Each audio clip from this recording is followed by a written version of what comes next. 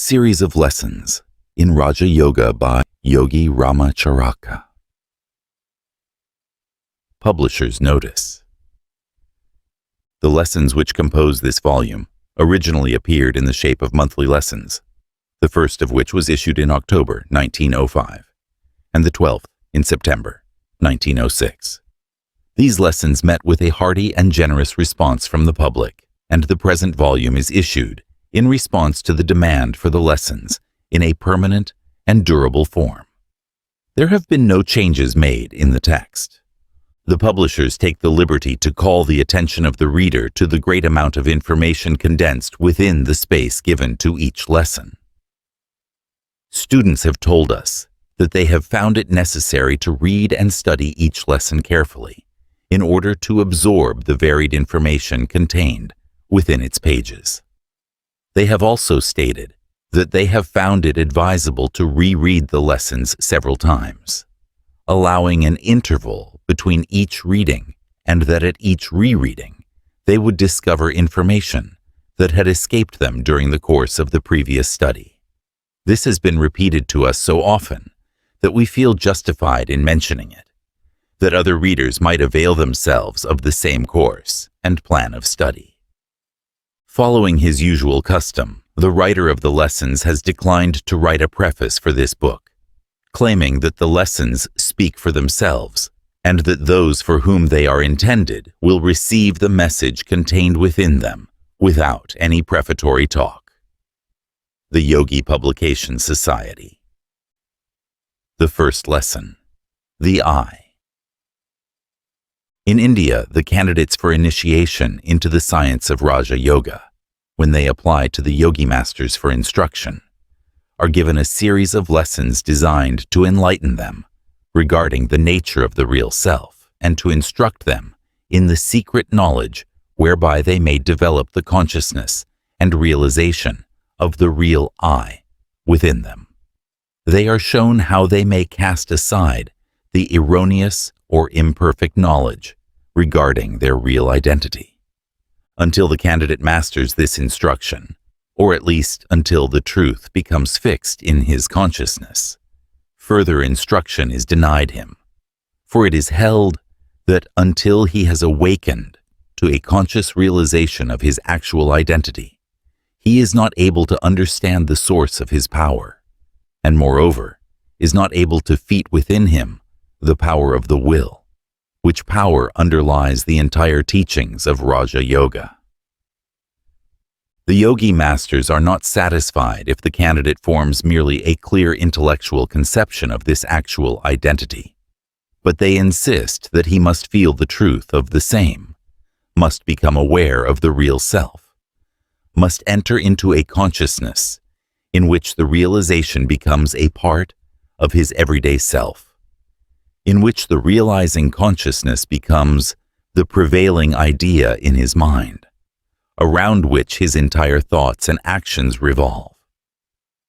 To some candidates, this realization comes like a lightning flash the moment the attention is directed toward it, while in other cases the candidates find it necessary to follow a rigorous course of training before they acquire the realization in consciousness. The yogi masters teach that there are 2 degrees of this awakening consciousness of the real self.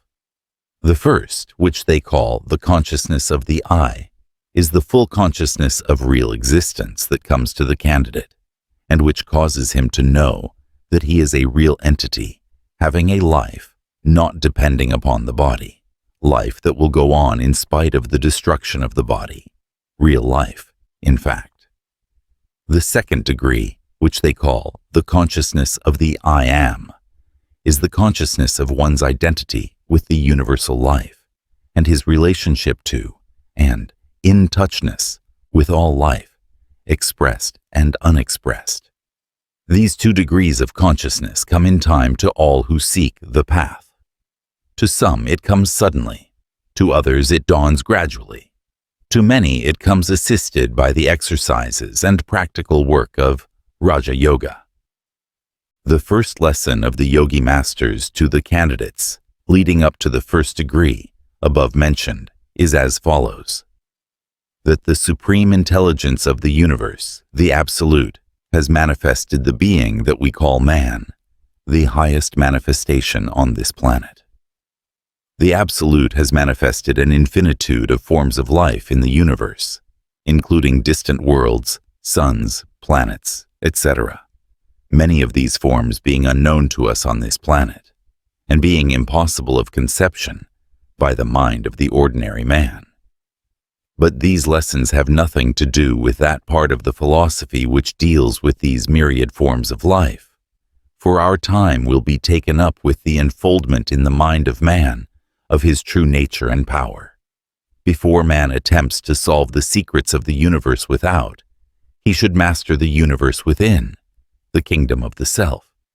When he has accomplished this, then he may and should go forth to gain the outer knowledge as a master, demanding its secrets, rather than as a slave begging for the crumbs from the table of knowledge.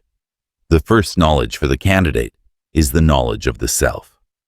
Man, the highest manifestation of the Absolute, as far as this planet is concerned, is a wonderfully organized being, although the average man understands but little of his real nature.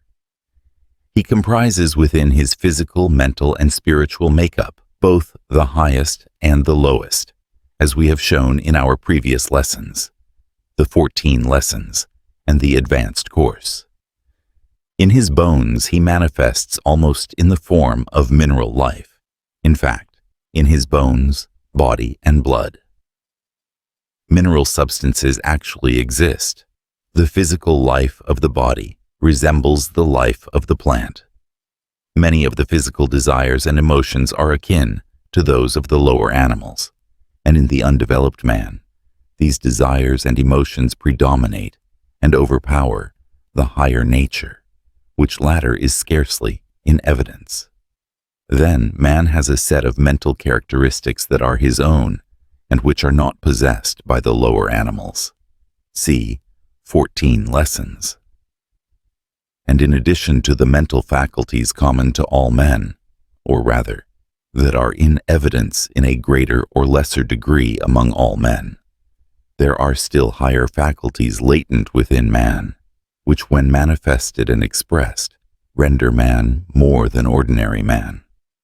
The unfoldment of these latent faculties is possible to all who have reached the proper stage of development, and the desire and hunger of the student for this instruction is caused by the pressure of these unfolding latent faculties, crying to be born into consciousness. Then there is that wonderful thing, the will, which is but faintly understood by those ignorant of the yogi philosophy, the power of the ego, its birthright from the Absolute. But while these mental and physical things belong to man, they are not the man himself. Before the man is able to master, control, and direct the things belonging to him, his tools and instruments, he must awaken to a realization of himself. He must be able to distinguish between the I and the not I.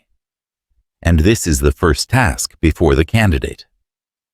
That which is the real self of man is the divine spark sent forth from the sacred flame. It is the child of the divine parent. It is immortal, eternal, indestructible, invincible. It possesses within itself power, wisdom, and reality. But like the infant that contains within itself the sometime man, the mind of man is unaware of its latent and potential qualities and does not know itself. As it awakens and unfolds into the knowledge of its real nature, it manifests its qualities and realizes what the Absolute has given it. When the real self begins to awaken, it sets aside from itself those things which are but appendages to it, but which it, in its half-waking state, had regarded as itself. Setting aside first this and then that, it finally discards all of the not I, leaving the real self free and delivered from its bondage to its appendages. Then it returns to the discarded appendages and makes use of them. In considering the question, What is the real self? Let us first stop to examine what man usually means when he says, I. The lower animals do not possess this I sense. They are conscious of the outer world, of their own desires and animal cravings and feelings. But their consciousness has not reached the self-conscious stage. They are not able to think of themselves as separate entities and to reflect upon their thoughts. They are not possessed of a consciousness of the divine spark, the ego, the real self. The divine spark is hidden in the lower forms of life, even in the lower forms of human life, by many sheaths that shut out its light.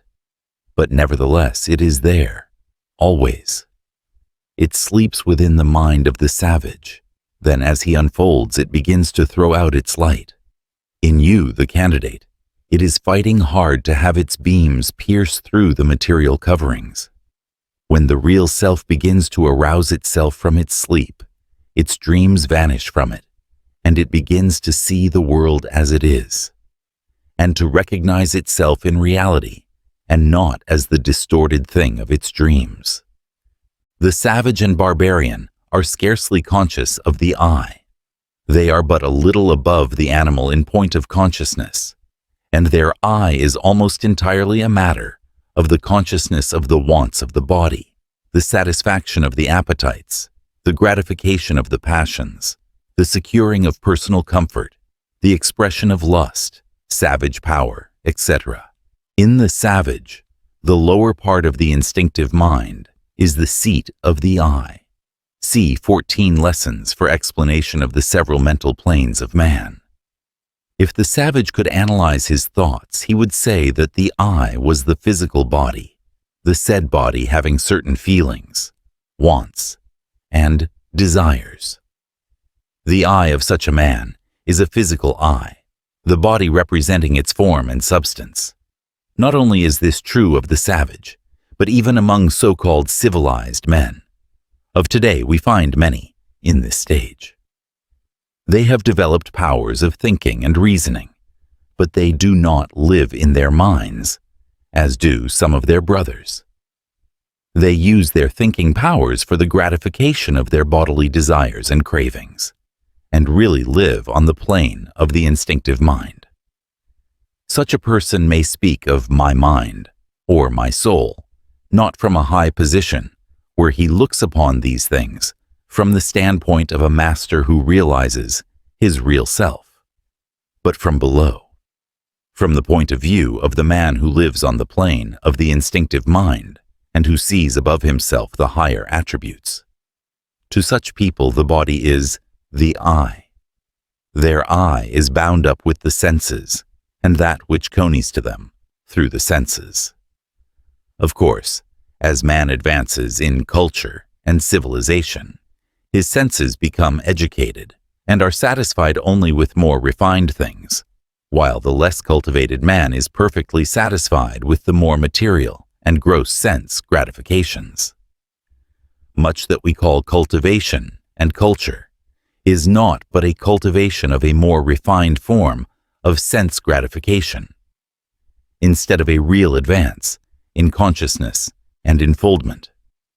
It is true that the advanced student and master is possessed of highly developed senses, often far surpassing those of the ordinary man. But in such cases, the senses have been cultivated under the mastery of the will and are made servants of the ego instead of things hindering the progress of the soul. They are made servants instead of masters. As man advances in the scale, he begins to have a somewhat higher conception of the I. He begins to use his mind and reason, and he passes on to the mental plane. His mind begins to manifest upon the plane of intellect. He finds that there is something within him that is higher than the body. He finds that his mind seems more real to him than does the physical part of him, and in times of deep thought and study, he is able almost to forget the existence of the body. In this second stage, man soon becomes perplexed. He finds problems that demand an answer. But as soon as he thinks he has answered them, the problems present themselves in a new phase, and he is called upon to explain his explanation. The mind, even although not controlled and directed by the will, has a wonderful range. But nevertheless, man finds himself traveling around and around in a circle, and realizes that he is confronted continually by the unknown. This disturbs him, and the higher the stage of book learning he attains, the more disturbed does he become. The man of but little knowledge does not see the existence of many problems that force themselves before the attention of the man of more knowledge, and demand an explanation from him. The tortures of the man who has attained the mental growth that enables him to see the new problems and the impossibility of their answer cannot be imagined by one who has not advanced to that stage. The man in this stage of consciousness thinks of his I as a mental thing, having a lower companion, the body. He feels that he has advanced, but yet his I does not give him the answer to the riddles and questions that perplex him, and he becomes most unhappy. Such men often develop into pessimists and consider the whole of life as utterly evil and disappointing, a curse rather than a blessing. Pessimism belongs to this plane, for neither the physical plane man or the spiritual plane man have this curse of pessimism. The former man has no such disquieting thoughts, for he is almost entirely absorbed in gratifying his animal nature, while the latter man recognizes his mind as an instrument of himself rather than as himself, and knows it to be imperfect in its present stage of growth. He knows that he has in himself the key to all knowledge, locked up in the ego, and which the trained mind, cultivated, developed, and guided by the awakened will, may grasp as it unfolds. Knowing this, the advanced man no longer despairs, and, recognizing his real nature and his possibilities, as he awakens into a consciousness of his powers and capabilities, he laughs at the old despondent, pessimistic ideas and discards them like a worn-out garment. Man on the mental plane of consciousness is like a huge elephant who knows not his own strength.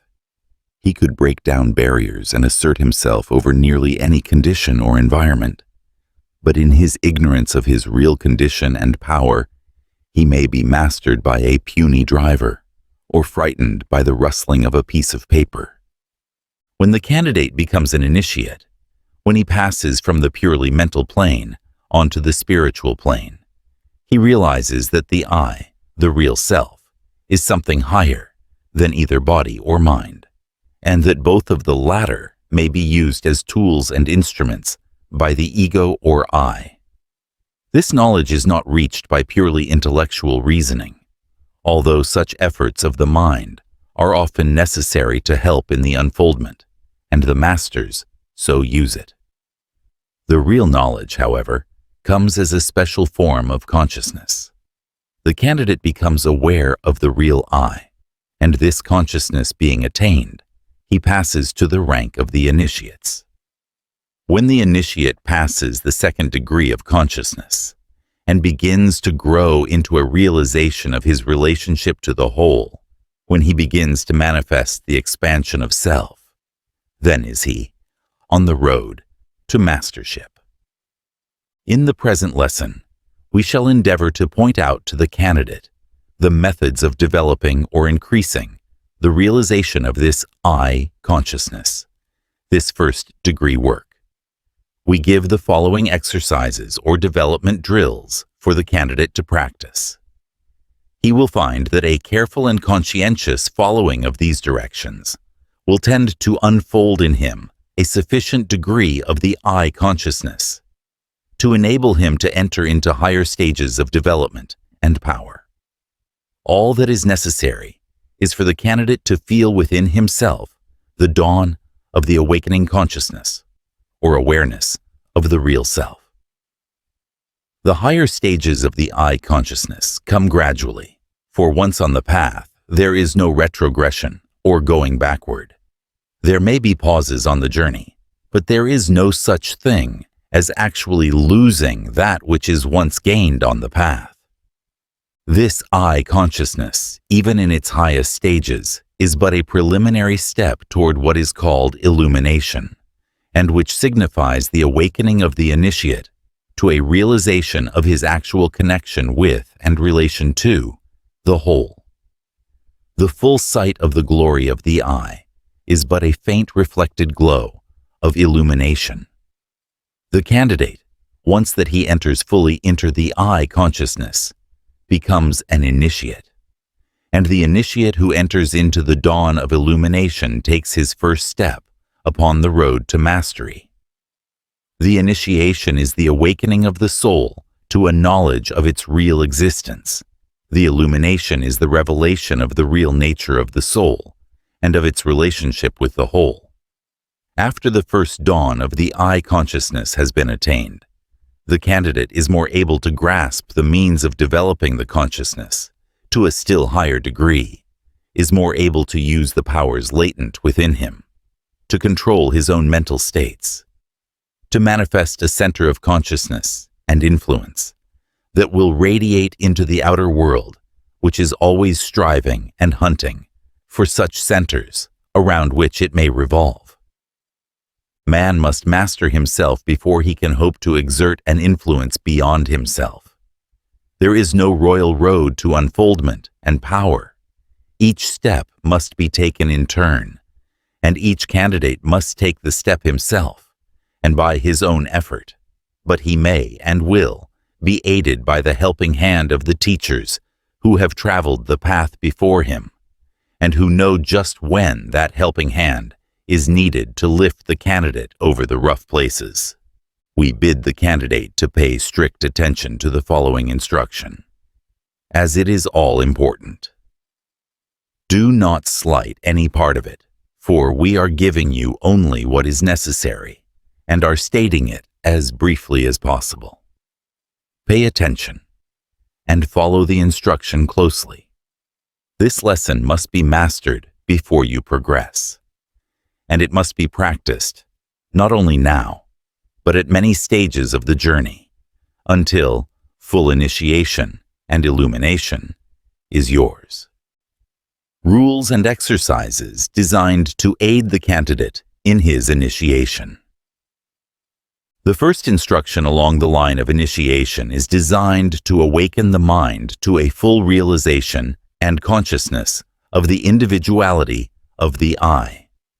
The candidate is taught to relax his body and to calm his mind and to meditate upon the I until it is presented clearly and sharply before the consciousness. We herewith give directions for producing the desired physical and mental condition, in which meditation and concentration are more readily practiced. This state of meditation will be referred to in subsequent exercises, so the candidate is advised to acquaint himself thoroughly with it. State of meditation. If possible, retire to a quiet place or room where you do not fear interruption, so that your mind may feel secure and at rest. Of course, the ideal condition cannot always be obtained, in which case you must do the best you can. The idea is that you should be able to abstract yourself, so far as is possible, from distracting impressions, and you should be alone with yourself, in communion with your real self. It is well to place yourself in an easy chair or on a couch, so that you may relax the muscles and free the tension of your nerves.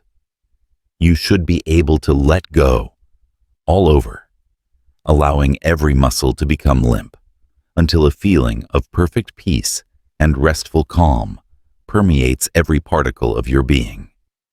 Rest the body and calm the mind. This condition is best in the earlier stages of the practice, although after the candidate has acquired a degree of mastery, he will be able to obtain the physical relaxation and mental calm whenever and wherever he desires. But he must guard against acquiring a dreamy way of going around, wrapped in meditation, when he should be attending to the affairs of life.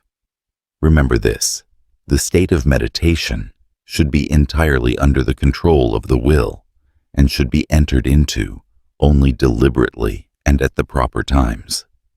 The will must be master of this, as well as of every other mental state.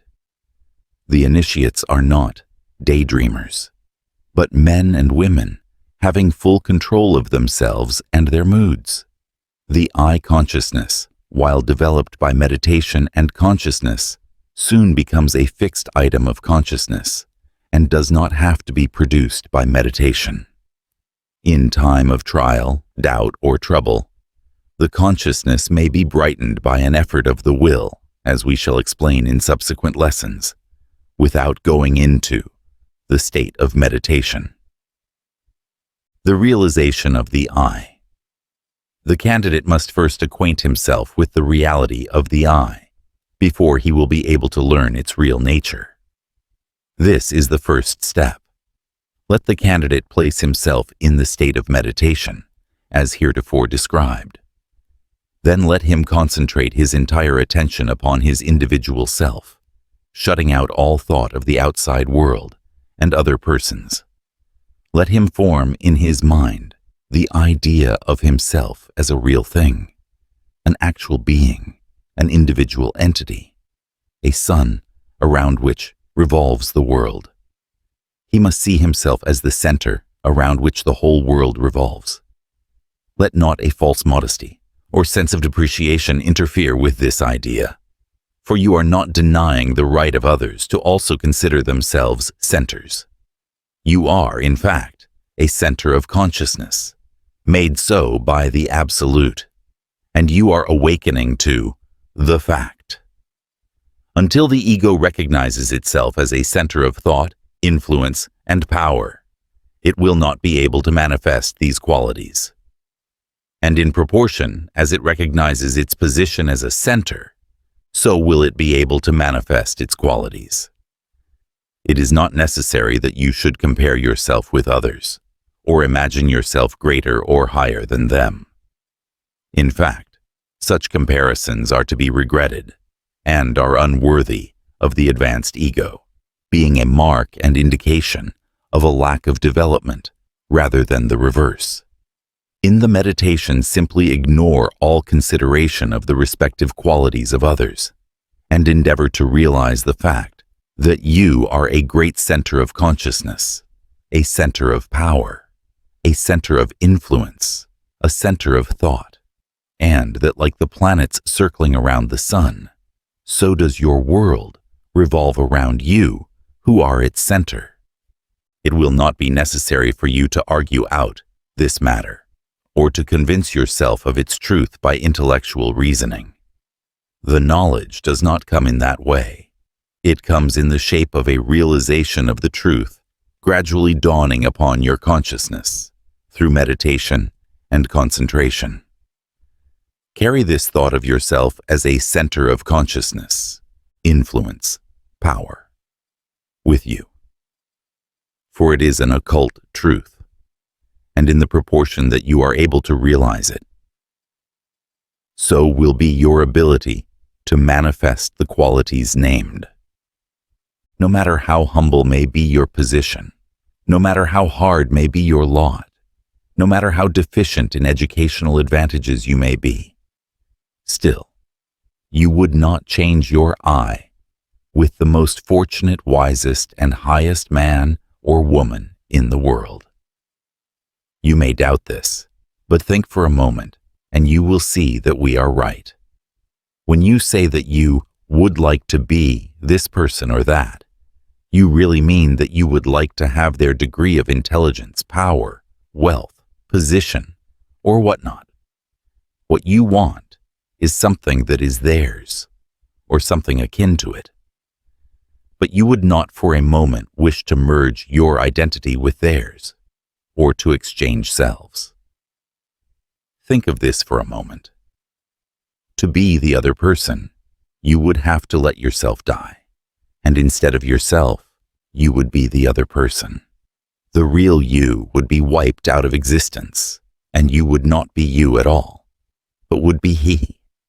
If you can but grasp this idea, you will see that not for a moment would you be willing for such an exchange. Of course, such an exchange is impossible. The I of you cannot be wiped out. It is eternal and will go on and on and on to higher and higher states. But it always will be the same I. Just as you, although a far different sort of person from your childhood self, still you recognize that the same I is there and always has been there.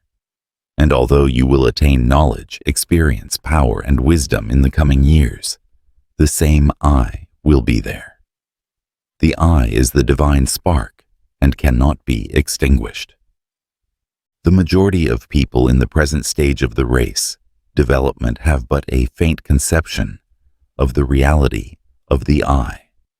They accept the statement of its existence and are conscious of themselves as an eating, sleeping, living creature, something like a higher form of animal. But they have not awakened to an awareness or realization of the I, which must come to all who become real centers of influence and power. Some men have stumbled into this consciousness, or a degree of it, without understanding the matter. They have felt the truth of it, and they have stepped out from the ranks of the commonplace people of the world and have become powers for good or bad. This is unfortunate to some extent, as this awareness, without the knowledge that should accompany it, may bring pain to the individual and others. The candidate must meditate upon the I and recognize it, feel it, to be a center. This is his first task. Impress upon your mind the word I in this sense and understanding, and let it sink deep down into your consciousness so that it will become a part of you. And when you say I, you must accompany the word with the picture of your ego as a center of consciousness and thought and power and influence. See yourself thus, surrounded by your world. Wherever you go, there goes the center of your world. You are the center, and all outside of you revolves around that center. This is the first great lesson on the road to initiation. Learn it. The yogi masters teach the candidates that their realization of the I as a center may be hastened by going into the silence or state of meditation and repeating their first name over slowly, deliberately, and solemnly a number of times. This exercise tends to cause the mind to center upon the I, and many cases of dawning initiation have resulted from this practice. Many original thinkers have stumbled upon this method without having been taught it. A noted example is that of Lord Tennyson, who has written that he attained a degree of initiation in this way. He would repeat his own name over and over, and at the same time meditating upon his identity. And he reports that he would become conscious and aware of his reality and immortality. In short, would recognize himself as a real center of consciousness. We think we have given you the key to the first stage of meditation and concentration. Before passing on, let us quote from one of the old Hindu mastery. He says, regarding this matter, "When the soul sees itself as a center surrounded by its circumference, when the sun knows that it is a sun, and is surf-minded by its whirling planets, then is it ready for the wisdom and power of the masters." The knowledge of the independence of the I from the body. Many of the candidates find themselves prevented from a full realization of the I, even after they have begun to grasp it, by the confusing of the reality of the I with the sense of the physical body. This is a stumbling block that is easily overcome by meditation and concentration. The independence of the I often becoming manifest to the candidate in a flash, upon the proper thought, being used as the subject of meditation. The exercise is given as follows. Place yourself in the state of meditation and think of yourself, the real I, as being independent of the body, but using the body as a covering and an instrument. Think of the body as you might of a suit of clothes. Realize that you are able to leave the body and still be the same I. Picture yourself as doing this and looking down upon your body. Think of the body as a shell from which you may emerge without affecting your identity. Think of yourself as mastering and controlling the body that you occupy and using it to the best advantage, making it healthy, strong, and vigorous, but still being merely a shell or covering for the real you. Think of the body as composed of atoms and cells, which are constantly changing, but which are held together by the force of your ego, and which you can improve at will. Realize that you are merely inhabiting the body and using it for your convenience, just as you might use a house.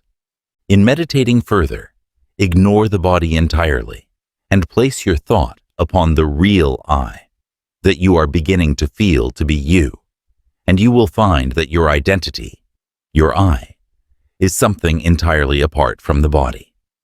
You may now say, my body, with a new meaning. Divorce the idea of your being a physical being and realize that you are above body. But do not let this conception and realization cause you to ignore the body. You must regard the body as the temple of the spirit and care for it and make it a fit habitation for the I. Do not be frightened if, during this meditation, you happen to experience the sensation of being out of the body for a few moments and of returning to it when you are through with the exercise. The ego is able, in the case of the advanced initiate, of soaring above the confines of the body, but it never severs its connection at such times. It is merely as if one were to look out of the window of a room, seeing what was going on outside, and drawing in his head when he wishes. He does not leave the room, although he may place his head outside in order to observe what is doing in the street. We do not advise the candidate to try to cultivate this sensation, but if it comes naturally during meditation, do not fear. Realizing the immortality and invincibility of the ego. While the majority accept on faith the belief in the immortality of the soul, yet but few are aware that it may be demonstrated by the soul itself. The yogi masters teach the candidates this lesson as follows. The candidate places himself in the state of meditation, or at least in a thoughtful frame of mind, and then endeavors to imagine himself as dead. That is, he tries to form a mental conception of himself as dead. This, at first thought, appears a very easy thing to imagine, but, as a matter of fact, it is impossible to do so, for the ego refuses to entertain the proposition and finds it impossible to imagine it. Try it for yourself. You will find that you may be able to imagine your body as lying still and lifeless, but the same thought finds that in so doing, you are standing and looking at the body. So you see that you are not dead at all, even in imagination, although the body may be. Or, if you refuse to disentangle yourself from your body, in imagination, you may think of your body as dead, but you who refuse to leave it are still alive and recognize the dead body as a thing apart from your real self. No matter how you may twist it, you cannot imagine yourself as dead. The ego insists upon being alive in any of these thoughts, and thus finds that it has within itself the sense and assurance of immortality. In case of sleep or stupor resulting from a blow, or from narcotics or anesthetics, the mind is apparently blank, but the I is conscious of a continuity of existence. And so one may imagine himself as being in an unconscious state or asleep quite easily, and sees the possibility of such a state. But when it comes to imagining the I as dead, the mind utterly refuses to do the work. This wonderful fact, that the soul carries within itself the evidence of its own immortality, is a glorious thing. But one must have reached a degree of unfoldment before he is able to grasp its full significance. The candidate is advised to investigate the above statement for himself by meditation and concentration, for, in order that the I may know its true nature and possibilities, it must realize that it cannot be destroyed or killed. It must know what it is before it is able to manifest its nature. So, do not leave this part of the teaching until you have mastered it, and it is well occasionally to return to it, in order that you may impress upon the mind the fact of your immortal and eternal nature. The mere glimmering of this conception of truth will give you an increased sense of strength and power, and you will find that yourself has expanded and grown, and that you are more of a power and center than you have heretofore realized. The following exercises are useful in bringing about a realization of the invincibility of the ego, its superiority to the elements. Place yourself in the state of meditation and imagine the I as withdrawn from the body. See it passing through the tests of air, fire, and water unharmed. The body being out of the way, the soul is seen to be able of passing through the air at will, of floating like a bird, of soaring, of traveling in the ether. It may be seen as able to pass through fire without harm and without sensation, for the elements affect only the physical body, not the real I. Likewise, it may be seen as passing through water without discomfort or danger or hurt. This meditation will give you a sense of superiority and strength, and will show you something of the nature of the real I. It is true that you are confined in the body, and the body may be affected by the elements, but the knowledge that the real I is superior to the body, superior to the elements that affect the body, and cannot be injured any more than it can be killed, is wonderful, and tends to develop the full I consciousness within you. For you, the real I, are not body, you are spirit. The ego is immortal and invincible, and cannot be killed and harmed. When you enter into this realization and consciousness, you will feel an influx of strength and power impossible to describe. Fear will fall from you like a worn-out cloak, and you will feel that you are born again. An understanding of this thought will show you that the things that we have been fearing cannot affect the real I, but must rest content with hurting the physical body, and they may he ward it off from the physical body by a proper understanding and application of the will. In our next lesson, you will be taught how to separate the I from the mechanism of the mind, how you may realize your mastery of the mind, just as you now realize your independence of the body. This knowledge must be imparted to you by degrees, and you must place your feet firmly upon one round of the ladder before you take the next step. The watchword of this first lesson is I, and the candidate must enter fully into its meaning before he is able to progress. He must realize his real existence, independent of the body. He must see himself as invincible and impervious to harm, hurt, or death. He must see himself as a great center of consciousness, a sun around which his world revolves. Then will come to him a new strength. He will feel a calm dignity and power, which will be apparent to those with whom he comes in contact. He will be able to look the world in the face without flinching and without fear, for he will realize the nature and power of the I. He will realize that he is a center of power, of influence. He will realize that nothing ran harm the I, and that no matter how the storms of life may dash upon the personality, the real I, the individuality, is unharmed. Like a rock that stands steadfast throughout the storm, so does the I, stand through the tempests of the life of personality, and he will know that as he grows in realization, he will be able to control these storms and bid them be still. In the words of one of the Yogi masters, the I is eternal. It passes unharmed through the fire, the air, the water. Sword and spear cannot kill or wound it. It cannot die. The trials of the physical life are but as dreams to it. Resting secure in the knowledge of the I, man may smile at the worst the world has to offer, and raising his hand, he may bid them disappear into the mist from which they emerged. Blessed is he who can say, understandingly, I hum. So, dear candidate, we leave you to master the first lesson. Be not discouraged if your progress be slow. Be not cast clown if you slip back a step after having gained it. You will gain two at the next step. Success and realization will be yours.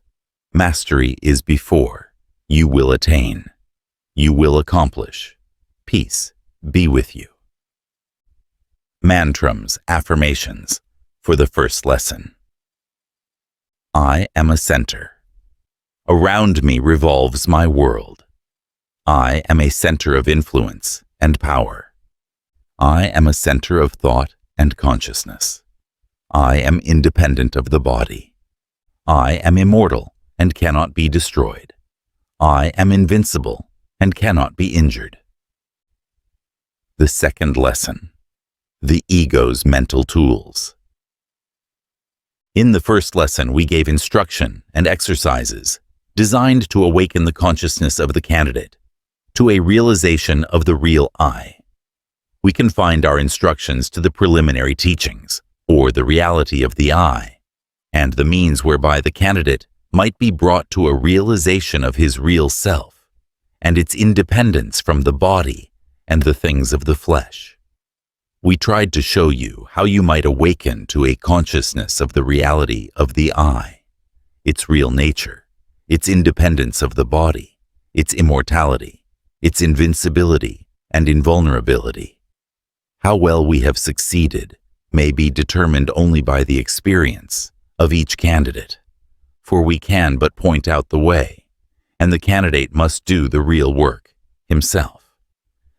But there is more to be said and done in this matter of awakening to a realization of the I. So far, we have but told you how to distinguish between the material coverings of the ego and the I itself. We have tried to show you that you had a real I, and then to show you what it was, and how it was independent of the material coverings, etc.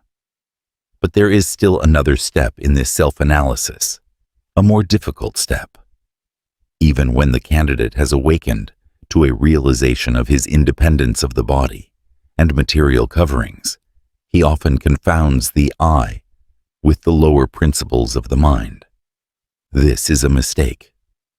The mind, in its various phases and planes, is but a tool and instrument of the I, and is far from being the I itself. We shall try to bring out this fact in this lesson and its accompanying exercises. We shall avoid and pass by the metaphysical features of the case, and shall confine ourselves to the yogi psychology. We shall not touch upon theories, nor attempt to explain the cause, nature, and purpose of the mind, the working tool of the ego, but instead shall attempt to point out a way whereby you may analyze the mind, and then determine which is the not I and which is the real I.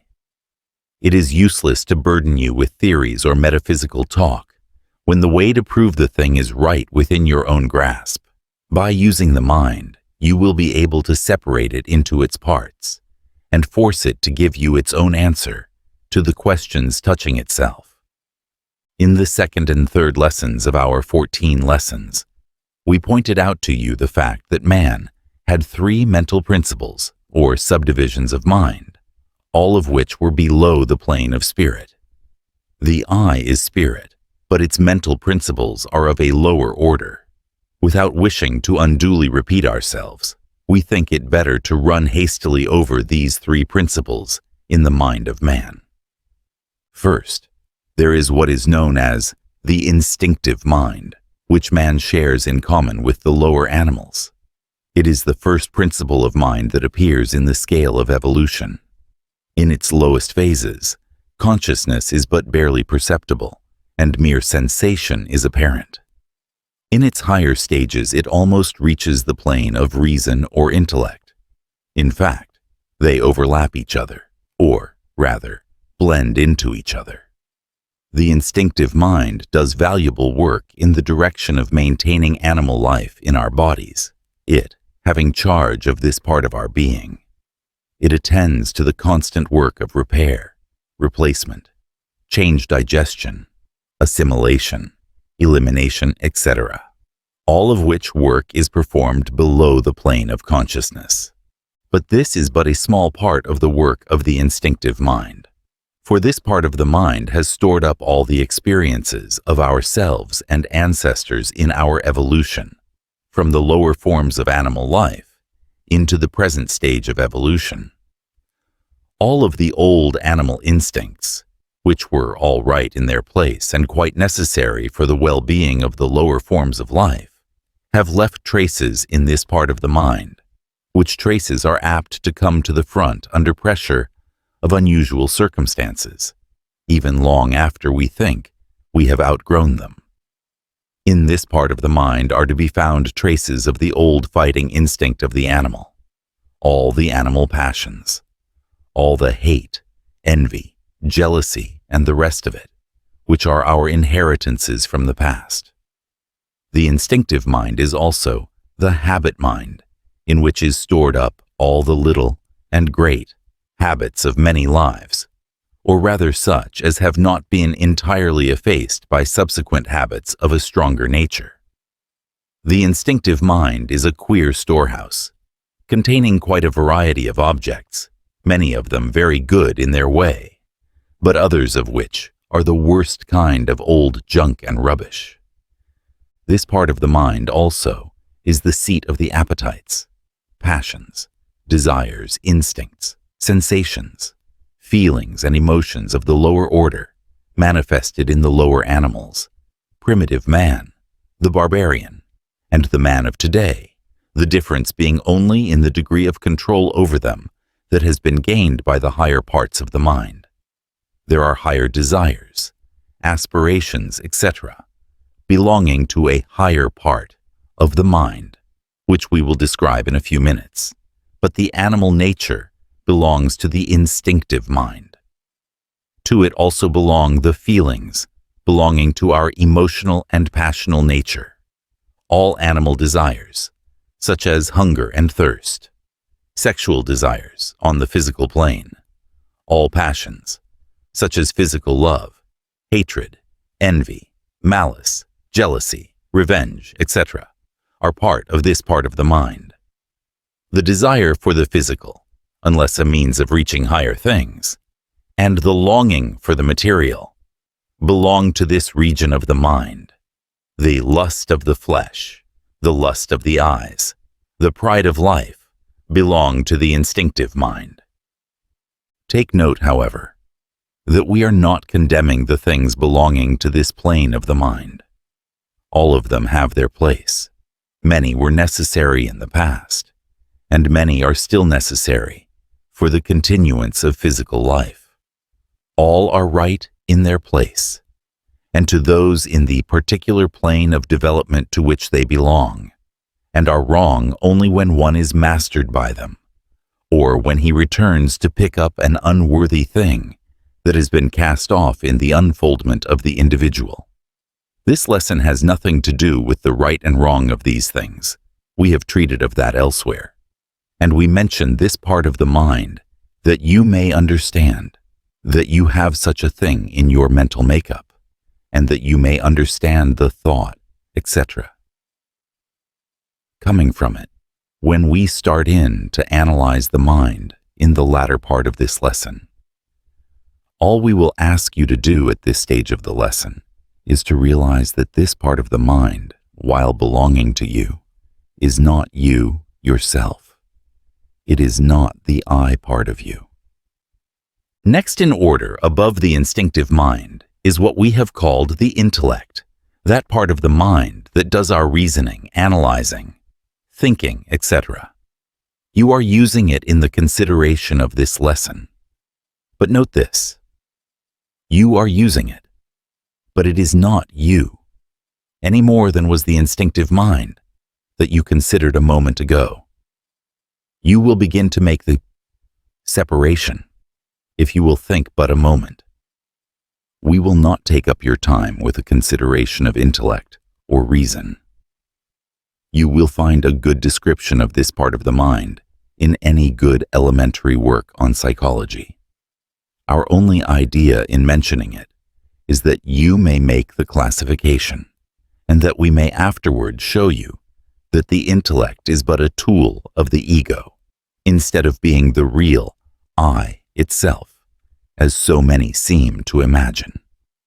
The third and highest mental principle is what is called the spiritual mind, that part of the mind which is almost unknown to many of the race, but which has developed into consciousness with nearly all who read this lesson. For the fact that the subject of this lesson attracts you is a proof that this part of your mental nature is unfolding into consciousness. This region of the mind is the source of that which we call genius, inspiration, spirituality, and all that we consider the highest in our mental makeup. All the great thoughts and ideas float into the field of consciousness from this part of the mind. All the great unfoldment of the race comes from there. All the higher mental ideas that have come to man in his upward evolutionary journey, that tend in the direction of nobility, true religious feeling, kindness, humanity, justice, unselfish love, mercy, sympathy, etc., have come to him through his slowly unfolding spiritual mind. His love of God and of his fellow man have come in this way. His knowledge of the great occult truths reach him through this channel. The mental realization of the I, which we are endeavoring to teach in these lessons, must come to him by way of the spiritual mind unfolding its ideas into his field of consciousness. But even this great and wonderful part of the mind is but a tool, a highly finished one, it is true, but still a tool, to the ego, or I. We propose to give you a little mental drill work toward the end, that you may be able more readily to distinguish the I from the mind or mental states. In this connection, we would say that every part, plane, and function of the mind is good and necessary, and the student must not fall into the error of supposing that, because we tell him to set aside first this part of the mind, and then that part, that we are undervaluing the mind, or that we regard it as an encumbrance or hindrance. Far from this, we realize that it is by the use of the mind that man is enabled to arrive at a knowledge of his true nature and self, and that his progress through many stages yet will depend upon the unfolding of his mental faculties. Man is now using but the lower and inferior parts of his mind, and he has within his mental world great unexplored regions that far surpass anything of which the human mind has dreamed. In fact, it is part of the business of Raja Yoga to aid in unfolding these higher faculties and mental regions. And so far from decrying the mind, the Raja Yoga teachers are chiefly concerned in recognizing the mind's power and possibilities, and directing the student to avail himself of the latent powers that are inherent in his soul. It is only by the mind that the teachings we are now giving you may be grasped and understood, and used to your advantage and benefit. We are talking direct to your mind now, and are making appeals to it, that it may be interested and may open itself to what is ready to come into it from its own higher regions. We are appealing to the intellect to direct its attention to this great matter, that it may interpose less resistance to the truths that are waiting to be projected from the spiritual mind, which knows the truth. Mental drill. Place yourself in a calm, restful condition that you may be able to meditate upon the matters that we shall place before you for consideration. Allow the matters presented to meet with a hospitable reception from you, and hold a mental attitude of willingness to receive what may be waiting for you in the higher regions of your mind. We wish to call your attention to several mental impressions or conditions one after another, in order that you may realize that they are merely something incident to you, and not you yourself, that you may set them aside and consider them, just as you might anything that you have been using. You cannot set the I aside and so consider it, but the various forms of the not I may be so set aside and considered. In the first lesson, you gained the perception of the I as independent from the body, the latter merely being an instrument for use. You have now arrived at the stage when the I appears to you to be a mental creature, a bundle of thoughts, feelings, moods, etc. But you must go farther. You must be able to distinguish the I from these mental conditions, which are as much tools as is the body and its parts. Let us begin by considering the thoughts more closely connected with the body, and then work up to the higher mental states. The sensations of the body, such as hunger, thirst, pain, pleasurable sensations, physical desires, etc., etc., are not apt to be mistaken for essential qualities of the I by many of the candidates. For they have passed beyond this stage, and have learned to set aside these sensations, to a greater or lesser extent, by an effort of the will, and are no longer slaves to them. Not that they do not experience these sensations, but they have grown to regard them as incidents of the physical life, good in their place, but useful to the advanced man only when he has mastered them to the extent that he no longer regards them as close to the I. And yet to some people, these sensations are so closely identified with their conception of the I that when they think of themselves, they think merely of a bundle of these sensations. They are not able to set them aside and consider them as things apart, to be used when necessary and proper, but as things not fastened to the I. The more advanced a man becomes, the farther off seem these sensations. Not that he does not feel hungry, for instance. Not at all, for he recognizes hunger and satisfies it within reason, knowing that his physical body is making demands for attention and that these demands should be heeded. But mark the difference. Instead of feeling that the I is hungry, the man feels that my body is hungry, just as he might become conscious that his horse or dog was crying for food insistently. Do you see what we mean? It is that the man no longer identifies himself, the I, with the body. Consequently, the thoughts which are most closely allied to the physical life seem comparatively separate from his I conception. Such a man thinks, my stomach, this, or my leg, that, or my body, thus, instead of I, this, or I, that. He is able, almost automatically, to think of the body and its sensations as things of him and belonging to him, which require attention and care, rather than as real parts of the I. He is able to form a conception of the I as existing without any of these things, without the body and its sensations, and so he has taken the first step in the realization of the I. Before going on, we ask the students to stop a few moments and mentally run over these sensations of the body. Form a mental image of them and realize that they are merely incidents to the present stage of growth and experience of the I, and that they form no real part of it. They may, and will be, left behind in the ego's higher planes of advancement. You may have attained this mental conception perfectly, long since. But we ask that to give yourself the mental drill at this time, in order to fasten upon your mind this first step.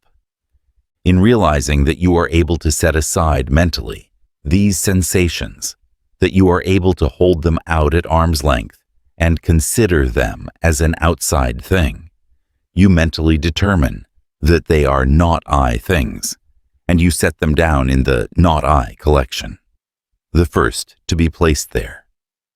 Let us try to make this still plainer, even at the risk of wearying you by repetitions, for you must get this idea firmly fixed in your mind. To be able to say that a thing is not I, you must realize that there are two things in question. 1, the not I thing, and 2, the I, who is regarding the not I thing, just as the I regards a lump of sugar or a mountain. Do you see what we mean? Keep at it until you do. Next, consider some of the emotions, such as anger, hate, love in its ordinary forms, jealousy, ambition, and the 101 other emotions that sweep through our brains. You will find that you are able to set each one of these emotions or feelings aside and study it, dissect it, analyze it, consider it. You will be able to understand the rise, progress, and end of each of these feelings as they have come to you, and as you recall them in your memory or imagination, just as readily as you would were you observing their occurrence in the mind of a friend. You will find them all stored away in some parts of your mental makeup, and you may, to use a modern American slang phrase, make them trot before you and show their paces. Don't you see that they are not you? That they are merely something that you carry around with you in a mental bag? You can imagine yourself as living without them and still being I, can you not? And the very fact that you are able to set them aside and examine and consider them is a proof that they are not I things, for there are two things in the matter. 1, you who are examining and considering them, and 2, the thing itself, which is the object of the examination and consideration at mental arm's length. So into the not I collection go these emotions, desirable and undesirable. The collection is steadily growing and will attain quite formidable proportions after a while. Now, do not imagine that this is a lesson designed to teach you how to discard these emotions, although if it enables you to get rid of the undesirable ones, so much the better. This is not our object, for we bid you place the desirable, at this time, ones in with the opposite kind, the idea being to bring you to a realization that the I is higher, above and independent of these mental somethings. And then when you have realized the nature of the I, you may return and use as a master the things that have been using you as a slave. So do not be afraid to throw these emotions, good and bad, into the not I collection. You may go back to them and use the good ones after the mental drill is over. No matter how much you may think that you are bound by any of these emotions, you will realize, by careful analysis, that it is of the not I kind, for the I existed before the emotion came into active play, and it will live long after the emotion has faded away. The principal proof is that you are able to hold it out at arm's length and examine it, a proof that it is not I. Run through the entire list of your feelings, emotions, moods, and whatnot, just as you would those of a well-known friend or relative, and you will see that each one, every one, is a not I thing, and you will lay it aside for the time, for the purpose of the scientific experiment at least. Then passing on to the intellect, you will be able to hold out for examination each mental process and principle. You don't believe it, you may say. Then read and study some good work on psychology, and you will learn to dissect and analyze every intellectual process, and to classify it and place it in the proper pigeonhole. Study psychology by means of some good textbook, and you will find that one by one, every intellectual process is classified and talked about and labeled, just as you would a collection of flowers. If that does not satisfy you, turn the leaves of some work on logic, and you will admit that you may hold these intellectual processes at arm's length and examine them and talk about them to others.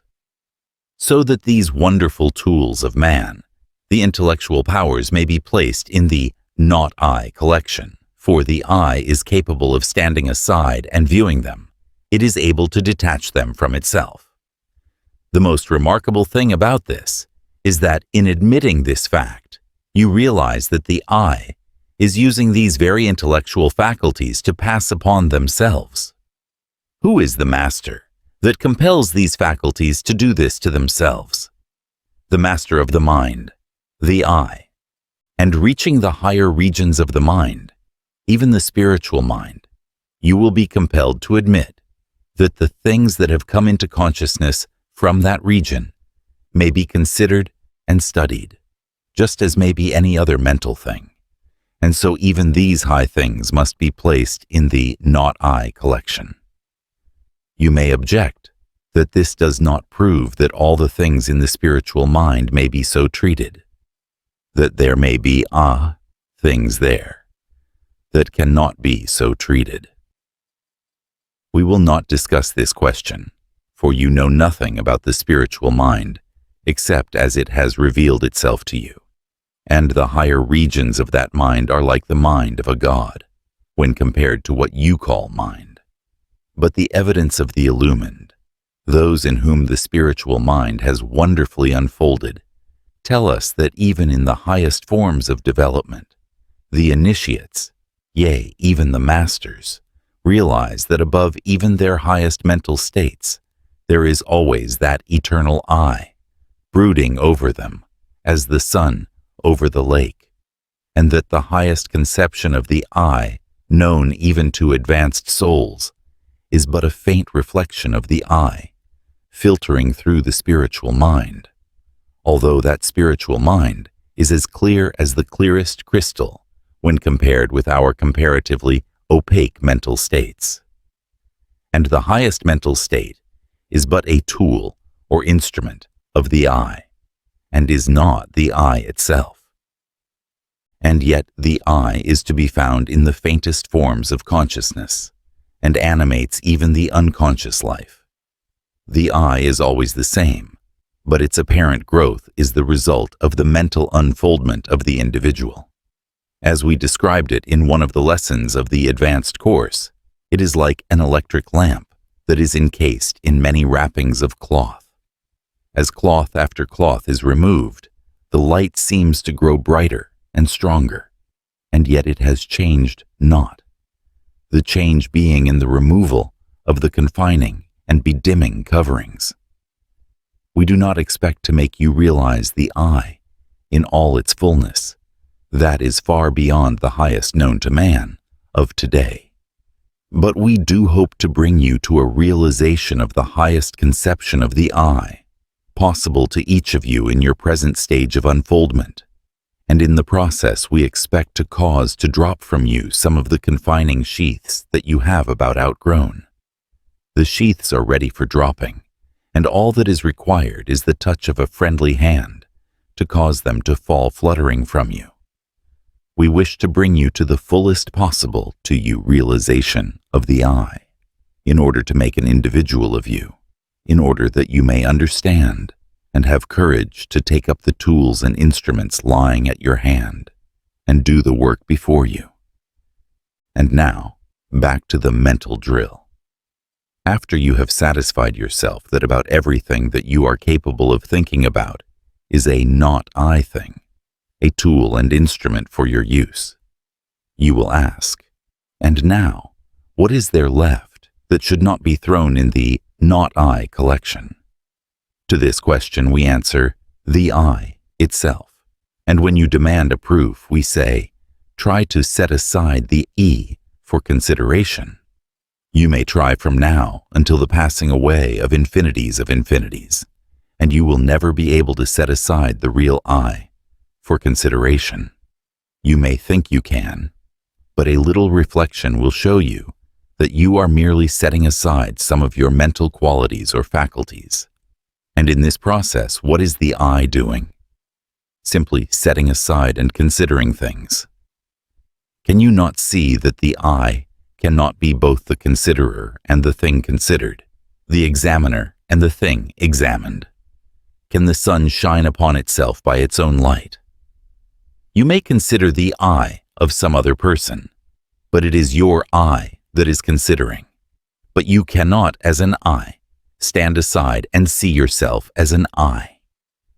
Then what evidence have we that there is an I to us?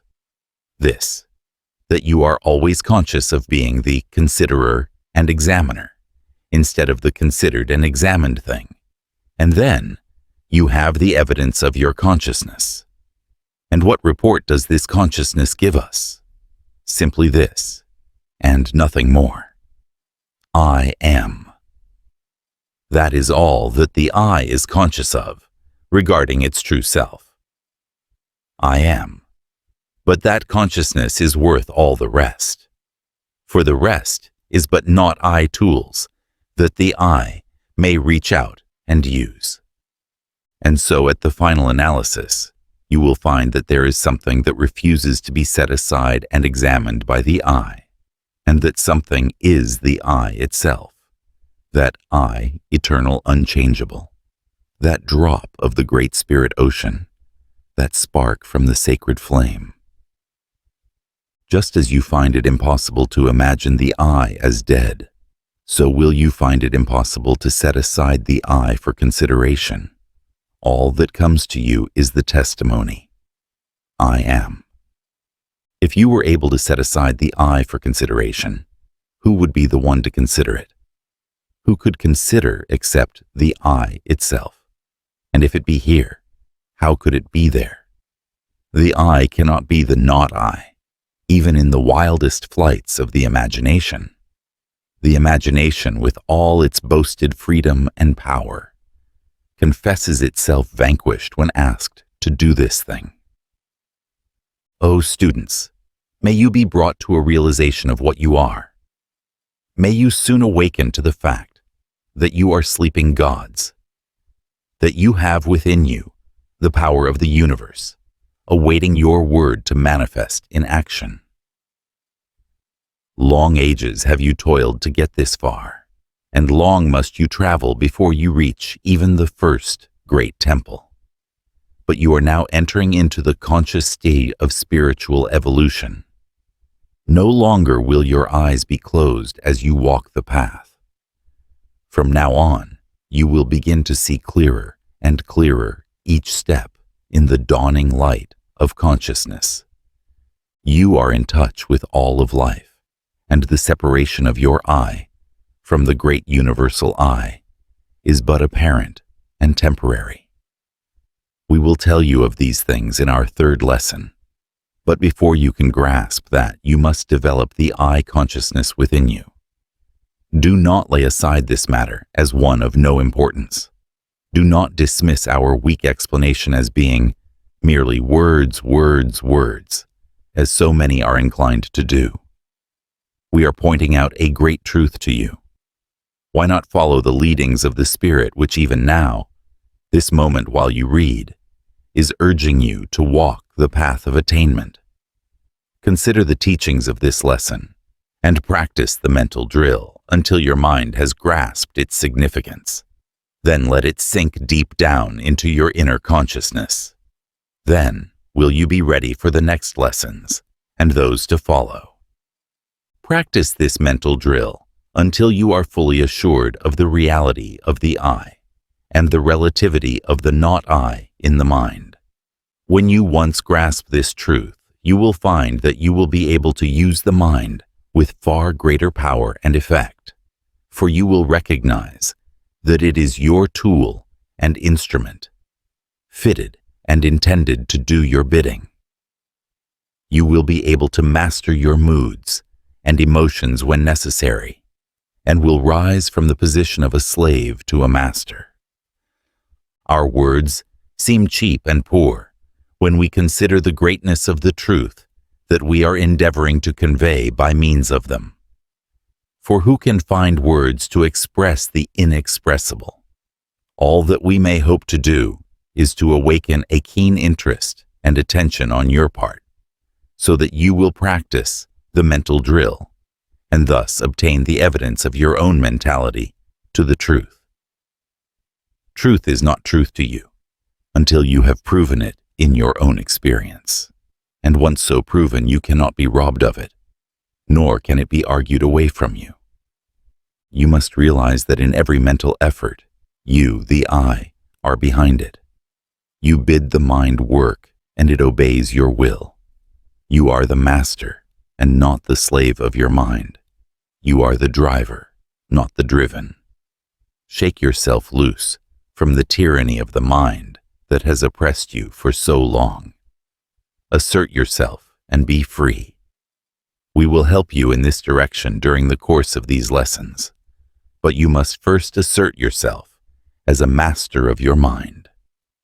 Sign the mental declaration of independence from your moods, emotions, and uncontrolled thoughts, and assert your dominion over them.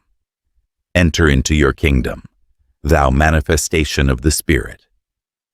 While this lesson is intended primarily to bring clearly into your consciousness the fact that the I is a reality, separate and distinct from its mental tools, and while the control of the mental faculties by the will forms a part of some of the future lessons, still, we think that this is a good place to point out to you the advantages arising from a realization of the true nature of the I and the relative aspect of the mind.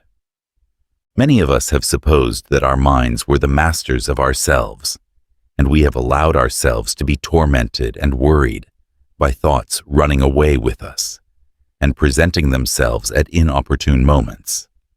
The initiate is relieved from this annoyance, for he learns to assert his mastery over the different parts of the mind and controls and regulates his mental processes, just as one would a fine piece of machinery. He is able to control his conscious thinking faculties and direct their work to the best advantage. And he also learns how to pass on orders to the subconscious mental region and bid it work for him while he sleeps, or even when he is using his conscious mind in other matters. These subjects will be considered by us in due time during the course of lessons. In this connection, it may be interesting to read what Edward Carpenter says of the power of the individual to control his thought processes. In his book, From Adam's Peak to Elephanta, in describing his experience while visiting a Hindu Jnani yogi, he says, "And if we are unwilling to believe in this internal mastery over the body, we are perhaps almost equally unaccustomed to the idea of mastery over our own inner thoughts and feelings. That a man should be a prey to any thought that chances to take possession of his mind is commonly among us assumed as unavoidable. It may be a matter of regret that he should be kept awake all night from anxiety as to the issue of a lawsuit on the morrow, but that he should have the power of determining whether he be kept awake or not seems an extravagant demand. The image of an impending calamity is no doubt odious, but its very odiousness, we say, makes it haunt the mind all the more pertinaciously, and it is useless to try to expel it. Yet this is an absurd position, for man, the heir of all the ages, hag-ridden by the flimsy creatures of his own brain. If a pebble in our boot torments us, we expel it. We take off the boot and shake it out. And once the matter is fairly understood, it is just as easy to expel an intruding and obnoxious thought from the mind. About this there ought to be no mistake, no two opinions. The thing is obvious, clear, and unmistakable. It should be as easy to expel an obnoxious thought from your mind as it is to shake a stone out of your shoe. Until a man can do that, It is just nonsense to talk about his ascendancy over nature and all the rest of it. He is a mere slave and prey to the bat-winged phantoms that flit through the corridors of his own brain. Yet the weary and careworn faces that we meet by thousands, even among the affluent classes of civilization, testify only too clearly how seldom this mastery is obtained. How rare, indeed, to meet a man. How common, rather, to discover a creature hounded on by tyrant thoughts, or cares, or desires, cowering, wincing under the lash, or perchance priding himself to run merrily in obedience to a driver that rattles the reins and persuades him that he is free, whom we cannot converse with in careless tete-a-tete, because that alien presence is always there, on the watch.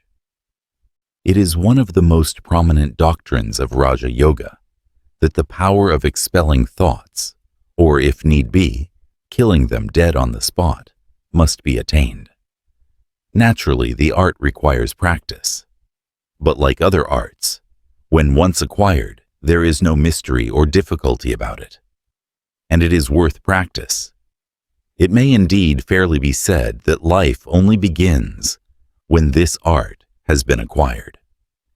For obviously, when instead of being ruled by individual thoughts, the whole flock of them, in their immense multitude and variety and capacity, is ours to direct and dispatch and employ where we list. For he maketh the winds his messengers, and the flaming fire his minister.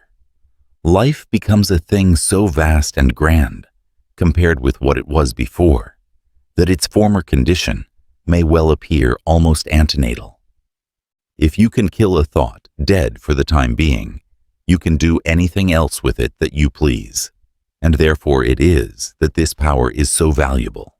And it not only frees a man from mental torment, which is 9/10 at least of the torment of life, but it gives him a concentrated power of handling mental work absolutely unknown to him before. The two things are correlative to each other. As already said, this is one of the principles of Raja Yoga. While at work, your thought is to be absolutely concentrated in it, undistracted by anything whatever irrelevant to the matter in hand, pounding away like a great engine, with giant power and perfect economy. No wear and tear of friction or dislocation of parts owing to the working of different forces at the same time. Then, when the work is finished, if there is no more occasion for the use of the machine, it must stop equally. Absolutely. Stop entirely. No worrying, as if a parcel of boys were allowed to play their devilments with a locomotive as soon as it was in the shed. And the man must retire into that region of his consciousness where his true self dwells. I say the power of the thought machine itself is enormously increased by this faculty of letting it alone on the one hand, and of using it singly and with concentration on the other. It becomes a true tool, which a master workman lays down when done with, but which only a bungler carries about with him all the time to show that he is the possessor of it. We ask the students to read carefully the above quotations from Mr. Carpenter's book, for they are full of suggestions that may be taken up to advantage by those who are emancipating themselves from their slavery to the unmastered mind, and who are now bringing the mind under control of the ego by means of the will.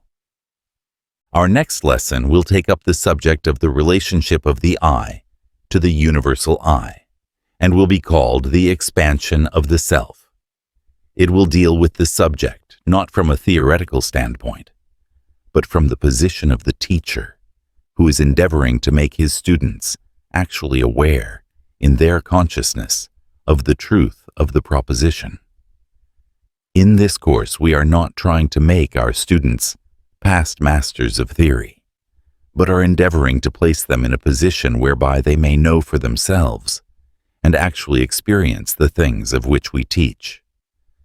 Therefore, we urge upon you not to merely rest content with reading this lesson, but instead to study and meditate upon the teachings mentioned under the head of mental drill, until the distinctions stand out clearly in your mind, and until you not only believe them to be true, but actually are conscious of the I and its mental tools.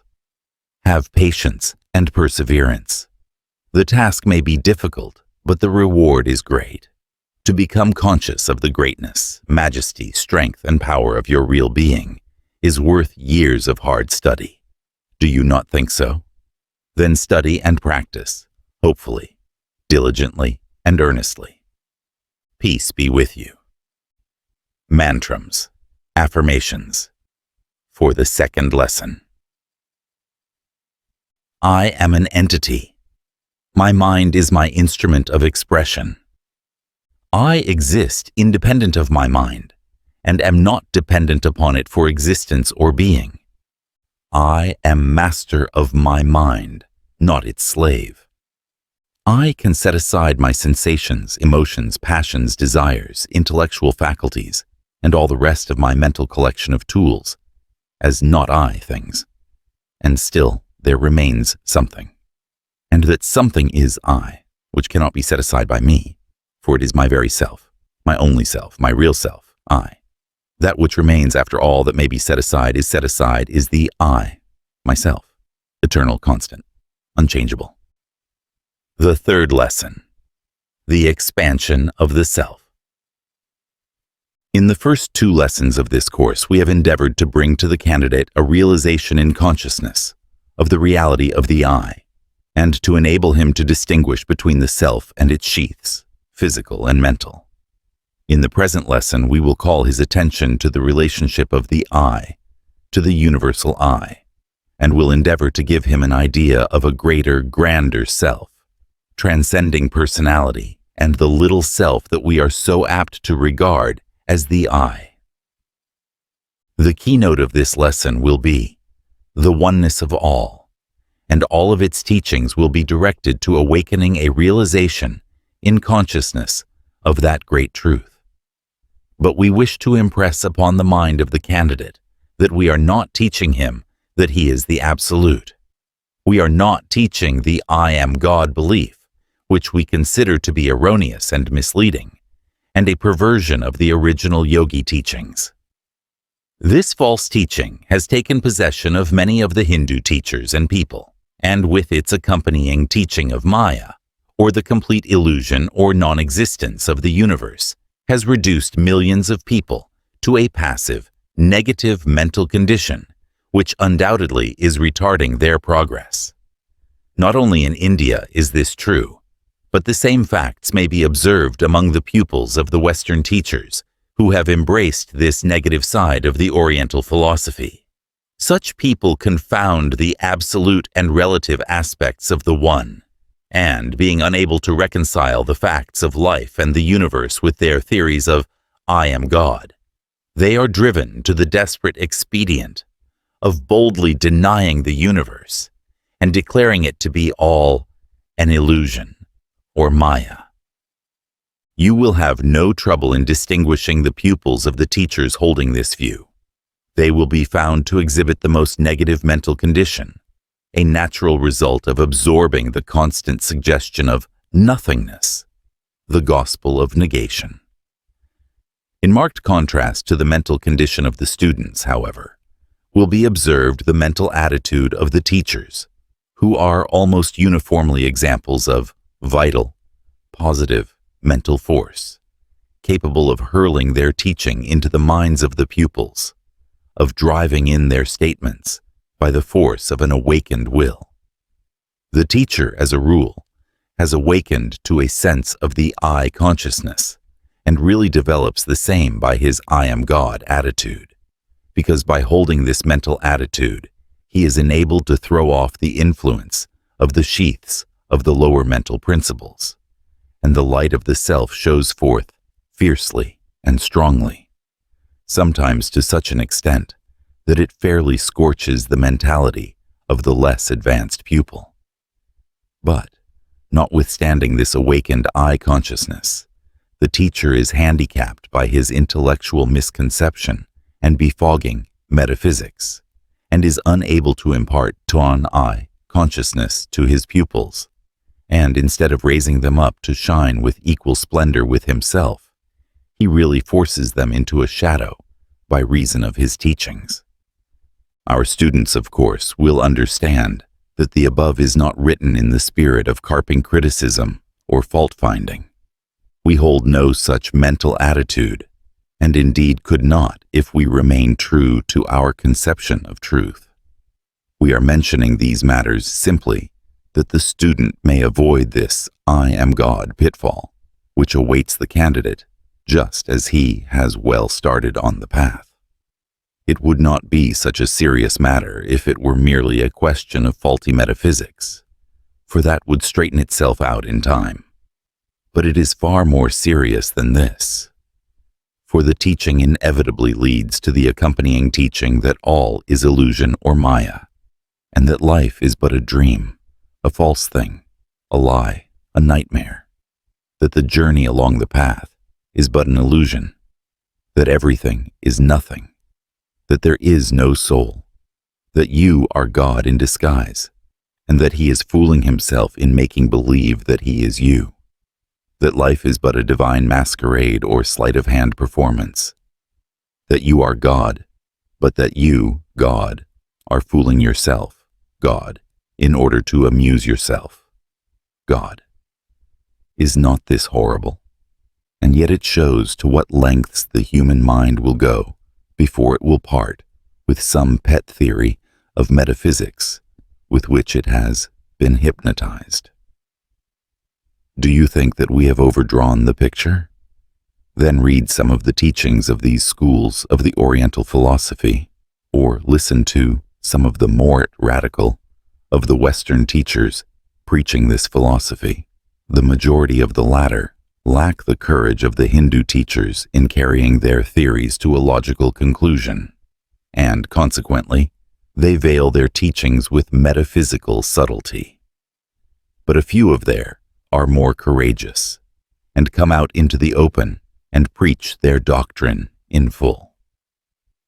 Some of the modern Western teachers of this philosophy explain matters by saying that God is masquerading as different forms of life, including man, in order that he may gain the experience resulting therefrom. For although he has infinite and absolute wisdom and knowledge, he lacks the experience that comes only from actually living the life of the lowly forms, and therefore he descends thus in order to gain the needed experience. Can you imagine the Absolute, possessed of all possible knowledge and wisdom, feeling the need of such petty experience, and living the life of the lowly forms, including man, in order to gain experience? To what depths do these vain theories of man drive us? Another leading Western teacher who has absorbed the teaching of certain branches of the Oriental philosophy, and who possesses the courage of his convictions, boldly announces that you yourself are the totality of being, and with your mind alone, create, preserve, and destroy the universe, which is your owl, mental product. And again, the last mentioned teacher states, the entire universe is a bagatelle illustration of your own creative power, which you are now exhibiting for your own inspection. By their fruits shall you know them, is a safe rule to apply to all teachings. The philosophy that teaches that the universe is an illusion perpetrated by you, God, to amuse, entertain, or fool yourself, God, can have but one result, and that is the conclusion that everything is nothing, and all that is necessary to do is to sit down, fold your hands, and enjoy the divine exhibition of legerdemain that you are performing for your own entertainment.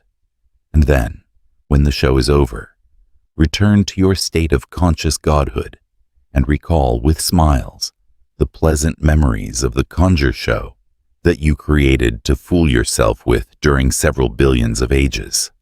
That is what it amounts to. And the result is that those accepting this philosophy thrust upon them by forceful teachers and knowing in their hearts that they are not God, but absorbing the suggestions of nothingness, are driven into a state of mental apathy and negativeness, the soul sinking into a stupor from which it may not be roused for a long period of time. We wish you to avoid confounding our teaching with this just mentioned. We wish to teach you that you are a real being, not God himself, but a manifestation of him who is the Absolute. You are a child of the Absolute, if you prefer the term, possessed of the divine heritage, and whose mission it is to unfold qualities which are your inheritances from your parent. Do not make the great mistake of confounding the relative with the Absolute. Avoid this pitfall into which so many have fallen. Do not allow yourself to fall into the slough of despond and wallow in the mud of nothingness, and to see no reality except in the person of some forceful teacher who takes the place of the Absolute in your mind. But raise your head and assert your divine parentage and your heritage from the Absolute, and step out boldly on the path, asserting the I. We must refer the candidate back to our advanced course for our teachings regarding the Absolute and the relative. The last 3 lessons of that course will throw light upon what we have just said. To repeat the teaching at this point would be to use a space which is needed for the lesson before us. And yet, while the I is not God, the Absolute, it is infinitely greater than we have imagined it to be before the light dawned upon us. It extends itself far beyond what we had conceived to be its limits. It touches the universe at all its points and is in the closest union with all of life. It is in the closest touch with all that has emanated from the Absolute, all the world of relativity. And while it faces the relative universe, it has its roots in the Absolute and draws nourishment therefrom, just as does the babe in the womb obtain nourishment from the mother. It is verily a manifestation of God, and God's very essence is in it. Surely this is almost as high a statement as the I am God of the teachers just mentioned, and yet how different. Let us consider the teaching in detail in this lesson, and in portions of others to follow. Let us begin with a consideration of the instruments of the ego, and the material with which and through which the ego works. Let us realize that the physical body of man is identical in substance with all other forms of matter, and that its atoms are continually changing and being replaced, the material being drawn from the great storehouse of matter, and that there is a oneness of matter underlying all apparent differences of form and substance. And then let us realize that the vital energy, or prana, that man uses in his life, work, is but a portion of that great universal energy which permeates everything and everywhere, the portion being used by us at any particular moment, being drawn from the universal supply, and again, passing out from us into the great ocean of force or energy. And then let us realize that even the mind, which is so close to the real self, that it is often mistaken for it. Even that wonderful thing, thought, is but a portion of the universal mind, the highest emanation of the Absolute beneath the plane of spirit, and that the mind, substance or chitta, that we are using this moment, is not ours separately and distinctly, but is simply a portion from the great universal supply, which is constant and unchangeable. Let us then realize that even this thing that we feel pulsing within us, that which is so closely bound up with the spirit as to be almost inseparable from it, that which we call life, is but a bit of that great life principle that pervades the universe and which cannot be added to nor subtracted from. When we have realized these things, and have begun to feel our relation, in these particulars, to the one great emanation of the Absolute, then we may begin to grasp the idea of the oneness of spirit, and the relation of the I to every other I, and the merging of the self into the one great self, which is not the extinction of individuality, as some have supposed, but the enlargement and extension of the individual consciousness until it takes in the whole. In lessons 10 and 11 of the advanced course, we called your attention to the yogi teachings concerning akasa, or matter, and showed you that all forms of what we know as matter are but different forms of manifestation of the principle called akasa, or, as the Western scientists call it, ether. This ether, or akasa, is the finest, thinnest, and most tenuous form of matter. In fact, it is matter in its ultimate or fundamental form, the different forms of what we call matter being, but manifestations of this akasa, or ether, the apparent difference resulting from different rates of vibration, etc. We mention this fact here merely to bring clearly before your mind the fact of the universality of matter, to the end that you may realize that each and every particle of your physical body is but a portion of this great principle of the universe, fresh from the great storehouse, and just about returning to it again, for the atoms of the body are constantly changing. That which appears as your flesh today may have been part of a plant a few days before, and may be part of some other living thing a few days hence. Constant change is going on, and what is yours today was someone's else yesterday, and still another's tomorrow. You do not own one atom of matter personally. It is all a part of the common supply, the stream flowing through you and through all life, on and on forever.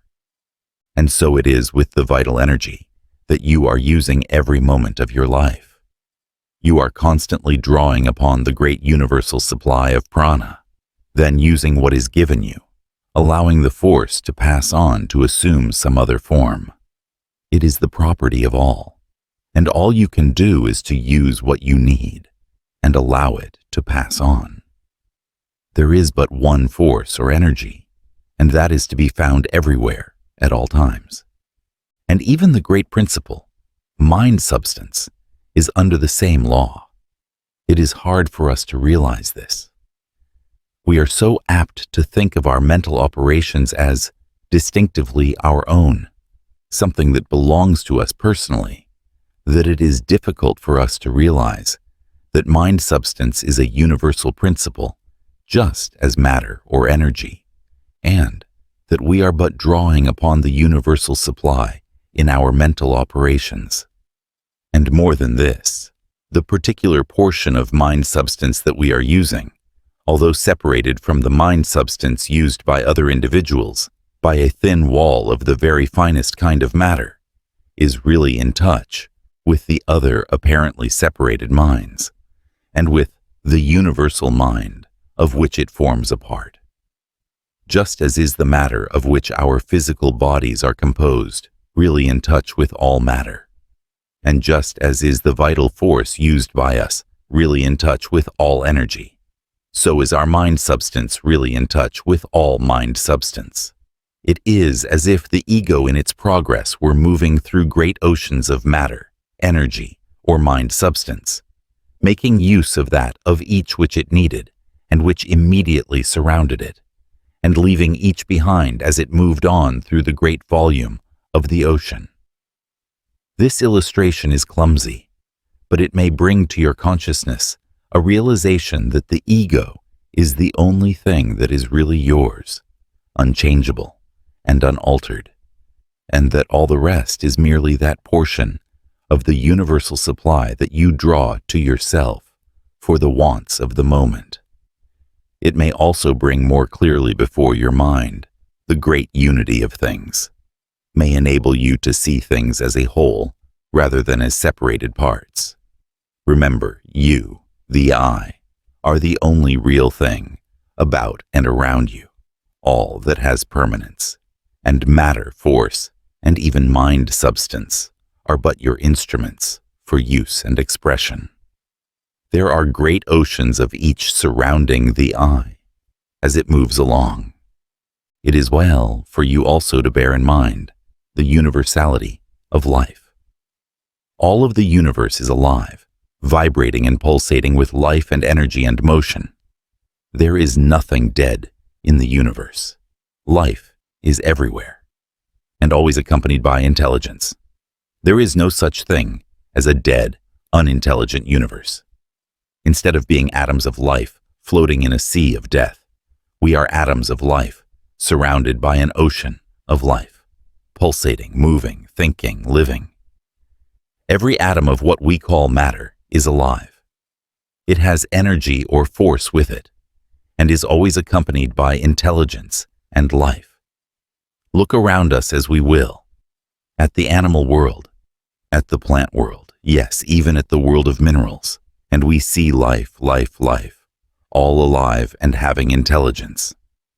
When we are able to bring this conception into the realm of actual consciousness, when we are able not only to intellectually accept this fact, but to even go still further and feel and be conscious of this universal life on all sides, then are we well on the road to attaining the cosmic consciousness. But all these things are but steps leading up to the realization of the oneness in spirit on the part of the individual. Gradually there dawns upon him the realization that there is a unity in the manifestation of spirit from the Absolute, a unity with itself, and a union with the Absolute. All this manifestation of spirit on the part of the Absolute, all this begetting of divine children, was in the nature of a single act, rather than as a series of acts, if we may be permitted to speak of the manifestation as an act. Each ego is a center of consciousness in this great ocean of spirit. Each is a real self, apparently separate from the others and from its source, but the separation is only apparent in both cases. For there is the closest bond of union between the egos of the universe of universes. Each is knit to the other in the closest bond of union, and each is still attached to the Absolute by spiritual filaments, if we may use the term. In time, we shall grow more conscious of this mutual relationship, as the sheaths are outgrown and cast aside, and in the end, we will be withdrawn into the Absolute, shall return to the mansion of the Father. It is of the highest importance to the developing soul to unfold into a realization of this relationship and unity. For when this conception is once fully established, the soul is enabled to rise above certain of the lower planes, and is free from the operation of certain laws that bind the undeveloped soul. Therefore, the yogi teachers are constantly leading the candidates toward this goal, first by this path, and then by that one, giving them different glimpses of the desired point, until finally the student finds a path best fitted for his feet, and he moves along straight to the mark, and throwing aside the confining bonds that have proved so irksome, he cries aloud for joy at his newfound freedom. The following exercises and mental drills are intended to aid the candidate in his work of growing into a realization of his relationship with the whole of life and being. Mental drill. 1. Read over what we have said in the advanced course regarding the principle known as matter.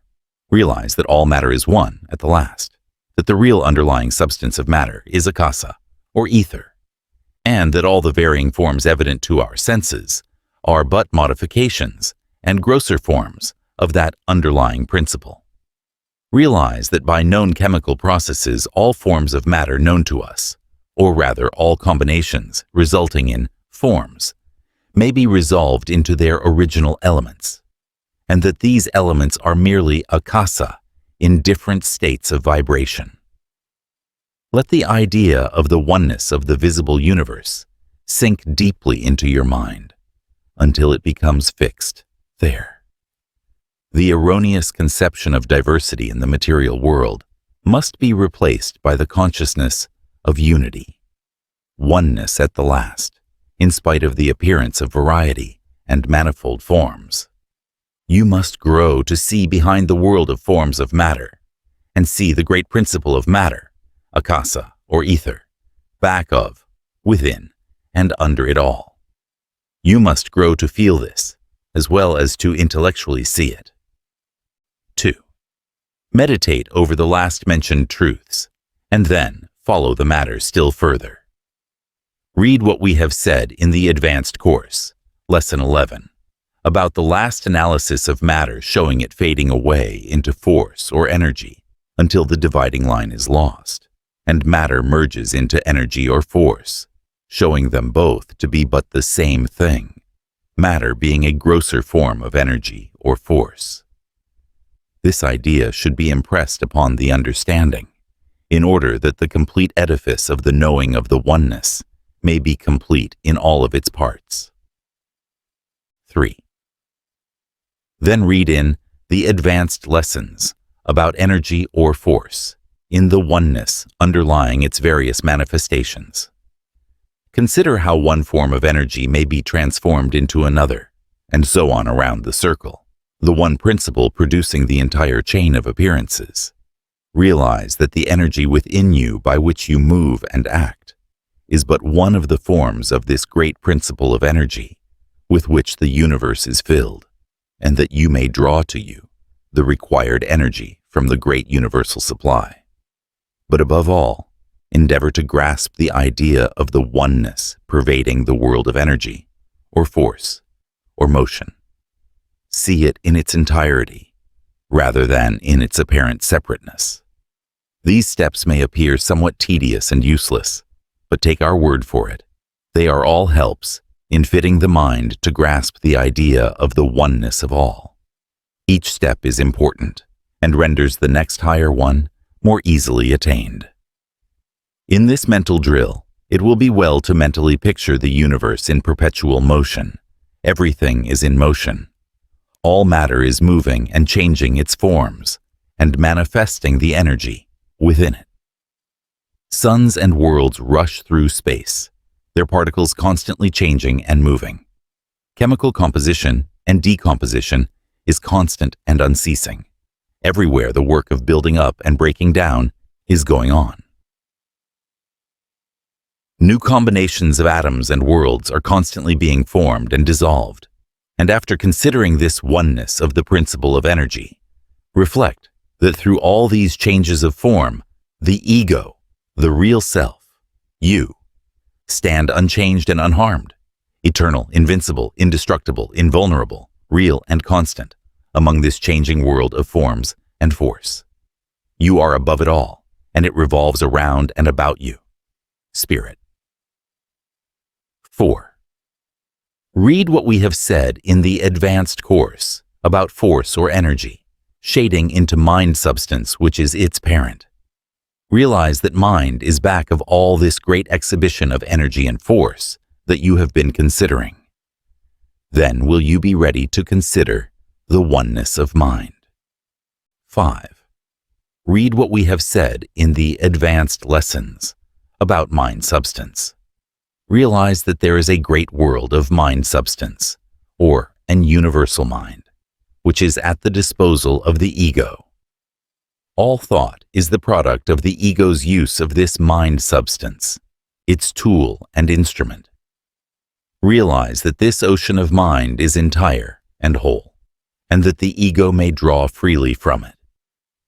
Realize that you have this great ocean of mind at your command when you unfold sufficiently to use it.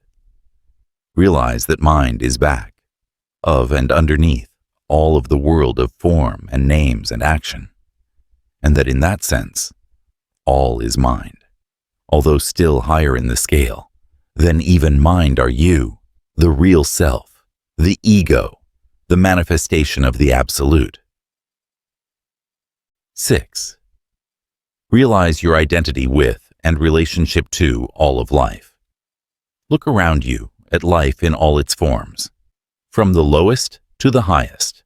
all being exhibitions of the great principle of life, in operation along different stages of the path. Scorn not the humblest forms, but look behind the form and see the reality. Life, feel yourself a part of the great universal life. Let your thoughts sink to the depths of the ocean and realize your kinship with the life back of the forms dwelling there. Do not confound the forms, often hideous from your personal point of view, with the principle behind them. Look at the plant life and the animal life, and seek to see behind the veil of form into the real life behind and underneath the form. Learn to feel your life throbbing and thrilling with the life principle in these other forms, and in the forms of those of your own race. Gaze into the starry skies and see there the numerous suns and worlds, all peopled with life in some of its myriad forms, and feel your kinship to it. If you can grasp this thought and consciousness, you will find yourself at one ment with those whirling worlds, and instead of feeling small and insignificant by comparison, you will be conscious of an expansion of self, until you feel that in those circling worlds is a part of yourself, that you are there also while standing upon the earth, that you are akin to all parts of the universe. Nay, more, that they are as much your home as is the spot upon which you are standing. You will find sweeping upon you a sense of consciousness that the universe is your home, not merely a part of it, as you had previously thought. You will experience a sense of greatness and broadness and grandness, such as you have never dreamed of. You will begin to realize at least a part of your divine inheritance, and to know indeed that you are a child of the infinite, the very essence of your divine parent, being in the fibers of your being. At such times of realization, one becomes conscious of what lies before the soul in its upward path, and how small the greatest prizes that earth has to offer are when compared to some of these things before the soul, as seen by the eyes of the spiritual mind in moments of clear vision. You must not dispute with these visions of the greatness of the soul, but must treat them hospitably, for they are your very own, coming to you from the regions of your spiritual mind, which are unfolding into consciousness. 7. The highest step in this dawning consciousness of the oneness of all is the one in which is realized that there is but one reality, and at the same time, the sense of consciousness that the I is in that reality. It is most difficult to express this thought in words, for it is something that must be felt rather than seen by the intellect. When the soul realizes that the spirit within it is, at the last, the only real part of it, and that the absolute and its manifestation as spirit is the only real thing in the universe, a great step has been taken. But there is still one higher step to be taken before the full sense of the oneness and reality comes to us. That step is the one in which we realize the identity of the I with the great I of the universe. The mystery of the manifestation of the Absolute in the form of the Spirit is veiled from us. The mind confesses its inability to penetrate behind the veil shielding the Absolute from view, although it will give us a report of its being conscious of the presence of the Absolute just at the edge of the boundary line. But the highest region of the spiritual mind, when explored by the advanced souls who are well along the path, reports that it sees beyond the apparent separation of spirit from spirit, and realizes that there is but one reality of spirit, and that all the ayas are really but different views of that one, centers of consciousness upon the surface of the one great I, the center of which is the Absolute itself. This certainly penetrates the whole region of the spiritual mind, and gives us all the message of oneness of the spirit, just as the intellect satisfies us with its message of the oneness of matter, energy, and mind. The idea of oneness permeates all planes of life. The sense of reality of the I that is apparent to you in the moments of your clearest mental vision is really the reflection of the sense of reality underlying the whole. It is the consciousness of the whole, manifesting through your point or center of consciousness. The advanced student or initiate finds his consciousness gradually enlarging until it realizes its identity with the whole. He realizes that under all the forms and names of the visible world, there is to be found one life, one force, one substance, one existence, one reality, one. And instead of his experiencing any sense of the loss of identity or individuality, he becomes conscious of an enlargement, of an expansion of individuality or identity. Instead of feeling himself absorbed in the whole, he feels that he is spreading out and embracing the whole. This is most hard to express in words, for there are no words to fit the conception, and all that we can hope to do is to start into motion. By means of our words, the vibrations that will find a response in the minds of those who read the words, to the end that they will experience the consciousness which will bring its own understanding. This consciousness cannot be transmitted by words proceeding from the intellect, but vibrations may be set up that will prepare the mind to receive the message from its own higher planes. Even in the early stages of this dawning consciousness, one is enabled to identify the real part of himself with the real part of all the other forms of life that pass before his notice. In every other man, in every animal, in every plant, in every mineral, he sees behind the sheath and form of appearance an evidence of the presence of the spirit, which is akin to his own spirit, yea, more than akin, for the two are one. He sees himself in all forms of life, in all time, in all places. He realizes that the real self is everywhere present and everlasting, and that the life within himself is also within all the universe, in everything, for there is nothing dead in the universe, and all life, in all of its varying phases, is simply the one life, held, used, and enjoyed in common by all. Each ego is a center of consciousness in this great ocean of life, and while apparently separate and distinct, is yet really in touch with the whole, and with every apparent part. It is not our intention, in this lesson, to go into the details of this great mystery of life, or to recite the comparatively little of the truth that the most advanced teachers and masters have handed down. This is not the place for it. It belongs to the subject of Jnana Yoga rather than to Raja Yoga, and we touch upon it here, not for the purpose of trying to explain the scientific side of it to you, but merely in order that your minds may be led to take up the idea and gradually manifest it in conscious realization. There is quite a difference between the scientific intellectual teaching of Jnana Yoga, whereby the metaphysical and scientific sides of the yogi teachings are presented to the minds of the students in a logical, scientific manner, and the methods of Raja Yoga, in which the candidate is led by degrees to a consciousness outside of mere intellectual belief of his real nature and powers. We are following the latter plan, for this course is a course in Raja Yoga. We are aiming to present the matter to the mind in such a manner that it may prepare the way for the dawning consciousness by brushing away the preconceived notions and prejudices and allowing a clean entrance for the new conception. Much that we have said in this lesson may appear, on the one hand, like useless repetition, and on the other hand, like an incomplete presentation of the scientific side of the yogi teachings.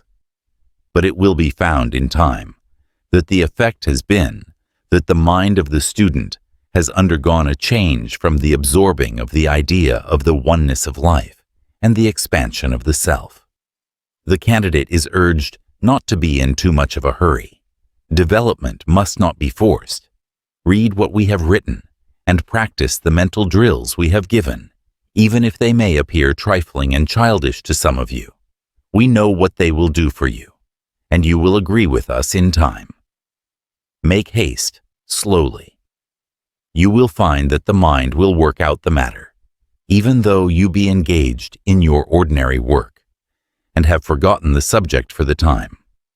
The greater portion of mental work is done in this way, while you are busy with something else, or even asleep, for the subconscious portion of the mind works along the lines pointed out for it and performs its task.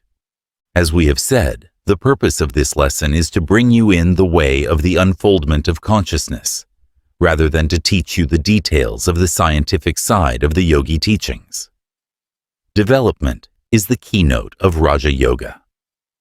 And the reason that we wish to develop this sense of the reality of the I and the expansion of the self at this place is that thereby you may assert your mastery over matter, energy, and mind. Before you may mount your throne as king, you must fully realize in consciousness that you are the reality in this world of appearances. You must realize that you, the real you, are not only existent and real, but that you are in touch with all else that is real, and that the roots of your being are grounded in the Absolute itself. You must realize that instead of being a separate atom of reality, isolated and fixed in a narrow space, you are a center of consciousness in the whole of reality, and that the universe of universes is your home, that your center of consciousness might be moved on to a point trillions of miles from the earth, which distance would be as nothing in space. And still you, the awakened soul, would be just as much at home there as here. That even while you are here, your influence extends far out into space. Your real state, which will be revealed to you gradually throughout the ages, is so great and grand that your mind in its present state of development cannot grasp even the faint reflection of that glory. We wish you to try to form at least a faint idea of your real state of being, in order that you may control the lower principles by the force of your awakened will, which will depends upon your degree of consciousness of the real self. As man grows in understanding and consciousness of the real self, so does his ability to use his will grow. Will is the attribute of the real self. It is well that this great realization of the real self brings with it love for all of life and kindness, for, were it not so, the will that comes to him who grows into a realization of his real being could be used to the great hurt of those of the race who had not progressed so far. Their relative hurt, we mean, for in the end, and at the last, no soul is ever really hurt. But the dawning power brings with it greater love and kindness, and the higher the soul mounts, the more is it filled with the higher ideals, and the more does it throw from it the lower animal attributes. It is true that some souls growing into a consciousness of their real nature, without an understanding of what it all means, may commit the error of using the awakened will for selfish ends, as may be seen in the cases of the black magicians spoken of in the occult writings, and also in the cases of well-known characters in history and in modern life, who manifest an enormous will which they misuse. All of this class of people of great will have stumbled or grown blindly into a consciousness or partial consciousness of the real nature, but lack the restraining influence of the higher teachings. But such misuse of the will brings pain and unrest to the user, and he is eventually driven into the right road. We do not expect our students to grasp fully this idea of the expansion of self, Even the highest grasp it only partially. But until you get a glimmering of the consciousness, you will not be able to progress far on the path of Raja Yoga. You must understand what you are before you are able to use the power that lies dormant within you. You must realize that you are the master before you can claim the powers of the master and expect to have your commands obeyed. So bear patiently with us, your teachers, while we set before you the lessons to be learned, the tasks to be performed. The road is long and is rough in places. The feet may become tired and bruised, but the reward is great, and there are resting places along the path. Be not discouraged if your progress seems slow, for the soul must unfold naturally, as does the flower, without haste, without force. And be not dismayed nor affrighted if you occasionally catch a glimpse of your higher self. As MC says in her notes on Light on the Path, see Advanced Course, page 95. To have seen thy soul in its bloom is to have obtained a momentary glimpse in thyself of the transfiguration which shall eventually make thee more than man. To recognize is to achieve the great task of gazing upon the blazing light without dropping the eyes, and not falling back in terror as though before some ghastly phantom. This happens to some, and so, when the victory is all but won, it is lost. Peace be with thee. Mantram, affirmation. For the third lesson. There is but one ultimate form of matter, one ultimate form of energy, one ultimate form of mind. Matter proceeds from energy, and energy from mind, and all are an emanation of the Absolute. Threefold in appearance, but one in substance. There is but one life, and that permeates the universe, manifesting in various forms, but being, at the last, but one. My body is one with universal matter. My energy and vital force is one with the universal energy. My mind is one with the universal mind. My life is one with the universal life. The Absolute has expressed and manifested itself in spirit, which is the real I, overshadowing and embracing all the apparently separate I's. I feel my identity with spirit and realize the oneness of all reality. I feel my unity with all spirit, and my union, through spirit, with the Absolute. I realize that I am an expression and manifestation of the Absolute, and that its very essence is within me. I am filled with divine love. I am filled with divine power. I am filled with divine wisdom. I am conscious of identity in spirit, in substance, and in nature, with the one reality. The fourth lesson. Mental control. In our first 3 lessons of this series, we have endeavored to bring into realization within your mind 1. The consciousness of the I, its independence from the body, its immortality, its invincibility and invulnerability. 2. The superiority of the I over the mind, as well as over the body. The fact that the mind is not the I, but is merely an instrument for the expression of the I. The fact that the I is master of the mind, as well as of the body. That the I is behind all thought. That the I can set aside for consideration the sensations, emotions, passions, desires, and the rest of the mental phenomena, and still realize that it, the I, is apart from these mental manifestations, and remains unchanged, real, and fully existent. That the I can set aside any and all of its mental tools and instruments, as not I things, and still consciously realize that after so setting them aside, there remains something, itself, the I, which cannot be set aside or taken from. That the I is the master of the mind, and not its slave. 3. That the I is a much greater thing than the little personal I we have been considering it to be.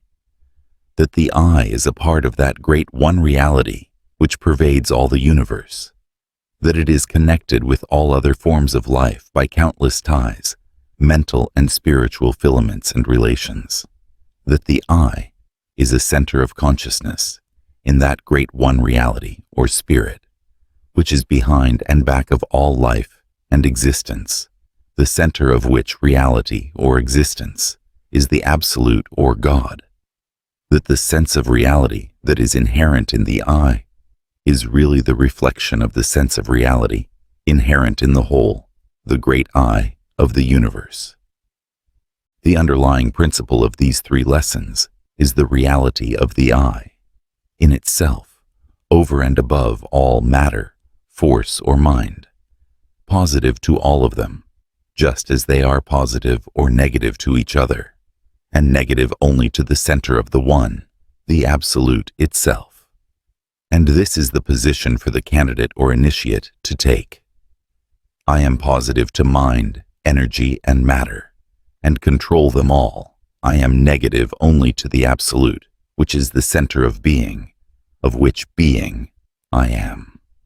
And as I assert my mastery over mind, energy, and matter, and exercise my will over them, so do I acknowledge my subordination to the Absolute, and gladly open my soul to the inflow of the divine will, and partake of its power, strength, and wisdom.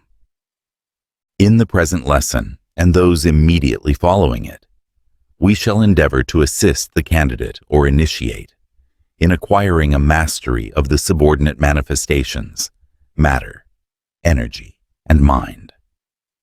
In order to acquire and assert this mastery, one must acquaint himself with the nature of the thing to be controlled.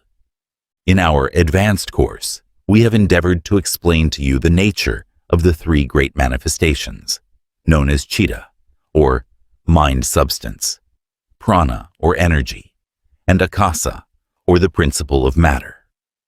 We also explained to you that the I of man is superior to these three, being what is known as Atman, or spirit. Matter, energy, and mind, as we have explained, are manifestations of the Absolute and are relative things. The yogi philosophy teaches that matter is the grossest form of manifested substance, being below energy and mind, and consequently negative to and subordinate to both. One stage higher than matter is energy or force, which is positive to and has authority over matter, matter being a still grosser form of substance, but which is negative to and subordinate to mind, which is a still higher form of substance. Next in order comes the highest of the three, mind, the finest form of substance, and which dominates both energy and matter, being positive to both. Mind, however, is negative and subordinate to the I, which is spirit, and obeys the orders of the latter when firmly and intelligently given. The I itself is subordinate only to the Absolute, the center of being, the I being positive and dominant over the threefold manifestation of mind, energy, and matter. The I, which for the sake of the illustration must be regarded as a separate thing, although it is really only a center of consciousness in the great body of spirit, finds itself surrounded by the triple ocean of mind, energy, and matter, which ocean extends into infinity. The body is but a physical form through which flows an unending stream of matter, for, as you know, the particles and atoms of the body are constantly changing, being renewed, replaced, thrown off, and supplanted. One's body of a few years ago, or rather the particles composing that body, have passed off and now form new combinations in the world of matter. And one's body of today is passing away and being replaced by new particles. And one's body of next year is now occupying some other portion of space, and its particles are now parts of countless other combinations, from which space and combinations they will later come to combine and form the body of next year. There is nothing permanent about the body, Even the particles of the bones are being constantly replaced by others. And so it is with the vital energy, force, or strength of the body, including that of the brain. It is constantly being used up and expended, a fresh supply taking its place. And even the mind of the person is changeable, and the mind substance or chitta is being used up and replenished, the new supply coming from the great ocean of mind, into which the discarded portion slips, just as is the case with the matter and energy. While the majority of our students, who are more or less familiar with the current material scientific conceptions, will readily accept the above idea of the ocean of matter and energy, and the fact that there is a continual using up and replenishing of one's store of both, they may have more or less trouble too accepting the idea that mind is a substance or principle amenable to the same general laws as are the other two manifestations or attributes of substance. One is so apt to think of his mind as himself, the I. Notwithstanding the fact that in our second lesson of this series we showed you that the I is superior to the mental states, and that it can set them aside and regard and consider them as not I things. Yet the force of the habit of thought is very strong, and it may take some of you considerable time before you get into the way of realizing that your mind is something that you use instead of being you, yourself. And yet, you must persevere in attaining this realization. For in the degree that you realize your dominance over your mind, so will be your control of it, and its amenability to that control. And as is the degree of that dominance and control, so will be the character, grade, and extent of the work that your mind will do for you. So you see, realization brings control, and control brings results. This statement lies at the base of the science of Raja Yoga, and many of its first exercises are designed to acquaint the student with that realization, and to develop the realization and control by habit and practice. The yogi philosophy teaches that instead of mind being the I, it is the thing through and by means of which the I thinks, at least so far as is concerned the knowledge concerning the phenomenal or outward universe. That is, the universe of name and form. There is a higher knowledge locked up in the innermost part of the I, that far transcends any information that it may receive about or from the outer world, but that is not before us for consideration at this time. And we must concern ourselves with the thinking about the world of things. Mind substance in Sanskrit is called chitta, and a wave in the chitta, which wave is the combination of mind and energy, is called vritta, which is akin to what we call a thought. In other words, it is mind in action, whereas the chitta is mind in repose. Vritta, when literally translated, means a whirlpool or eddy in the mind, which is exactly what a thought really is. But we must call the attention of the student, at this point, to the fact that the word mind is used in two ways by the yogis and other occultists, and the student is directed to form a clear conception of each meaning in order to avoid confusion, and that he may more clearly perceive the two aspects of the things which the word is intended to express. In the first place, the word mind is used as synonymous with chitta, or mind substance, which is the universal mind principle. From this chitta, mind substance or mind, all the material of the millions of personal minds is obtained. The second meaning of the word mind is that which we mean when we speak of the mind of anyone, thereby meaning the mental faculties of that particular person, that which distinguishes his mental personality from that of another. We have taught you that this mind, in man, functions on three planes, and have called the respective manifestations: 1. The instinctive mind, 2. the intellect, and 3, the spiritual mind. See 14 Lessons in Yogi Philosophy, etc. These 3 mental planes, taken together, make up the mind of the person, or to be more exact, they, clustered around the I, form the soul of the individual. The word soul is often used as synonymous with spirit, but those who have followed us will distinguish the difference. The soul is the ego, surrounded by its mental principles, while the spirit is the soul of the soul, the I, or real self. The science of Raja Yoga, to which this series of lessons is devoted, teaches, as its basic principle, the control of the mind. It holds that the first step toward power consists in obtaining a control of one's own mind. It holds that the internal world must be conquered before the outer world is attacked.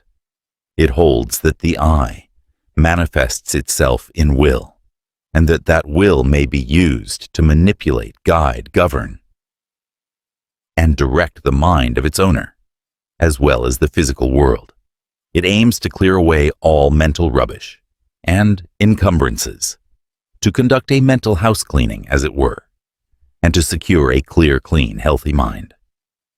Then it proceeds to control that mind intelligently and with effect, saving all waste power, and by means of concentration, bringing the mind in full harmony with the will, that it may be brought to a focus and its power greatly increased, and its efficiency fully secured. Concentration and willpower are the means by which the yogis obtain such wonderful results, and by which they manage and direct their vigorous, healthy minds, and master the material world, acting positively upon energy and matter. This control extends to all planes of the mind, and the yogis not only control the instinctive mind, holding in subjection its lower qualities and making use of its other parts, but they also develop and enlarge the field of their intellect and obtain from it wonderful results.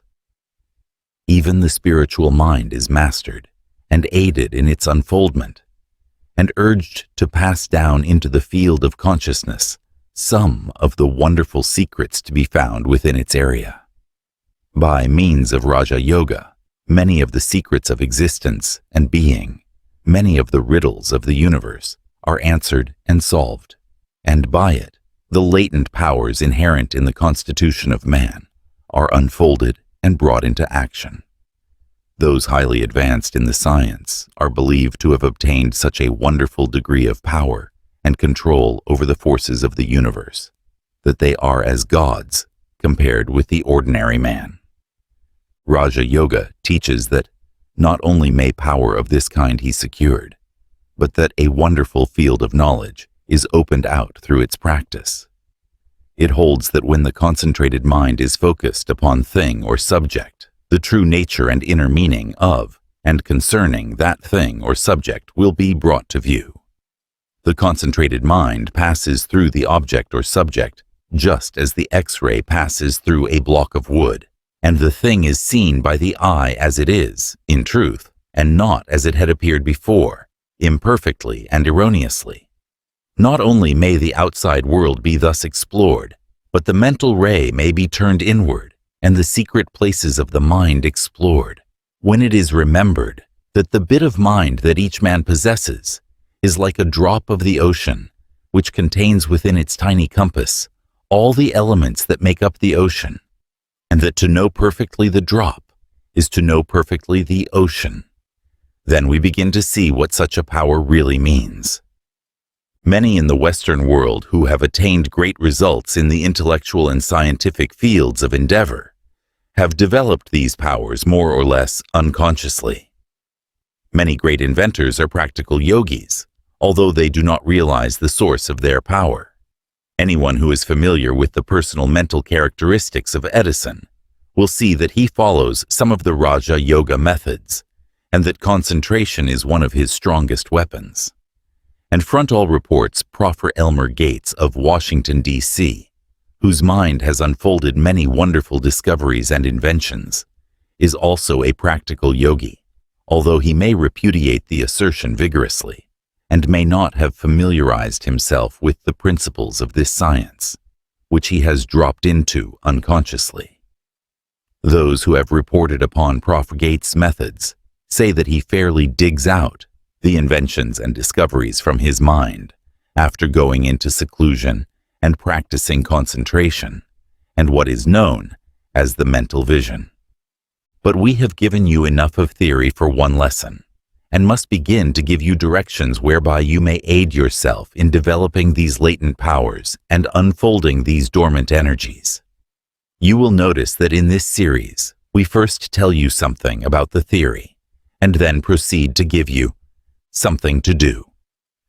This is the true yogi method as followed and practiced by their best teachers. Too much theory is tiresome and sings the mind to sleep, while too much exercise tires one, and does not give the inquiring part of his mind the necessary food. To combine both in suitable proportions is the better plan, and one that we aim to follow. Mental drill and exercises. Before we can get the mind to do good work for us, we must first tame it and bring it to obedience to the will of the I. The mind, as a rule, has been allowed to run wild and follow its own sweet will and desires, without regard to anything else. Like a spoiled child or badly trained domestic animal, it gets into much trouble and is of very little pleasure, comfort, or use. The minds of many of us are like menageries of wild animals, each pursuing the bent of its own nature and going its own way. We have the whole menagerie within us: the tiger, the ape, the peacock, the ass, the goose, the sheep, the hyena, and all the rest. And we have been letting these animals rule us. Even our intellect is erratic, unstable, and like the quicksilver to which the ancient occultists compared it, shifting and uncertain. If you will look around you, you will see that those men and women in the world who have really accomplished anything worthwhile have trained their minds to obedience. They have asserted the will over their own minds and learned mastery and power in that way. The average mind chafes at the restraint of the will and is like a frisky monkey that will not be taught tricks, but taught it must be if it wants to do good work, and teach it you must if you expect to get any use from it, if you expect to use it instead of having it use you. And this is the first thing to be learned in Raja Yoga, this control of the mind. Those who had hoped for some royal road to mastery may be disappointed, but there is only one way, and that is to master and control the mind by the will.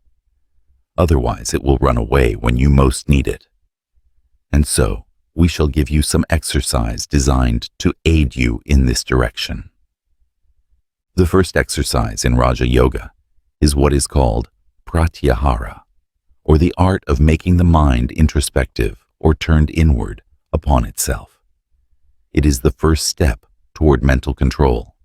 It aims to turn the mind from going outward and gradually turning it inward upon itself or inner nature. The object is to gain control of it by the will. The following exercises will aid in that direction. Exercise 1. A. Place yourself in a comfortable position, and so far as possible free from outside disturbing influences. Make no violent effort to control the mind, but rather allow it to run along for a while and exhaust its efforts. It will take advantage of the opportunity and will jump around like an unchained monkey at first, until it gradually slows down and looks to you for orders. It may take some time to tame down at first trial, but each time you try it will come around to you in shorter time. The yogis spend much time in acquiring this mental peace and calm, and consider themselves well paid for it. B. When the mind is well calmed down and peaceful, fix the thought on the I am, as taught in our previous lessons. Picture the I as an entity independent of the body, deathless, invulnerable, immortal, real. Then think of it as independent of the body and able to exist without its fleshly covering. Meditate upon this for a time, and then gradually direct the thought to the realization of the I as independent and superior to the mind, and controlling same. Go over the general ideas of the first 2 lessons, and endeavor to calmly reflect upon them and to see them in the mind's eye.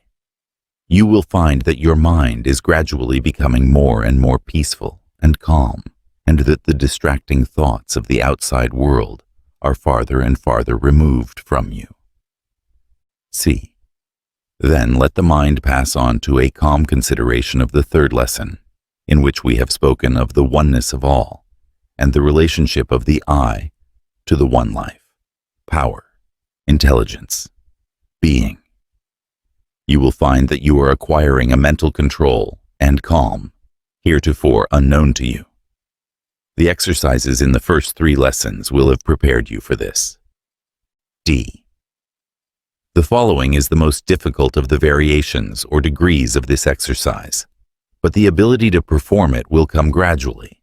The exercise consists in gradually shutting out all thought or impression of the outside world, of the body, and of the thoughts themselves, the student concentrating and meditating upon the word and idea I am, the idea being that he shall concentrate upon the idea of mere being or existence, symbolized by the words I am, not I am this or I am that, or I do this, or I think that, but simply I am. This exercise will focus the attention at the very center of being within oneself, and will gather in all the mental energies, instead of allowing them to be scattered upon outside things. A feeling of peace, strength, and power will result, for the affirmation and the thought back of it is the most powerful and strongest that one may make, for it is a statement of actual being, and a turning of the thought inward to that truth. Let the mind first dwell upon the word I, identifying it with the self, and then let it pass on to the word am, which signifies reality and being. Then combine the 2 with the meanings thereof, and the result is a most powerful focusing of thought inward and a most potent statement of being. It is well to accompany the above exercises with a comfortable and easy physical attitude, so as to prevent the distraction of the attention by the body. In order to do this, one should assume an easy attitude, and then relax every muscle, and take the tension from every nerve, until a perfect sense of ease, comfort, and relaxation is obtained. You should practice this until you have fully acquired it. It will be useful to you in many ways, besides rendering concentration and meditation easier. It will act as a rest cure for tired body, nerves, and mind. Exercise 2. The second step in Raja Yoga is what is known as dharana, or concentration. This is a most wonderful idea in the direction of focusing the mental forces, and may be cultivated to an almost incredible degree, but all this requires work, time, and patience. But the student will be well repaid for it. Concentration consists in the mind focusing upon a certain subject or object, and being held there for a time. This, at first thought, seems very easy, but a little practice will show how difficult it is to firmly fix the attention and hold it there. It will have a tendency to waver and move to some other object or subject, and much practice will be needed in order to hold it at the desired point. But practice will accomplish wonders, as one may see by observing people who have acquired this faculty and who use it in their everyday life. But the following point should be remembered. Many persons have acquired the faculty of concentrating their attention, but have allowed it to become almost involuntary, and they become a slave to it, forgetting themselves and everything else, and often neglecting necessary affairs. This is the ignorant way of concentrating, and those addicted to it become slaves to their habits, instead of masters of their minds. They become daydreamers and absent-minded people instead of masters. They are to be pitied as much as those who cannot concentrate at all. The secret is in a mastery of the mind. The yogis can concentrate at will and completely bury themselves in the subject before them and extract from it every item of interest, and can then pass the mind from the thing at will, the same control being used in both cases. They do not allow fits of abstraction or absent-mindedness to come upon them, nor are they daydreamers. On the contrary, they are very wide-awake individuals, close observers, clear thinkers, correct reasoners. They are masters of their minds, not slaves to their moods. The ignorant concentrator buries himself in the object or subject and allows it to master and absorb himself, while the trained yogi thinker asserts the I and then directs his mind to concentrate upon the subject or object, keeping it well under control and in view all the time. Do you see the difference? Then heed the lesson. The following exercises may be found useful in the first steps of concentration. A. Concentrate the attention upon some familiar object, a pencil, for instance. Hold the mind there, and consider the pencil to the exclusion of any other object. Consider its size, color, shape, kind of wood. Consider its uses and purposes, its materials, the process of its manufacture, etc., etc., etc. In short, think as many things about the pencil as possible, allowing the mind to pursue any associated bypaths, such as a consideration of the graphite of which the lead is made, the forest from which came the wood used in making the pencil, the history of pencils and other implements used for writing, etc. In short, exhaust the subject of pencils. In considering a subject under concentration, the following plan of synopsis will be found useful. Think of the thing in question from the following viewpoints. 1. The thing itself. 2. The place from whence it came. 3. Its purpose or use. 4. Its associations. 5. Its probable end. Do not let the apparently trivial nature of the inquiry discourage you, for the simplest form of mental training is useful and will help to develop your will and concentration.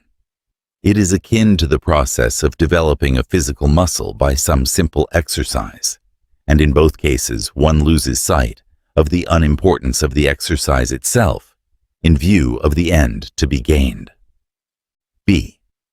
Concentrate the attention upon some part of the body, the hand for instance, and fixing your entire attention upon it. Shut off or inhibit all sensation from the other parts of the body. A little practice will enable you to do this. In addition to the mental training, this exercise will stimulate the part of the body concentrated upon, for reasons that will appear in future lessons. Change the parts of the body concentrated upon, and thus give the mind a variety of exercises, and the body the effect of a general stimulation. C. These exercises may be extended indefinitely upon familiar objects about you. Remember always that the thing in itself is of no importance, the whole idea being to train the mind to obey the will, so that when you really wish to use the mental forces upon some important object, you may find them well trained and obedient.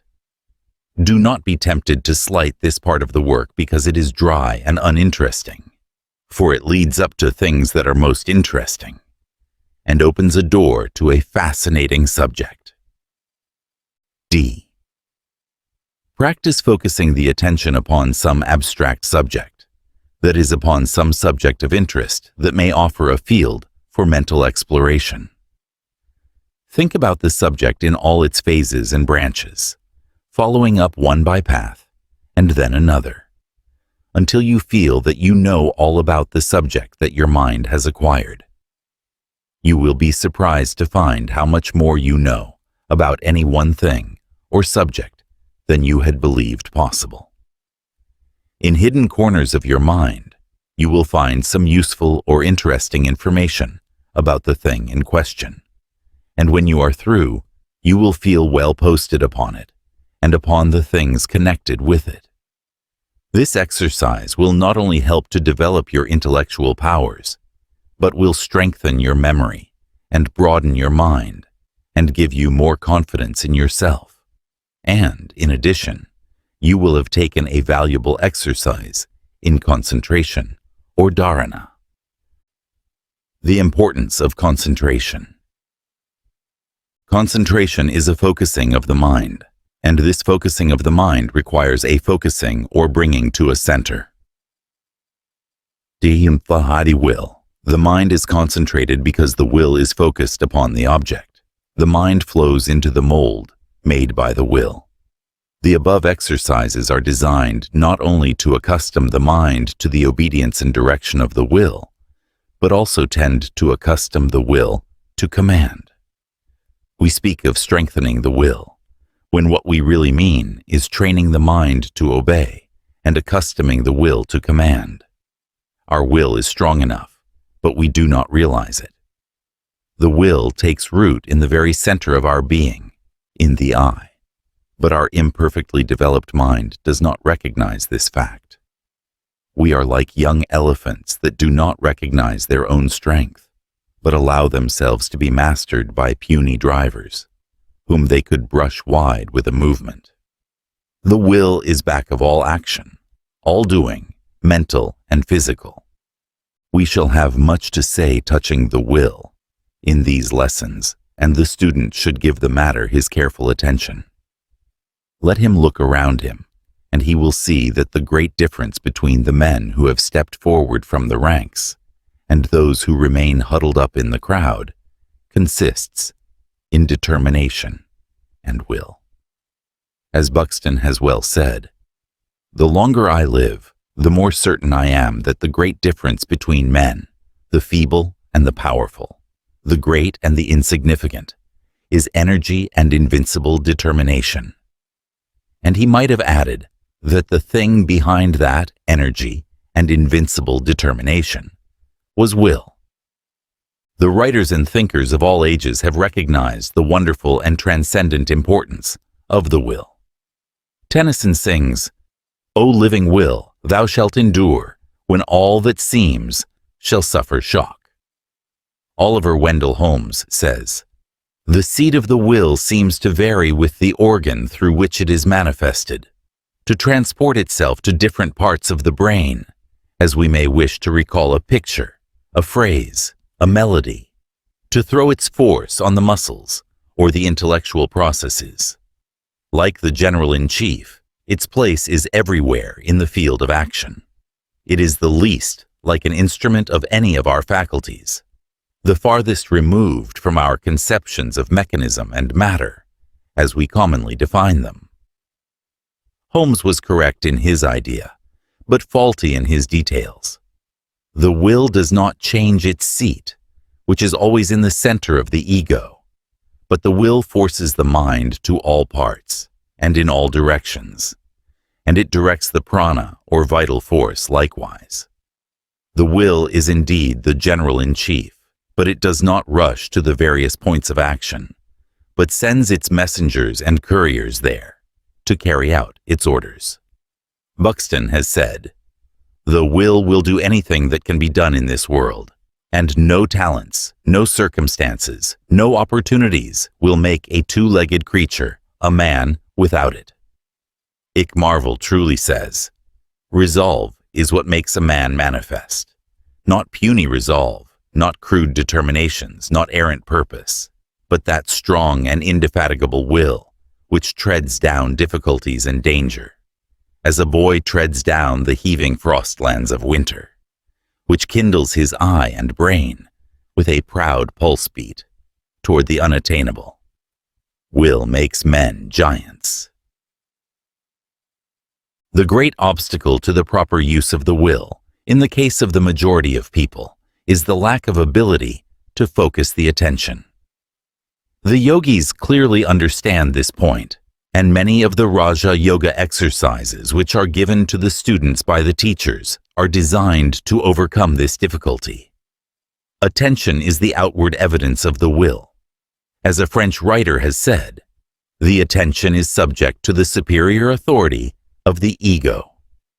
I yield it, or I withhold it, as I please. I direct it in turn to several points.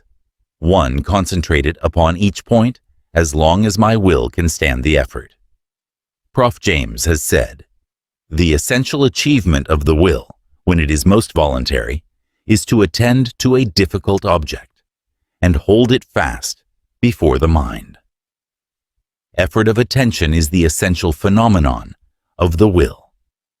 And Prof. Halleck says, the first step toward the development of will lies in the exercise of attention. Ideas grow in distinctness and motor power as we attend to them. If we take two ideas of the same intensity and center the attention upon one, we shall notice how much it grows in power. Prof. Sully says, attention may be roughly defined as the active self-direction of the mind to any object which presents itself at the moment. The word attention is derived from two Latin words, ad tendere, meaning to stretch towards, and this is just what the yogis know it to be. By means of their psychic or clairvoyant sight, they see the thought of the attentive person stretched out toward the object attended to, like a sharp wedge, the point of which is focused upon the object under consideration. The entire force of the thought being concentrated at that point. This is true not only when the person is considering an object, but when he is earnestly impressing his ideas upon another, or upon some task to be accomplished. Attention means reaching the mind out to and focusing it upon something. The trained will exhibits itself in a tenacious attention, and this attention is one of the signs of the trained will. The student must not hastily conclude that this kind of attention is a common faculty among men. On the contrary, it is quite rare, and is seen only among those of strong mentality. Anyone may fasten his attention upon some passing, pleasing thing, but it takes a trained will to fasten it upon some unattractive thing and hold it there. Of course, the trained occultist is able to throw interest into the most unattractive thing upon which it becomes advisable to focus his attention. But this in itself comes with the trained will and is not the possession of the average man. Voluntary attention is rare and is found only among strong characters. But it may be cultivated and grown until he who has scarcely a shade of it today, in time, may become a giant. It is all a matter of practice, exercise, and will. It is difficult to say too much in favor of the development of the faculty of tenacious attention. One possessing this developed faculty is able to accomplish far more than even a much brighter man who lacks it. And the best way to train the attention, under the direction of the will, is to practice upon uninteresting objects and ideas, holding them before the mind until they begin to assume an interest. This is difficult at first, but the task soon begins to take on a pleasant aspect, for one finds that his willpower and attention are growing, and he feels himself acquiring a force and power that were lacking before. He realizes that he is growing stronger. Charles Dickens said that the secret of his success consisted in his developing a faculty of throwing his entire attention into whatever he happened to be doing at the moment, and then being able to turn that same degree of attention to the next thing coming before him for consideration. He was like a man behind a great searchlight, which was successively turned upon point after point, illuminating each in turn. The eye is the man behind the light, and the will is the reflector, the light being the attention. This discussion of will and attention may seem somewhat dry to the student, but that is all the more reason that he should attend to it. It is the secret that lies at the basis of the science of Raja Yoga, and the yogi masters have attained a degree of concentrated will and attention that would be inconceivable to the average man on the street. By reason of this, they are able to direct the mind here and there, outward or inward, with an enormous force. They are able to focus the mind upon a small thing with remarkable intensity, just as the rays of the sun may be focused through a sunglass and caused to ignite linen. Or, on the other hand, they are able to send forth the mind with intense energy, illuminating whatever it rests upon, just as happens in the case of the strong electric searchlight, with which many of us are familiar. By all means, start in to cultivate the attention and will. Practice on the unpleasant tasks. Do the things that you have before you, and from which you have been shrinking because they were unpleasant. Throw interest into them, and the difficulty will vanish, and you will come out of it much stronger and filled with a new sense of power. Mantram, affirmation. I have a will. It is my inalienable property and right. I determine to cultivate and develop it by practice and exercise. My mind is obedient to my will. I assert my will over my mind. I am master of my mind and body. I assert my mastery. My will is dynamic, full of force and energy and power. I feel my strength. I am strong, I am forceful, I am vital. I am center of consciousness, energy, strength, and power, and I claim my birthright. The fifth lesson. The cultivation of attention. In our last lesson, we called your attention to the fact that the yogis devote considerable time and practice to the acquirement of concentration. And we also had something to say regarding the relation of attention to the subject of concentration. In this lesson, we shall have more to say on the subject of attention, for it is one of the important things relating to the practice of Raja Yoga, and the yogis insist upon their students practicing systematically to develop and cultivate the faculty. Attention lies at the base of willpower, and the cultivation of one makes easy the exercise of the other.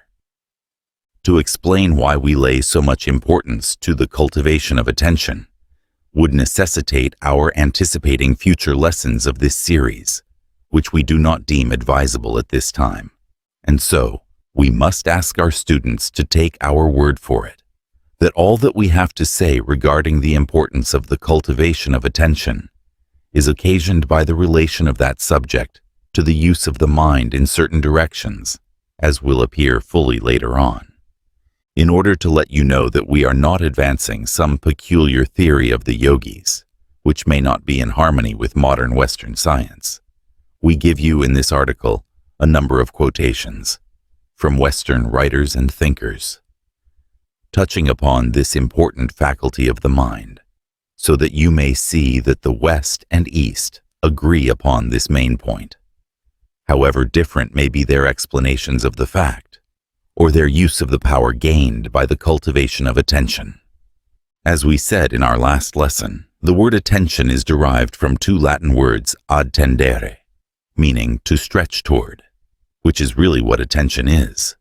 The eye wills that the mind be focused on some particular object or thing, and the mind obeys and stretches towards that object or thing, focusing its entire energy upon it, observing every detail, dissecting, analyzing consciously and subconsciously, drawing to itself every possible bit of information regarding it, both from within and from without.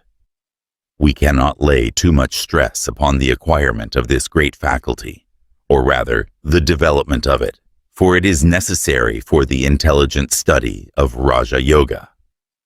In order to bring out the importance of the subject, suppose we start in by actually giving our attention to the subject of attention, and see how much more there is in it than we had thought. We shall be well repaid for the amount of time and trouble expended upon it. Attention has been defined as a focusing of consciousness or if one prefers the form of expression, as detention in consciousness. In the first case, we may liken it to the action of the sunglass, through which the sun's rays are concentrated upon an object, the result being that the heat is gathered together at a small given point. The intensity of the same being raised many degrees until the heat is sufficient to burn a piece of wood or evaporate water. If the rays were not focused, the same rays and heat would have been scattered over a large surface, and the effect and power lessened. And so it is with the mind. If it is allowed to scatter itself over the entire field of a subject, it will exert but little power, and the results will be weak. But if it is passed through the sunglass of attention, and focused first over one part, and then over another, and so on, the matter may be mastered in detail, and a result accomplished that will seem little less than marvelous to those who do not know the secret. Thompson has said, "The experiences most permanently impressed upon consciousness are those upon which the greatest amount of attention has been fixed." Another writer upon the subject has said that attention is so essentially necessary to understanding that without some degree of it, the ideas and perceptions that pass through the mind seem to leave a trace behind them. Hamilton has said, "An act of attention, that is, an act of concentration, seems thus necessary to every exertion of consciousness, as a certain contraction of the pupil is requisite to every exertion of vision. Attention, then, is to consciousness what the contraction of the pupil is to sight, or to the eye of the mind, what the microscope or telescope is to the bodily eye. It constitutes the better half of all intellectual power." And Brodie adds quite forcibly, "It is attention, much more than any difference in the abstract power of reasoning, which constitutes the vast difference which exists between minds of different individuals." Butler gives us this important testimony. "The most important intellectual habit I know of is the habit of attending exclusively to the matter in hand. It is commonly said that genius cannot be infused by education. Yet this power of concentrated attention, which belongs as a part of his gift to every great discoverer, is unquestionably capable of almost indefinite augmentation by resolute practice." And concluding this review of opinions and endorsements of that which the yogis have so much to say and to which they attach so much importance, let us listen to the words of Beattie, who says, "The force wherewith anything strikes the mind is generally in proportion to the degree of attention bestowed upon it. Moreover, the great art of memory is attention, and inattentive people always have bad memories." There are two general kinds of attention.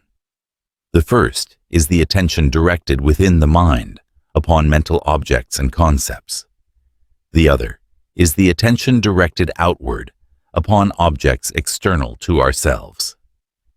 The same general rules and laws apply to both equally. Likewise, there may be drawn another distinction and division of attention into two classes, viz., attention attracted by some impression, coming into consciousness without any conscious effort of the will. This is called involuntary attention, for the attention and interest is caught by the attractiveness or novelty of the object. Attention directed to some object by an effort of the will is called voluntary attention. Involuntary attention is quite common and requires no special training. In fact, the lower animals and young children seem to have a greater share of it than do adult men. A great percentage of men and women never get beyond this stage to any marked degree. On the other hand, voluntary attention requires effort, will, and determination, a certain mental training that is beyond the majority of people, for they will not take the trouble to direct their attention in this way. Voluntary attention is the mark of the student and other thoughtful men. They focus their minds on objects that do not yield immediate interest or pleasure, in order that they may learn and accomplish. The careless person will not thus fasten his attention, at least not more than a moment or so, for his involuntary attention is soon attracted by some passing object of no matter how trifling a nature, and the voluntary attention disappears and is forgotten. Voluntary attention is developed by practice and perseverance, and is well worth the trouble, for nothing in the mental world is accomplished without its use.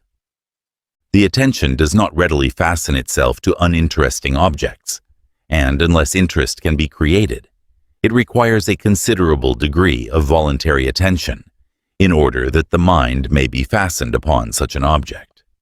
And more than this, even if the ordinary attention is attracted, it will soon waver, unless there is some interesting change in the aspect of the object that will give the attention a fresh hold of interest, or unless some new quality, characteristic, or property manifests itself in the object. This fact occurs because the mind mechanism has not been trained to bear prolonged voluntary attention, and, in fact, the physical brain is not accustomed to the task, although it may be so trained by patient practice. It has been noticed by investigators that the attention may be rested and freshened, either by withdrawing the voluntary attention from the object and allowing the attention to manifest along involuntary lines toward passing objects, etc., or, on the other hand, by directing the voluntary attention into a new field of observation towards some new object. Sometimes one plan will seem to give the best results, and again, the other will seem preferable. We have called your attention to the fact that interest develops attention and holds it fixed, while an uninteresting object or subject requires a much greater effort and application. This fact is apparent to anyone. A common illustration may be found in the matter of reading a book. Nearly everyone will give his undivided attention to some bright, thrilling story, while but few are able to use sufficient voluntary attention to master the pages of some scientific work. But right here, we wish to call your attention to the other side of the case, which is another example of the fact that truth is composed of paradoxes. Just as interest develops attention, so it is a truth that attention develops interest. If one will take the trouble to give a little voluntary attention to an object, he will soon find that a little perseverance will bring to light points of interest in the object. Things before unseen and unsuspected are quickly brought to light, and many new phases and aspects of the subject or object are seen, each one of which, in turn, becomes an object of interest. This is a fact not so generally known, and one that it will be well for you to remember and to use in practice. Look for the interesting features of an uninteresting thing, and they will appear to your view, and before long the uninteresting object will have changed into a thing having many-sided interests. Voluntary attention is one of the signs of a developed will, that is, of a mind that has been well trained by the will, for the will is always strong, and it is the mind that has to be trained, not the will. And on the other hand, one of the best ways to train the mind by the will is by practice, involuntary attention. So you see how the rule works both ways. Some Western psychologists have even advanced theories that the voluntary attention is the only power of the will, and that power is sufficient. For if the attention be firmly fixed and held upon an object, the mind will do the rest. We do not agree with this school of philosophers, but merely mention the fact as an illustration of the importance attributed by psychologists to this matter of voluntary attention. A man of a strongly developed attention often accomplishes far more than some much brighter man who lacks it. Voluntary attention and application is a very good substitute for genius, and often accomplishes far more in the long run. Voluntary attention is the fixing of the mind earnestly and intently upon some particular object, at the same time shutting out from consciousness other objects pressing for entrance. Hamilton has defined it as consciousness voluntarily applied under its law of limitations to some determinate object. The same writer goes on to state that the greater the number of objects to which our consciousness is simultaneously extended, the smaller is the intensity with which it is able to consider each, and consequently the less vivid and distinct will be the information it contains of the several objects. When our interest in any particular object is excited, and when we wish to obtain all the knowledge concerning it in our power, it behooves us to limit our consideration to that object to the exclusion of others.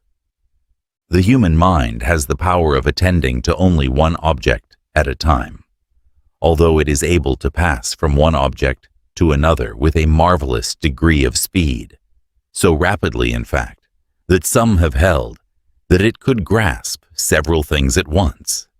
But the best authorities, Eastern and Western, hold to the single idea theory as being correct. On this point, we may quote a few authorities. Geoffroy says that it is established by experience that we cannot give our attention to two different objects at the same time. And Holland states that two thoughts, however closely related to one another, cannot be presumed to exist at the same time. And Lewis has told us that the nature of our organism prevents our having more than one aspect of an object at each instant presented to consciousness. Whately says, "The best philosophers are agreed that the mind cannot actually attend to more than one thing at a time, but when it appears to be doing so, it is really shifting with prodigious rapidity backward and forward, from one to the other." By giving a concentrated voluntary attention to an object, we not only are able to see and think about it with the greatest possible degree of clearness, but the mind has a tendency, under such circumstances, to bring into the field of consciousness all the different ideas associated in our memory with that object or subject, and to build around the object or subject a mass of associated facts and information. And at the same time, the attention given the subject makes more vivid and clear all that we learn about the thing at the time, and in fact, all that we may afterwards learn about it.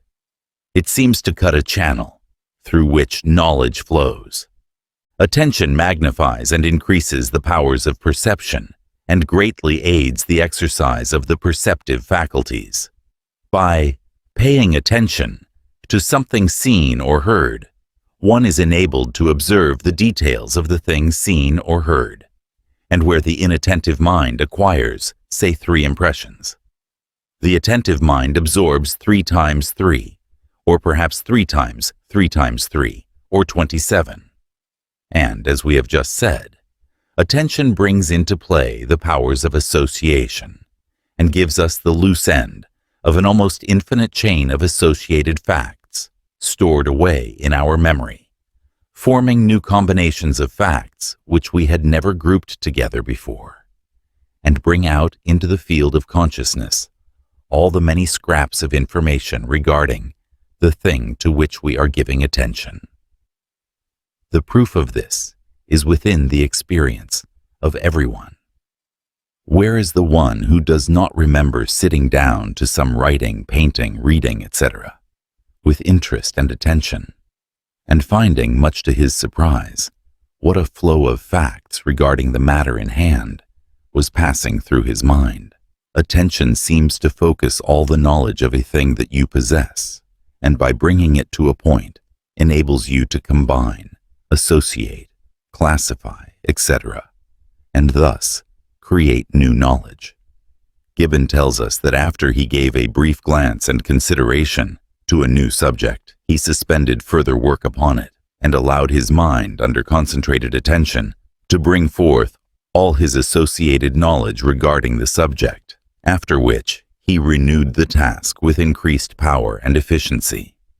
The more one's attention is fixed upon a subject under consideration, the deeper is the impression which the subject leaves upon the mind, and the easier will it be for him to afterwards pursue the same train of thought and work.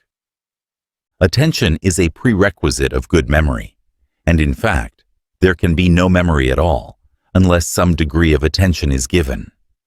The degree of memory depends upon the degree of attention and interest, and when it is considered that the work of today is made efficient by the memory of things learned yesterday, the day before yesterday, and so on, it is seen that the degree of attention given today regulates the quality of the work of tomorrow.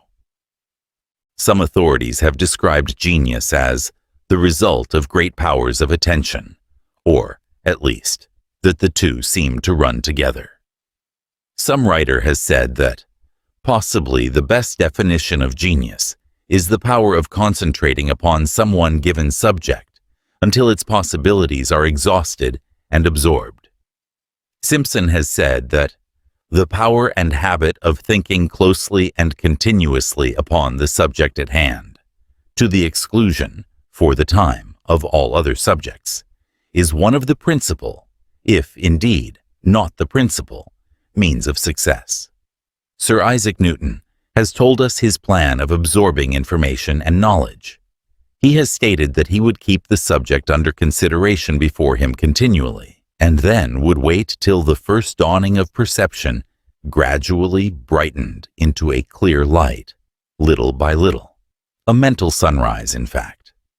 That sage observer, Dr. Abercrombie, has written that he considered that he knew of no more important rule for rising to eminence in any profession or occupation than the ability to do one thing at a time, avoiding all distracting and diverting objects or subjects, and keeping the leading matter continually before the mind.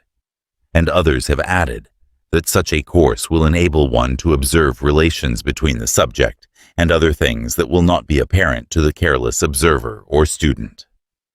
The degree of attention cultivated by a man is the degree of his capacity for intellectual work.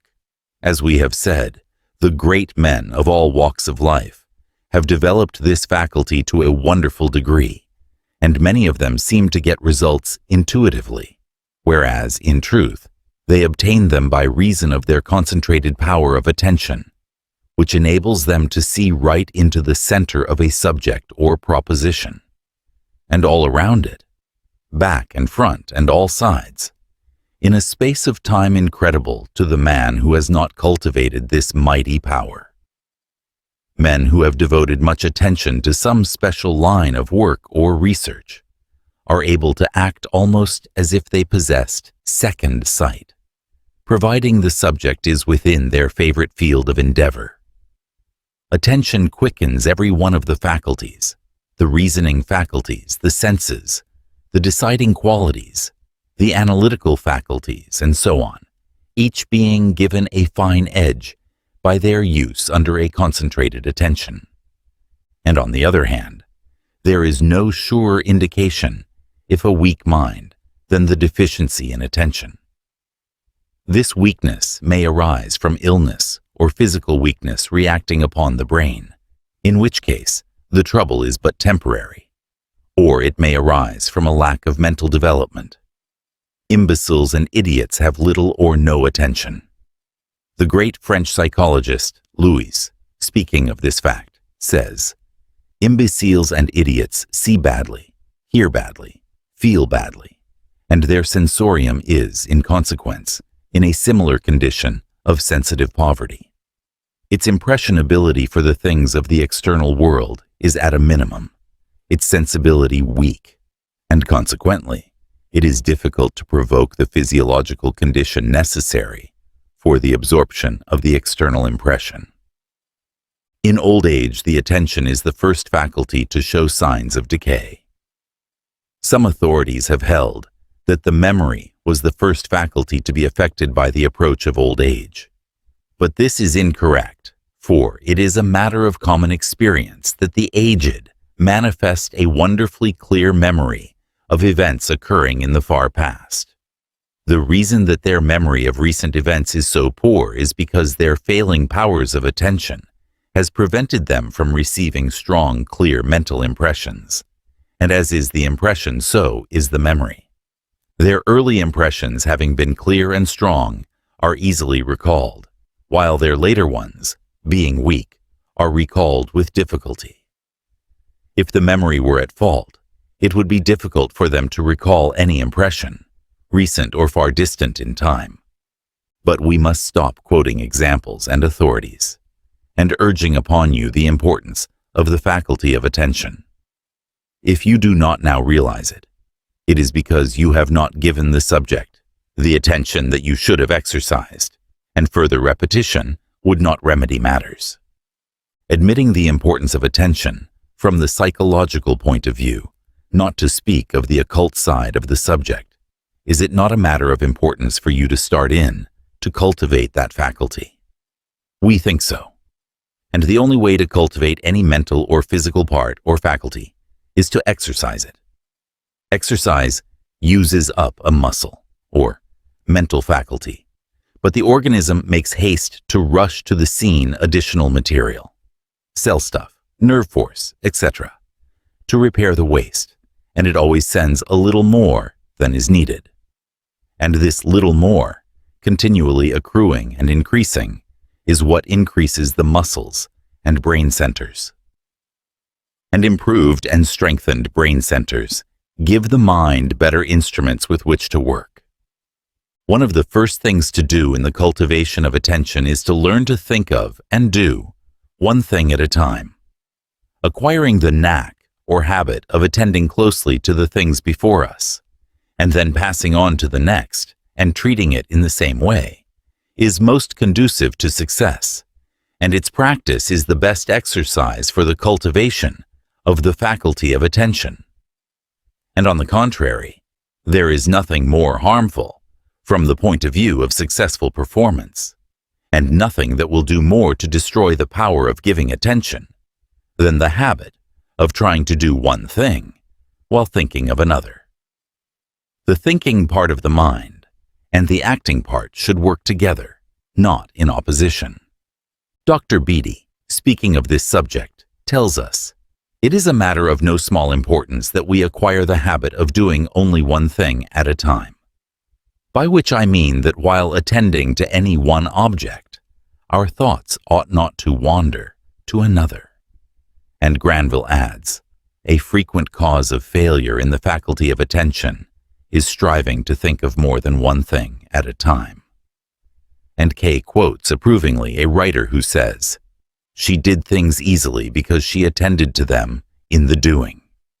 When she made bread, she thought of the bread, and not of the fashion of her next dress, or of her partner at the last dance." Lord Chesterfield said, "There is time enough for everything in the course of the day, if you do but one thing at a time. But there is not time enough in the year if you try to do two things at a time." To attain the best results, one should practice concentrating upon the task before him, shutting out, so far as possible, every other idea or thought. One should even forget self, personality in such cases, as there is nothing more destructive of good thinking than to allow morbid self-consciousness to intrude. One does best when he forgets himself in his work and sinks his personality in the creative work. The earnest man or woman is the one who sinks personality in the desired result or performance of the task undertaken. The actor or preacher or orator or writer must lose sight of himself to get the best results. Keep the attention fixed on the thing before you, and let the self take care of itself. In connection with the above, we may relate an anecdote of Whately that may be interesting in connection with the consideration of this subject of losing one's self in the task. He was asked for a recipe for bashfulness, and replied that the person was bashful simply because he was thinking of himself and the impression he was making. His recipe was that the young man should think of others, of the pleasure he could give them, and in that way he would forget all about himself. The prescription is said to have effected the cure. The same authority has written, "Let both the extemporary speaker and the reader of his own compositions study to avoid as far as possible all thoughts of self, earnestly fixing the mind on the matter of what is delivered, and they will feel less that embarrassment which arises from the thought of what opinion the hearers will form of them." The same writer, Whately, seems to have made quite a study of attention and has given us some interesting information on its details. The following may be read with interest and, if properly understood, may be employed to advantage. He says, "It is a fact, and a very curious one, that many people find that they can best attend to any serious matter when they are occupied with something else which requires a little and but a little attention, such as working with the needle, cutting open paper leaves, or, for want of some such employment, fiddling anyhow with the fingers." He does not give the reason for this, and at first sight it might seem like a contradiction of the one thing at a time idea. But a closer examination will show us that the minor work, the cutting leaves, etc., is in the nature of an involuntary or automatic movement, inasmuch as it requires little or no voluntary attention, and seems to do itself. It does not take off the attention from the main subject, but perhaps acts to catch the waste attention that often tries to divide the attention from some voluntary act to another. The habit mind may be doing one thing, while the attention is fixed on another. For instance, one may be writing with his attention firmly fixed upon the thought he wishes to express, while at the time his hand is doing the writing, apparently with no attention being given it. But let a boy or person unaccustomed to writing try to express his thoughts in this way, and you will find that he is hampered in the flow of his thoughts by the fact that he has to give much attention to the mechanical act of writing. In the same way, the beginner on the typewriter finds it difficult to compose to the machine, while the experienced typist finds the mechanical movements no hindrance whatever to the flow of thought and focusing of attention. In fact, many find that they can compose much better while using the typewriter than they can by dictating to a stenographer. We think you will see the principle. And now for a little mental drill in attention, that you may be started on the road to cultivate this important faculty. Mental drill in attention. Exercise 1. Begin by taking some familiar object and placing it before you. Try to get as many impressions regarding it as is possible for you. Study its shape, its color, its size, and the 1,001 little peculiarities about it that present themselves to your attention. In doing this, reduce the thing to its simplest parts. Analyze it as far as is possible. Dissect it mentally, and study its parts in detail. The more simple and small the part to be considered, the more clearly will the impression be received, and the more vividly will it be recalled. Reduce the thing to the smallest possible proportions, and then examine each portion, and mastering that, then pass on to the next part, and so on, until you have covered the entire field. Then, when you have exhausted the object, take a pencil and paper, and put down as nearly as possible all the things or details of the object examined. When you have done this, compare the written description with the object itself, and see how many things you have failed to note. The next day take up the same object, and after re-examining it, write down the details, and you will find that you will have stored away a greater number of impressions regarding it, and, moreover, you will have discovered many new details during your second examination. This exercise strengthens the memory as well as the attention, for the two are closely connected, the memory depending largely upon the clearness and strength of the impressions received, while the impressions depend upon the amount of attention given to the thing observed. Do not tire yourself with this exercise, for a tired attention is a poor attention. Better try it by degrees, increasing the task a little each time you try it. Make a game of it if you like, and you will find it quite interesting to notice the steady but gradual improvement.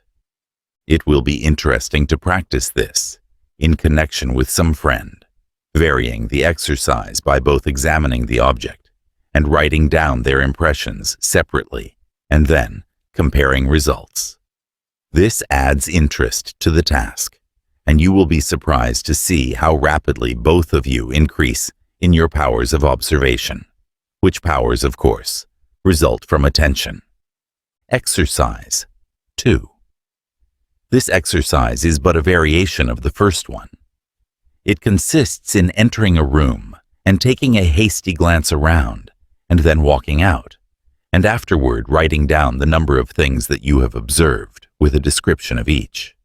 You will be surprised to observe how many things you have missed at first sight, and how you will improve in observation by a little practice. This exercise also may be improved by the assistance of a friend, as related in our last exercise. It is astonishing how many details one may observe and remember after a little practice. It is related of Houdin, the French conjurer, that he improved and developed his faculty of attention and memory by playing this game with a young relative. They would pass by a shop window, taking a hasty, attentive glance at its contents. Then they would go around the corner and compare notes. At first, they could remember only a few prominent articles. That is, their attention could grasp only a few. But as they developed by practice, they found that they could observe and remember a vast number of things and objects in the window. And at last, it is related that Houdin could pass rapidly before any large shop window, bestowing upon it but one hasty glance, and then tell the names of and closely describe nearly every object in plain sight in the window. The feat was accomplished by the fact that the cultivated attention enabled Houdin to fasten upon his mind a vivid mental image of the window and its contents, and then he was able to describe the articles one by one from the picture in his mind. Houdin taught his son to develop attention by a simple exercise which may be interesting and of value to you. He would lay down a domino before the boy, a 5-4, for example. He would require the boy to tell him the combined number at once, without allowing him to stop to count the spots one by one. 9. The boy would answer after a moment's hesitation. Then another domino, a 3-4, would be added. "That makes 16, cried the boy. 2 dominoes at a time was the second day's task. The next day, 3 was the standard. The next day, 4, and so on, until the boy was able to handle 12 dominoes. That is to say, give instantaneously the total number of spots on 12 dominoes after a single glance. This was attention in earnest, and shows what practice will do to develop a faculty. The result was shown by the wonderful powers of observation, memory, and attention, together with instantaneous mental action that the boy developed. Not only was he able to add dominoes instantaneously, but he had powers of observation, etc., that seemed little short of miraculous. And yet it is related that he had poor attention and deficient memory to begin with. If this seems incredible, let us remember how old whist players note and remember every card in the pack, and can tell whether they have been played or not, and all the circumstances attending upon them. The same is true of chess players, who observe every move and can relate the whole game in detail long after it has been played. And remember also how one woman may pass another woman on the street, and without seeming to give her more than a careless glance, may be able to relate in detail every feature of the other woman's apparel, including its color, texture, style of fashioning, probable price of the material, etc., etc. And a mere man would have noticed scarcely anything about it, because he would not have given it any attention. But how soon would that man learn to equal his sister in attention and observation of women's wearing apparel, if his business success depended upon it, or if his speculative instinct was called into play by a wager with some friend as to who could remember the most about a woman's clothing, seen in a passing glance? You see, it is all a matter of interest and attention. But we forget that the attention may be developed and cultivated, and we complain that we cannot remember things, or that we do not seem to be able to take notice. A little practice will do wonders in this direction. Now, while the above exercises will develop your memory and powers of observation, still, that is not the main reason that we have given them to you. We have an ulterior object that will appear in time. We aim to develop your willpower, and we know that attention stands at the gate of willpower. In order to be able to use your will, you must be able to focus the attention forcibly and distinctly, and these childish exercises will help you to develop the mental muscles of the attention. If you could but realize the childish games the young yogi students are required to play in order to develop the mental faculties, you would change your minds about the yogi adepts, whom you have been thinking about as mere dreamers, far removed from the practical. These men and their students are intensely practical. They have gained the mastery of the mind and its faculties, and are able to use them as sharp-edged tools, while the untrained man finds that he has but a dull, unsharpened blade that will do nothing but hack and hew roughly, instead of being able to produce the finished product. The yogi believes in giving the eye good tools with which to work, and he spends much time in tempering and sharpening these tools. Oh no, the yogi are not idle dreamers. Their grasp of practical things would surprise many a practical, matter-of-fact Western businessman, if he could but observe it. And so, we ask you to practice observing things. The 2 exercises we have given are but indications of the general line. We could give you thousands, but you can prepare them yourselves as well as could we. The little Hindu boy is taught attention by being asked to note and remember the number, color, character, and other details of a number of colored stones, jewelry, etc., shown for an instant in an open palm, the hand being closed the moment after.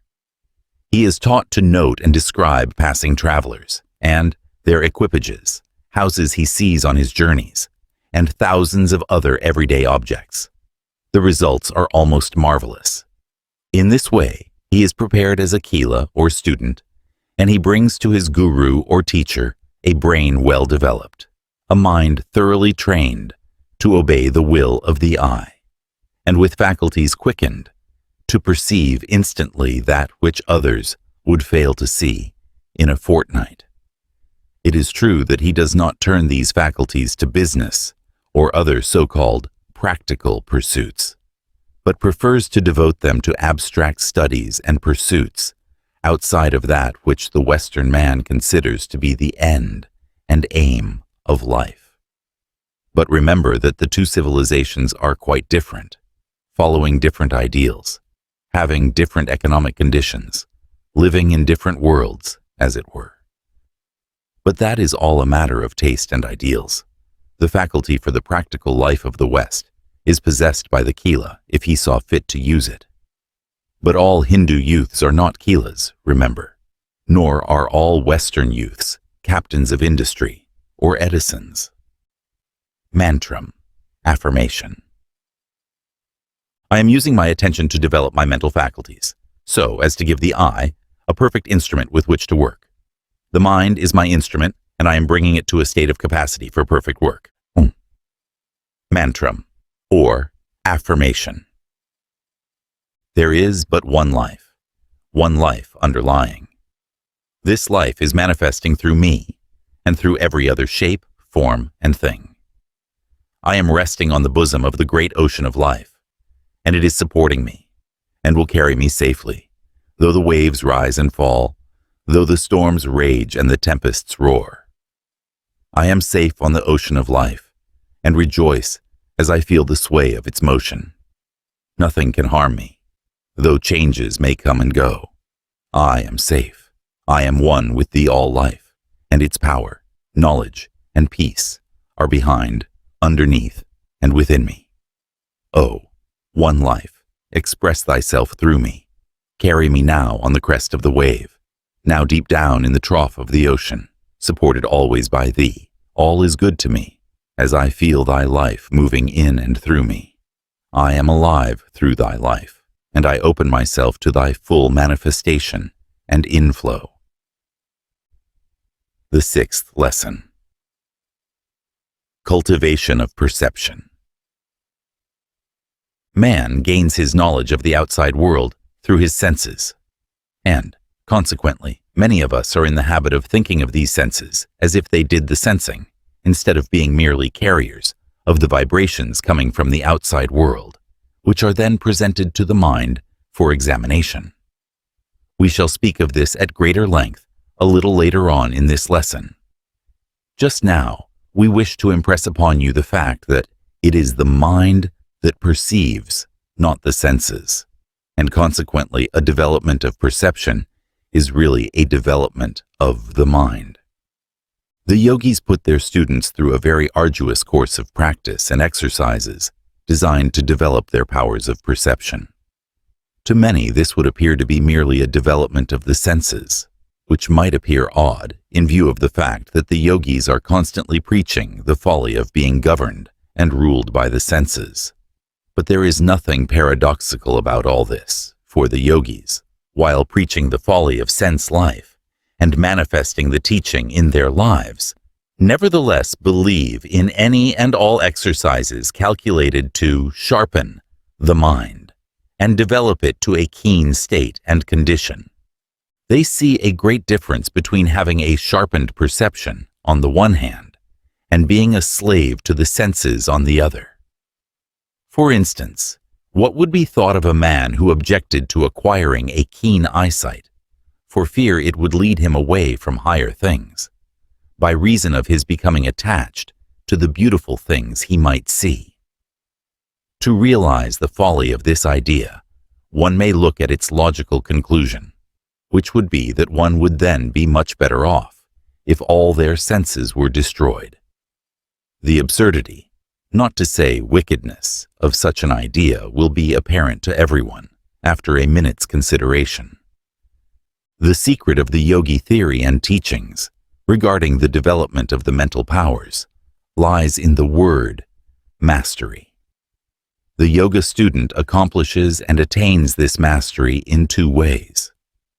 The first way is by subordinating all the feelings, sense impressions, etc., to the mastery of the I, or will, the mastery being obtained in this way by the assertion of the dominancy of the I over the faculties and emotions, etc. The second step, or way, lies in the yogi. Once having asserted the mastery, beginning to develop and perfect the mental instrument, so as to get better work and returns from it. In this way, he increases his kingdom and is master over a much larger territory. In order for one to gain knowledge, it is necessary to use to the best advantage the mental instruments and tools that he finds at his disposal. And again, one must develop and improve such tools, put a keen edge upon them, etc. Not only does one gain a great benefit from a development of the faculties of perception, but he also acquires an additional benefit from the training of the whole mind, arising from the mental discipline and training resulting from the former exercises, etc. In our previous lessons, we have pointed out some of the means by which these faculties might be greatly improved and their efficiency increased. In this lesson, we shall point out certain directions in which the perceptive faculties may be trained. We trust that the simplicity of the idea may not cause any of our students to lose interest in the work. If they only knew just what such development would lead to, they would gladly follow our suggestions in the matter. Every one of the ideas and exercises given by us are intended to lead up to the strengthening of the mind and the attainment of powers and the unfoldment of faculties. There is no royal road to Raja Yoga, but the student will be well repaid for the work of climbing the hill of attainment. In view of the above, let us examine the question of the senses. Through the doors of the senses, man receives all his information regarding the outside world. If he keeps these doors but half open or crowded up with obstacles and rubbish, he may expect to receive but few messages from outside. But if he keeps his doorways clear and clean, he will obtain the best that is passing his way. If one were born without sense organs, no matter how good a mind he might have, he would be compelled to live his life in a dreamy plant-life stage of existence, with little or no consciousness. The mind would be like a seed in the earth that for some reason was prevented from growing. One may object that the highest ideas do not come to us through the senses, but the reply is that the things obtained through the senses are the raw material upon which the mind works and fashions the beautiful things that it is able to produce in its highest stages. Just as is the body dependent for growth upon the nourishment taken into it, so is the mind dependent for growth upon the impressions received from the universe, and these impressions come largely through the senses.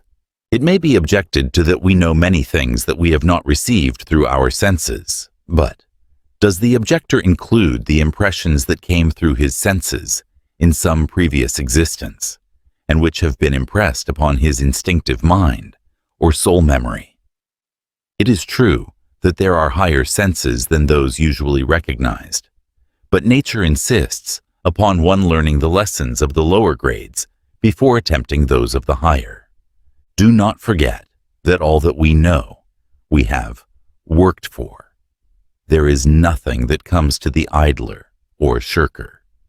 What we know is merely the result of stored-up accumulations of previous experience, as Lewis has so well said. So it will be seen that the yogi idea that one should develop all parts of the mind is strictly correct, if one will take the trouble to examine into the matter. A man sees and knows but very little of what is going in about him. His limitations are great. His powers of vision report only a few vibrations of light, while below and above the scale lie an infinity of vibrations unknown to him. The same is true of the powers of hearing, for only a comparatively small portion of the sound waves reach the mind of man. Even some of the animals hear more than he does. If a man had only one sense, he would obtain but a one-sense idea of the outside world. If another sense is added, his knowledge is doubled, and so on. The best proof of the relation between increased sense perception and development is had in the study of the evolution of animal forms. In the early stages of life, the organism has only the sense of feeling, and very dim at that, and a faint sense of taste. Then developed smell, hearing, and sight, each marking a distinct advance in the scale of life. For a new world has been opened out to the advancing forms of life. And when man develops new senses, and this is before the race, he will be a much wiser and greater being. Carpenter, many years ago, voiced a thought that will be familiar to those who are acquainted with the yogi teachings regarding the unfoldment of new senses. He said, "It does not seem at all improbable that there are properties of matter of which none of our senses can take immediate cognizance, and which other beings might be formed to perceive in the same manner, as we are sensible to light, sound, etc." And Isaac Taylor said, It may be that within the field occupied by the visible and ponderable universe, there is existing and moving another element fraught with another species of life. Corporeal, indeed, and various in its orders, but not open to cognizance of those who are confined to the conditions of animal organization. Is it to be thought that the eye of man is the measure of the Creator's power, and that he created nothing but that which he has exposed to our present senses? The contrary seems much more than barely possible. Ought we not to think it almost certain? Another writer, Professor Masson, has said, if a new sense or two were added to the present normal number in man, that which is now the phenomenal world for all of us might, for all that we know, burst into something amazingly different and wider, in consequence of the additional revelations of these new senses.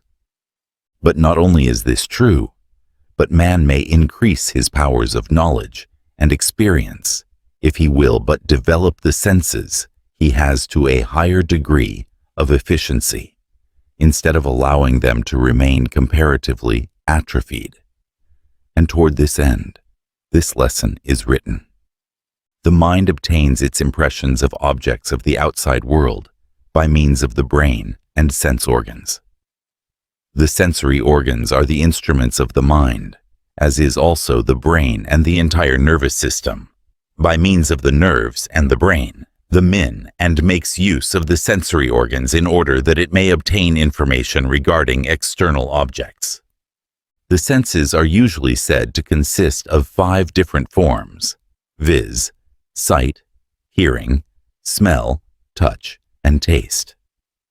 The yogis teach that there are higher senses, undeveloped or comparatively so, in the majority of the race, but toward the unfoldment of which the race is tending.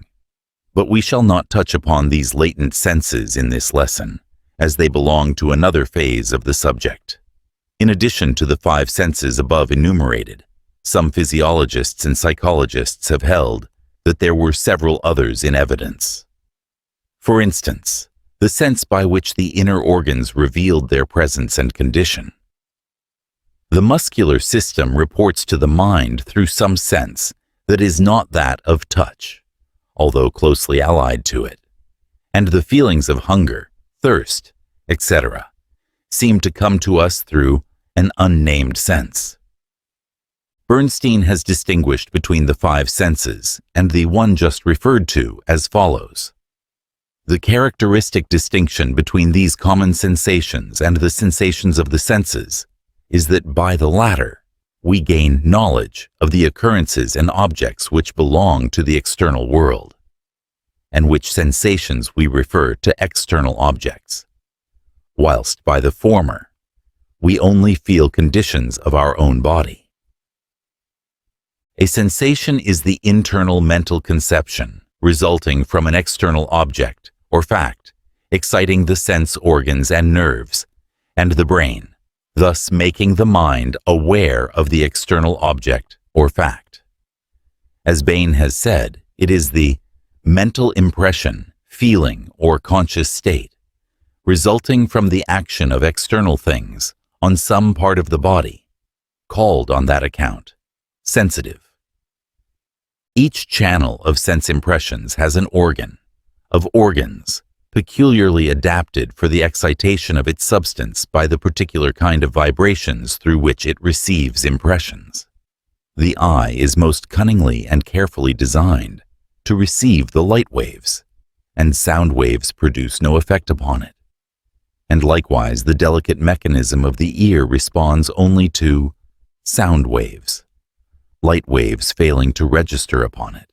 Each set of sensations is entirely different, and the organs and nerves designed to register each particular set are peculiarly adapted to their own special work.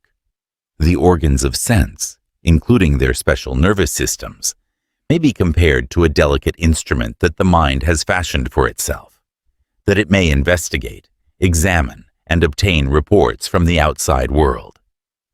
We have become so accustomed to the workings of the senses that we take them as a matter of course, and fail to recognize them as the delicate and wonderful instruments that they are, designed and perfected by the mind for its own use. If we will think of the soul as designing, manufacturing, and using these instruments, we may begin to understand their true relations to our lives, and accordingly treat them with more respect and consideration. We are in the habit of thinking that we are aware of all the sensations received by our mind, but this is very far from being correct. The unconscious regions of the mind are incomparably larger than the small conscious area that we generally think of when we say, "my mind." In future lessons, we shall proceed to consider this wonderful area and examine what is to be found there. Taine has well said, "There is going on within us a subterranean process of infinite extent. Its products alone are known to us, and are only known to us in the mass. As to elements and their elements, consciousness does not attain to them. They are to sensations what secondary molecules and primitive molecules are to bodies. We get a glance here and there at obscure and infinite worlds extending beneath our distinct sensations. These are compounds and wholes. For their elements to be perceptible to consciousness, it is necessary for them to be added together, and so to acquire a certain bulk and to occupy a certain time. For if the group does not attain this bulk, and does not last this time, we observe no changes in our state. Nevertheless, though it escapes us, there is one. But we must postpone our consideration of this more than interesting phase of the subject until some future lesson, when we shall take a trip into the regions of mind, under and above consciousness. And a most wonderful trip many of us will find it too. For the present, we must pay our attention to the channels by which the material for knowledge and thought enter our minds. For these sense impressions, coming to us from without, are, indeed, material, upon which the mind works in order to manufacture the product called thought. This material we obtain through the channels of the senses and then store in that wonderful storehouse, the memory, from whence we bring out material from time to time, which we proceed to weave into the fabric of thought. The skill of the worker depends upon his training and his ability to select and combine the proper materials. And the acquiring of good materials to be stored up is an important part of the work. A mind without stored up material of impressions and experiences would be like a factory without material. The machinery would have nothing upon which to work, and the shop would be idle.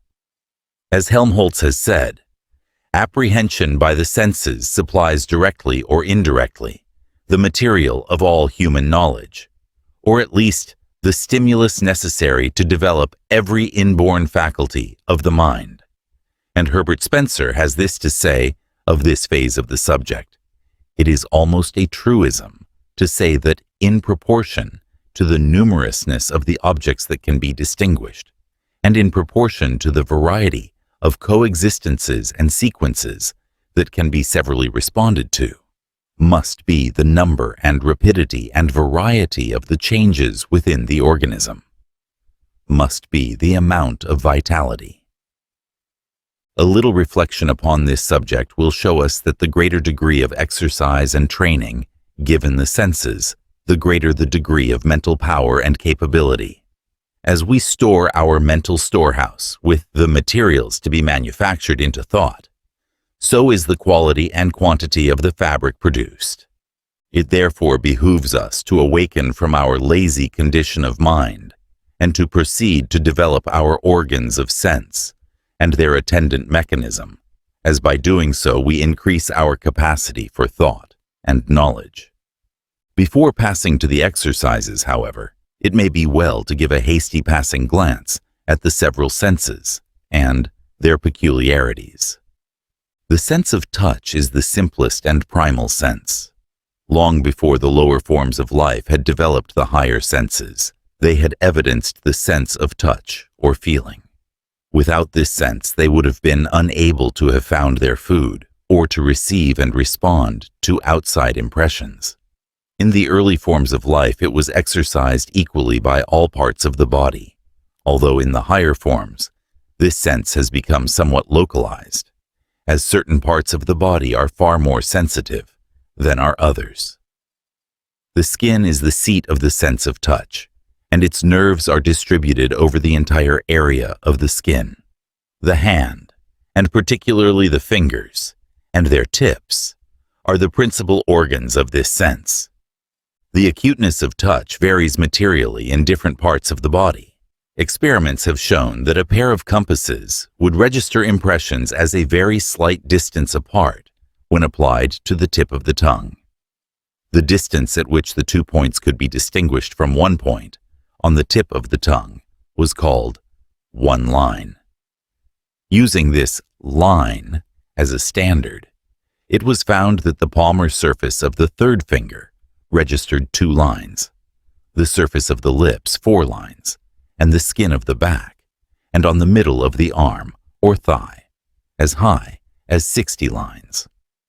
The degree of sensitiveness to touch varies greatly with different individuals, some having a very fine sense of touch in their fingers, while others manifest at a very much lower degree.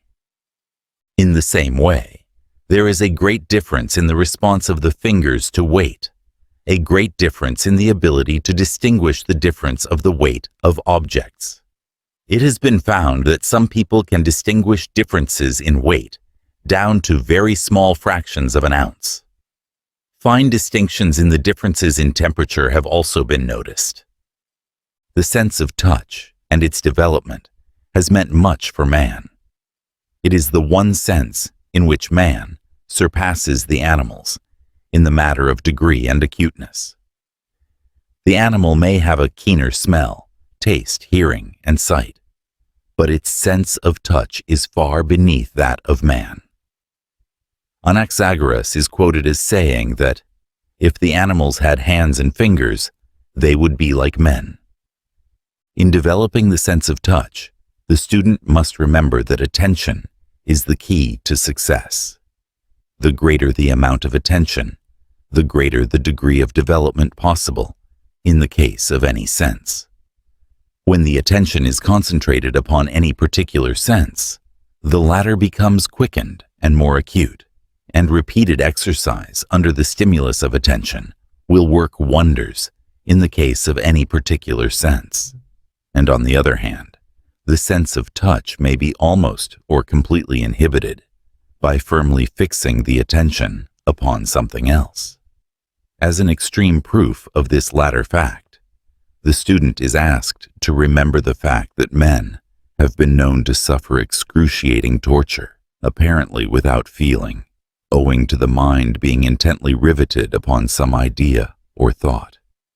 As Wilde has said, the martyr born above sensuous impressions is not only able to endure tortures, but is able to endure and quench them. The pinching and cutting of the flesh only added energy to the death song of the American Indian, and even the slave under the lash is sustained by the indignant sense of his wrongs. In the cases of persons engaged in occupations requiring a fine degree of touch, the development is marvelous. The engraver passes his hand over the plate and is able to distinguish the slightest imperfection, and the handler of cloth and fabrics is able to distinguish the finest differences simply by the sense of touch. Wool sorters also exercise a wonderfully high degree of fineness of touch, and the blind are able to make up for the loss of sight by their greatly increased sense of touch. Cases being recorded where the blind have been able to distinguish color by the different feel of the material. The sense of taste is closely allied to that of touch. In fact, some authorities have considered taste as a very highly developed sense of touch in certain surfaces of the body, the tongue notably. It will be remembered that the tongue has the finest sense of touch, and it also has the sense of taste developed to perfection.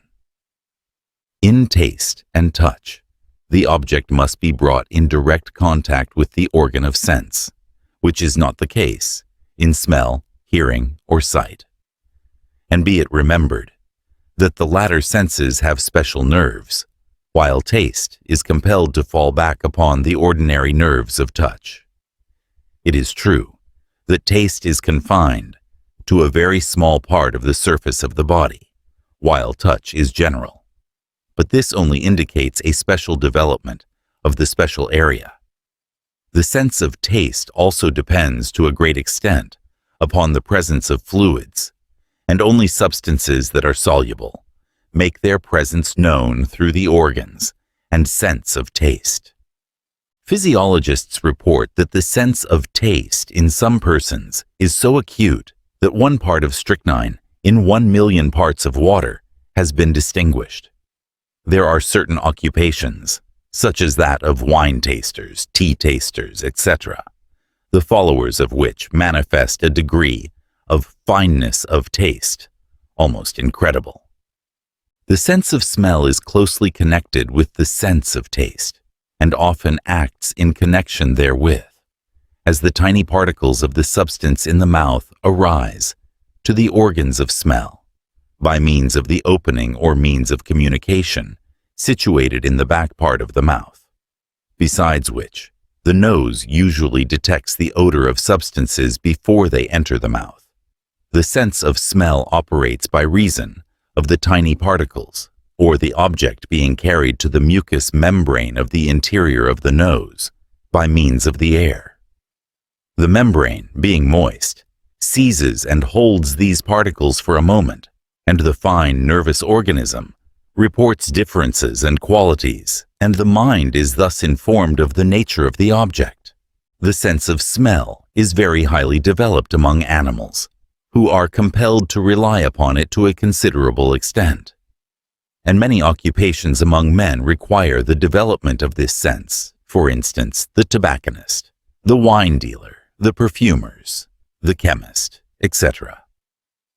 It is related that in the cases of certain blind people, it has been observed that they could distinguish persons in this manner.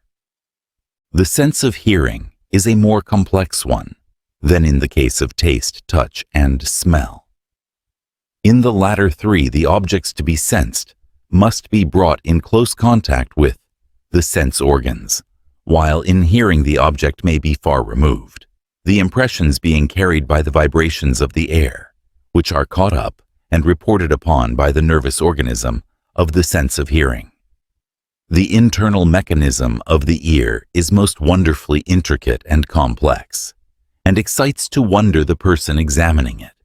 It cannot be described here for want of space, but the student is advised to inquire into it if he has access to any library containing books on the subject. It is a wonderful illustration of the work of the mind in building up for itself instruments with which to work, to acquire knowledge. The ear records vibrations in the air from 20 or 32 per second, the rate of the lowest audible note, to those of 38,000 per second, the rate of the highest audible note. There is a great difference in individuals in regard to the fineness of the sense of hearing, but all may develop this sense by the application of attention. The animals and savages have wonderfully acute senses of hearing, developed only along the lines of distinctness, however. On the other hand, musicians have developed the sense along different lines. The sense of sight is generally conceded to be the highest and most complex of all the senses of man. It deals with a far larger number of objects at longer distances, and gives a far greater variety of reports to the mind than any of its associate senses. It is the sense of touch magnified many times.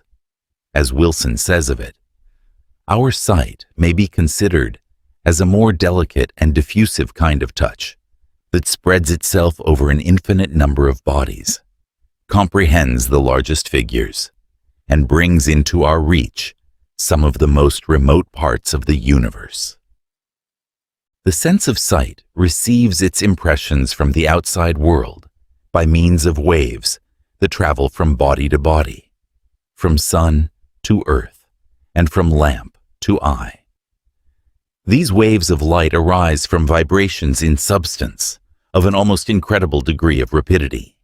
The lowest light vibration is about 450 trillion per second, while the highest is about 750 trillion per second. These figures deal only with the vibrations recognizable by the eye as light. Above and below these figures of the scale are countless other degrees invisible to the eye, although some of them may be recorded by instruments.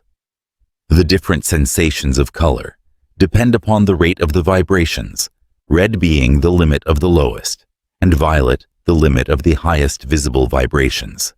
Orange, yellow, green, blue, and indigo being the intermediate rates or colors. The cultivation of the sense of sight under the aid of attention is most important to all persons. By being able to clearly see and distinguish the parts of an object, a degree of knowledge regarding it is obtained that one may not acquire without the said exercise of the faculty. We have spoken of this under the subject of attention in a previous lesson, to which lesson we again refer the student. The fixing of the eye upon an object has the power of concentrating the thoughts and preventing them from wandering. The eye has other properties and qualities that will be dwelt upon in future lessons. It has other uses than seeing. The influence of the eye is a marvelous thing, and may be cultivated and developed.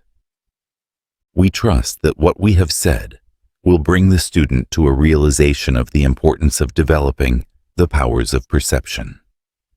The senses have been developed by the mind during a long period of evolution and effort that surely would not have been given unless the object in view was worth it all. The eye insists upon obtaining knowledge of the universe, and much of this knowledge may be obtained only through the senses. The yogi student must be wide awake and possessed of developed senses and powers of perception. The senses of sight and hearing, the two latest in the scale of evolutionary growth and unfoldment, must receive a particular degree of attention. The student must make himself aware of what is going on about and around him, so that he may catch the best vibrations. It would surprise many Westerners if they could come in contact with a highly developed yogi and witness the marvelously finely developed senses he possesses. He is able to distinguish the finest differences in things, and his mind is so trained that, in thought, he may draw conclusions from what he has perceived in a manner that seems almost second sight to the uninitiated. In fact, a certain degree of second sight is possible to one who develops his sense of sight under the urge of attention. A new world is opened out to such a person. One must learn to master the senses, not only in the direction of being independent of and superior to their urgings, but also in the matter of developing them to a high degree. The development of the physical senses also has much to do with the development of the astral senses, of which we have spoken in our 14 lessons, and of which we may have more to say in the present series. The idea of Raja Yoga is to render the student the possessor of a highly developed mind, with highly developed instruments with which the mind may work. In our future lessons, we shall give the student many illustrations, directions, and exercises calculated to develop the different faculties of the mind, not only the ordinary faculties of everyday use, but others hidden behind these familiar faculties and senses. Commencing with the next lesson, we shall present a system of exercises, drills, etc., the purpose of which will be the above-mentioned development of the faculties of the mind. In this lesson, we shall not attempt to give specific exercises, but will content ourselves with calling the attention of the student to a few general rules underlying the development of perception. General rules of perception. The first thing to remember in acquiring the art of perception is that one should not attempt to perceive the whole of a complex thing or object at the same time, or at once. One should consider the object in detail, and then, by grouping the details, he will find that he has considered the whole. Let us take the face of a person as a familiar object. If one tries to perceive a face as a whole, he will find that he will meet with a certain degree of failure, the impression being indistinct and cloudy, it following also that the memory of that face will correspond with the original perception. But let the observer consider the face in detail. First the eyes, then the nose, then the mouth, then the chin, then the hair, then the outline of the face, the complexion, etc. And he will find that he will have acquired a clear and distinct impression or perception of the whole face. The same rule may be applied to any subject or object. Let us take another familiar illustration. You wish to observe a building. If you simply get a general perception of the building as a whole, you will be able to remember very little about it, except its general outlines, shape, size, color, etc. And a description will prove to be very disappointing.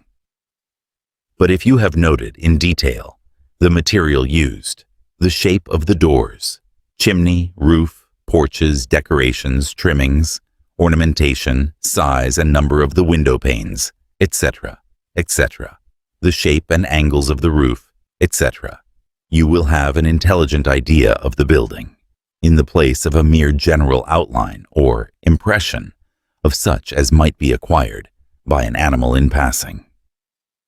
We will conclude this lesson with an anecdote of the methods of that famous naturalist, Agassiz, in his training of his pupils.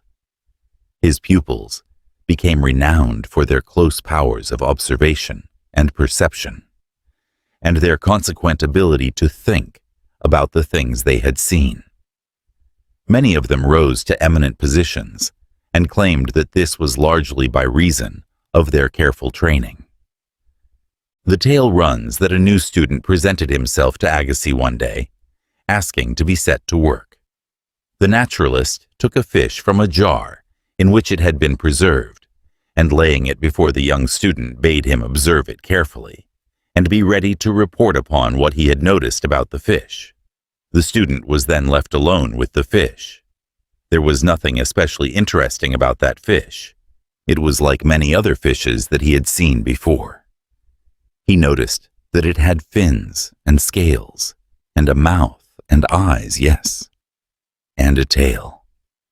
In a half hour he felt certain that he had observed all about that fish that there was to be perceived, but the naturalist remained away. The time rolled on, and the youth, having nothing else to do, began to grow restless and weary. He started out to hunt up the teacher, but he failed to find him, and so had to return and gaze again at that wearisome fish. Several hours had passed, and he knew but little more about the fish than he did in the first place. He went out to lunch, and when he returned, it was still a case of watching the fish. He felt disgusted and discouraged, and wished he had never come to Agassiz, whom it seemed was a stupid old man after all, one away behind the times. Then, in order to kill time, he began to count the scales. This completed, he counted the spines of the fins. Then he began to draw a picture of the fish. In drawing the picture, he noticed that the fish had no eyelids. He thus made the discovery that, as his teacher had expressed it often in lectures, a pencil is the best of eyes. Shortly after, the teacher returned, and after ascertaining what the youth had observed, he left rather disappointed, telling the boy to keep on looking and maybe he would see something. This put the boy on his mettle, and he began to work with his pencil, putting down little details that had escaped him before, but which now seemed very plain to him. He began to catch the secret of observation. Little by little, he brought to light new objects of interest about the fish, but this did not suffice his teacher, who kept him at work on the same fish for 3 whole days. At the end of that time, the student really knew something about the fish, and, better than all, had acquired the knack and habit of careful observation and perception in detail. Years after, the student, then attained to eminence, is reported as saying, "That was the best zoological lesson I ever had. A lesson whose influence has extended to the details of every subsequent study. A legacy that the professor left to me, as he left to many others, of inestimable value, which we could not buy, and with which we cannot part." Apart from the value to the student of the particular information obtained, was the quickening of the perceptive faculties that enabled him to observe the important points in a subject or object, and, consequently, to deduce important information from that which was observed. The mind is hungry for knowledge, and it has by years of weary evolution and effort built up a series of sense systems in order to yield it that knowledge, and it is still building. The men and women in the world who have arrived at the point of success have availed themselves of these wonderful channels of information, and by directing them under the guidance of will and attention, have attained wonderful results. These things are of importance, and we beg of our students not to pass by this portion of the subject as uninteresting. Cultivate a spirit of wide awakeness and perception, and the knowing that will come to you will surprise you. Not only do you develop the existing senses by such practice and use, but you help in the unfoldment of the latent powers and senses that are striving for unfoldment. By using and exercising the faculties that we have, we help to unfold those for the coming of which we have been dreaming. Mantram, kun, affirmation. I am a soul, possessed of channels of communication with the outer world. I will use these channels, and thereby acquire the information and knowledge necessary for my mental development. I will exercise and develop my organs of sense, knowing that in so doing, I shall cause to unfold the higher senses, of which they are but forerunners and symbols. I will be wide awake and open to the inflow of knowledge and information. The universe is my home. I will explore it. The 7th lesson. The unfoldment of consciousness.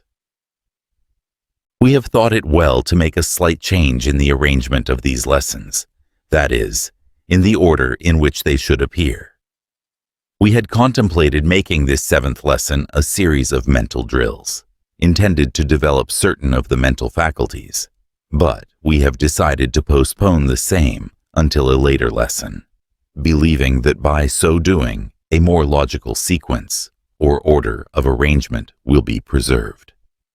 In this lesson, we will tell you of the unfoldment of consciousness in man, and in the next lesson, and probably in the one following it, we shall present to you a clear statement regarding the states of mind, below and over consciousness, a most wonderful region, we assure you, and one that has been greatly misunderstood and misinterpreted.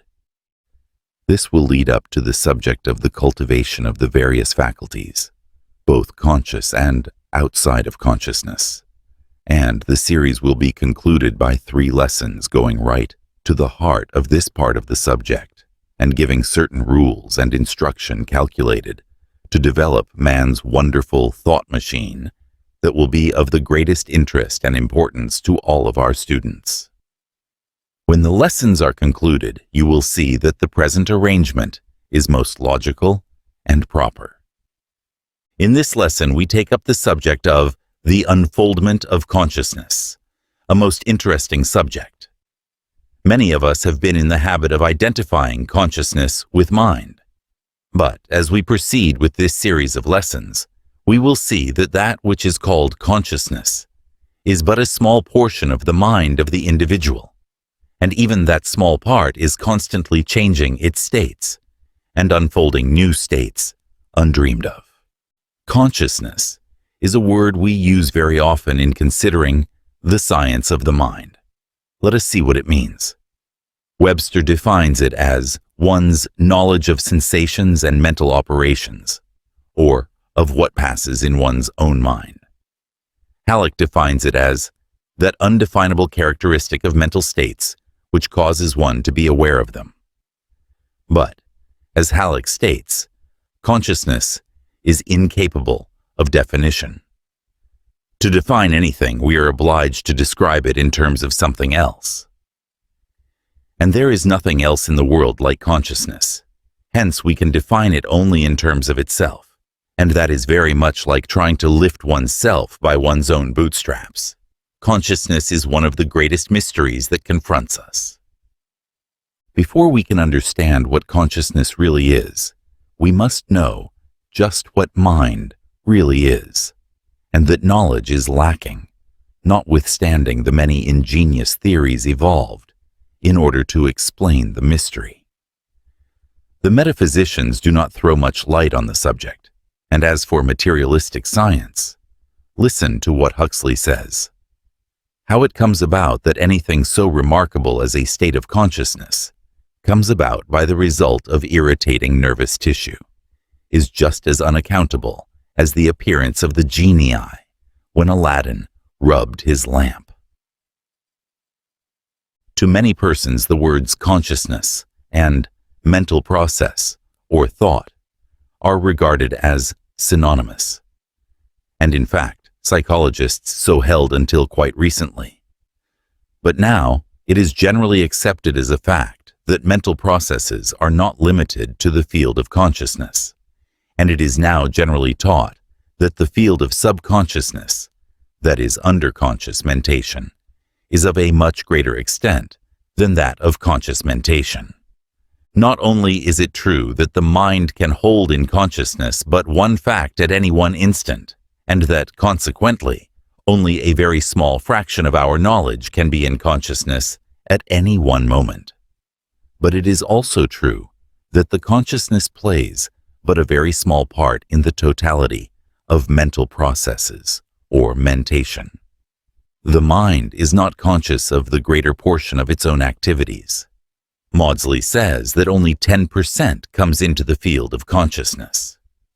Taine has stated it in these words: "Of the world which makes up our being, we only perceive the highest points, the lighted-up peaks of a continent whose lower levels remain in the shade.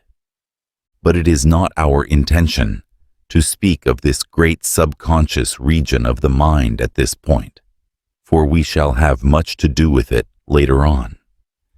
It is mentioned here in order to show that the enlargement or development of consciousness is not so much a matter of growth as it is an unfoldment, not a new creation or enlargement from outside, but rather an enfoldment outward from within. From the very beginning of life, among the particles of inorganic substance, may be found traces of something like sensation and response thereto.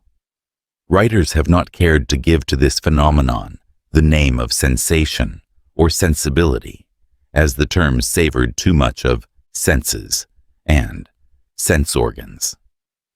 But modern science has not hesitated to bestow the names so long withheld. The most advanced scientific writers do not hesitate to state that in reaction, chemical response, etc., may be seen indications of rudimentary sensation. Haeckel says, "I cannot imagine the simplest chemical and physical process without attributing the movement of the material particles to unconscious sensation. The idea of chemical affinity consists in the fact that the various chemical elements perceive the qualitative differences in other elements and experience pleasure or revulsion at contacts with them, and execute their specific movements on this ground. He also speaks of the sensitiveness of plasm, or the substance of living bodies, as being only a superior degree of the general irritability of substance. Chemical reaction between atoms is spoken of by chemists as a sensitive reaction. Sensitiveness is found even in the particles of inorganic substance, and may be regarded as the first glimmerings of thought. Science recognizes this when it speaks of the unconscious sensation of the particles as ethsis, or feeling, and the unconscious will that responds thereto as tropesis, or inclination. Haeckel says of this that sensation perceives the different qualities of the stimuli and feeling the quantity, and also we may ascribe the feeling of pleasure and pain in the contact with qualitatively differing atoms to all atoms, and so explain the elective affinity in chemistry, attraction of loving atoms, inclination, repulsion of hating atoms, disinclination. It is impossible to form a clear or intelligent idea of the phenomenon of chemical affinity, etc., unless we attribute to the atoms something akin to sensation. It is likewise impossible to understand the actions of the molecules unless we think of them as possessing something akin to sensation. The law of attraction is based upon mental states in substance. The response of inorganic substance to electricity and magnetism is also another evidence of sensation and the response thereto. In the movements and operations of crystal life, we obtain evidences of still a little higher forms of sensation and response thereto. The action of crystallization is very near akin to that of some low forms of plasmic action. In fact, the missing link between plant life and the crystals is claimed to have been found in some recent discoveries of science, the connection being found in certain crystals in the interior of plants, composed of carbon combinations and resembling the inorganic crystals in many ways. Crystals grow along certain lines and forms up to a certain size. Then they begin to form baby crystals on their surfaces, which then take on the growth, the processes being almost analogous to cell life. Processes akin to fermentation have been detected among chemicals. In many ways, it may be seen that the beginning of mental life must be looked for among the minerals and particles, the latter, be it remembered, composing not only inorganic, but also organic substance. As we advance in the scale of life, we are met with constantly increasing unfoldment of mentation, the simple giving place to the complex manifestations. Passing by the simple vital processes of the monera, or single-celled things, we notice the higher forms of cell life, with growing sensibility or sensation. Then we come to the cell groups, in which the individual cells manifest sensation of a kind, coupled with a community sensation. Food is distinguished, selected, and captured, and movements exercised in pursuit of the same. The living thing is beginning to manifest more complex mental states.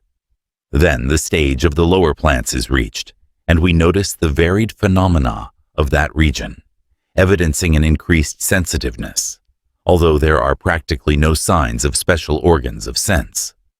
Then we pass on to the higher plant life, in which begin to manifest certain sensitive cells, or groups of such cells, which are rudimentary sense organs. Then the forms of animal life, and considered with rising degrees of sensations and growing sense apparatus, or sense organs, gradually unfolding into something like nervous systems. Among the lower animal forms, there are varying degrees of mentation with accompanying nerve centers and sense organs, but little or no signs of consciousness, gradually ascending until we have dawning consciousness in the reptile kingdom, etc., and fuller consciousness and a degree of intelligent thought in the still higher forms, gradually increasing until we reach the plane of the highest mammals, such as the horse, dog, elephant, ape, etc., which animals have complex nervous systems, brains, and well-developed consciousness. we need not further consider the forms of mentation in the forms of life below the conscious stage, for that would carry us far from our subject. Among the higher forms of animal life, after a dawn period or semi-consciousness, we come to forms of life among the lower animals, possessing a well-developed degree of mental action and consciousness, the latter being called by psychologists simple consciousness, but which term we consider too indefinite, and which we will term physical consciousness, which will give a fair idea of the thing itself. We use the word physical in the double sense of external and relating to the material structure of a living being, both of which definitions are found in the dictionaries. And that is just what physical consciousness really is, an awareness in the mind, or a consciousness of the external world, as evidenced by the senses, and of the body of the animal or person. The animal or person thinking on the plane of physical consciousness, all the higher animals do, and many men seem unable to rise much higher, identifies itself with the physical body, and is conscious only of thoughts of that body and the outside world. It knows, but not being conscious of mental operations, or of the existence of its mind, it does not know that it knows.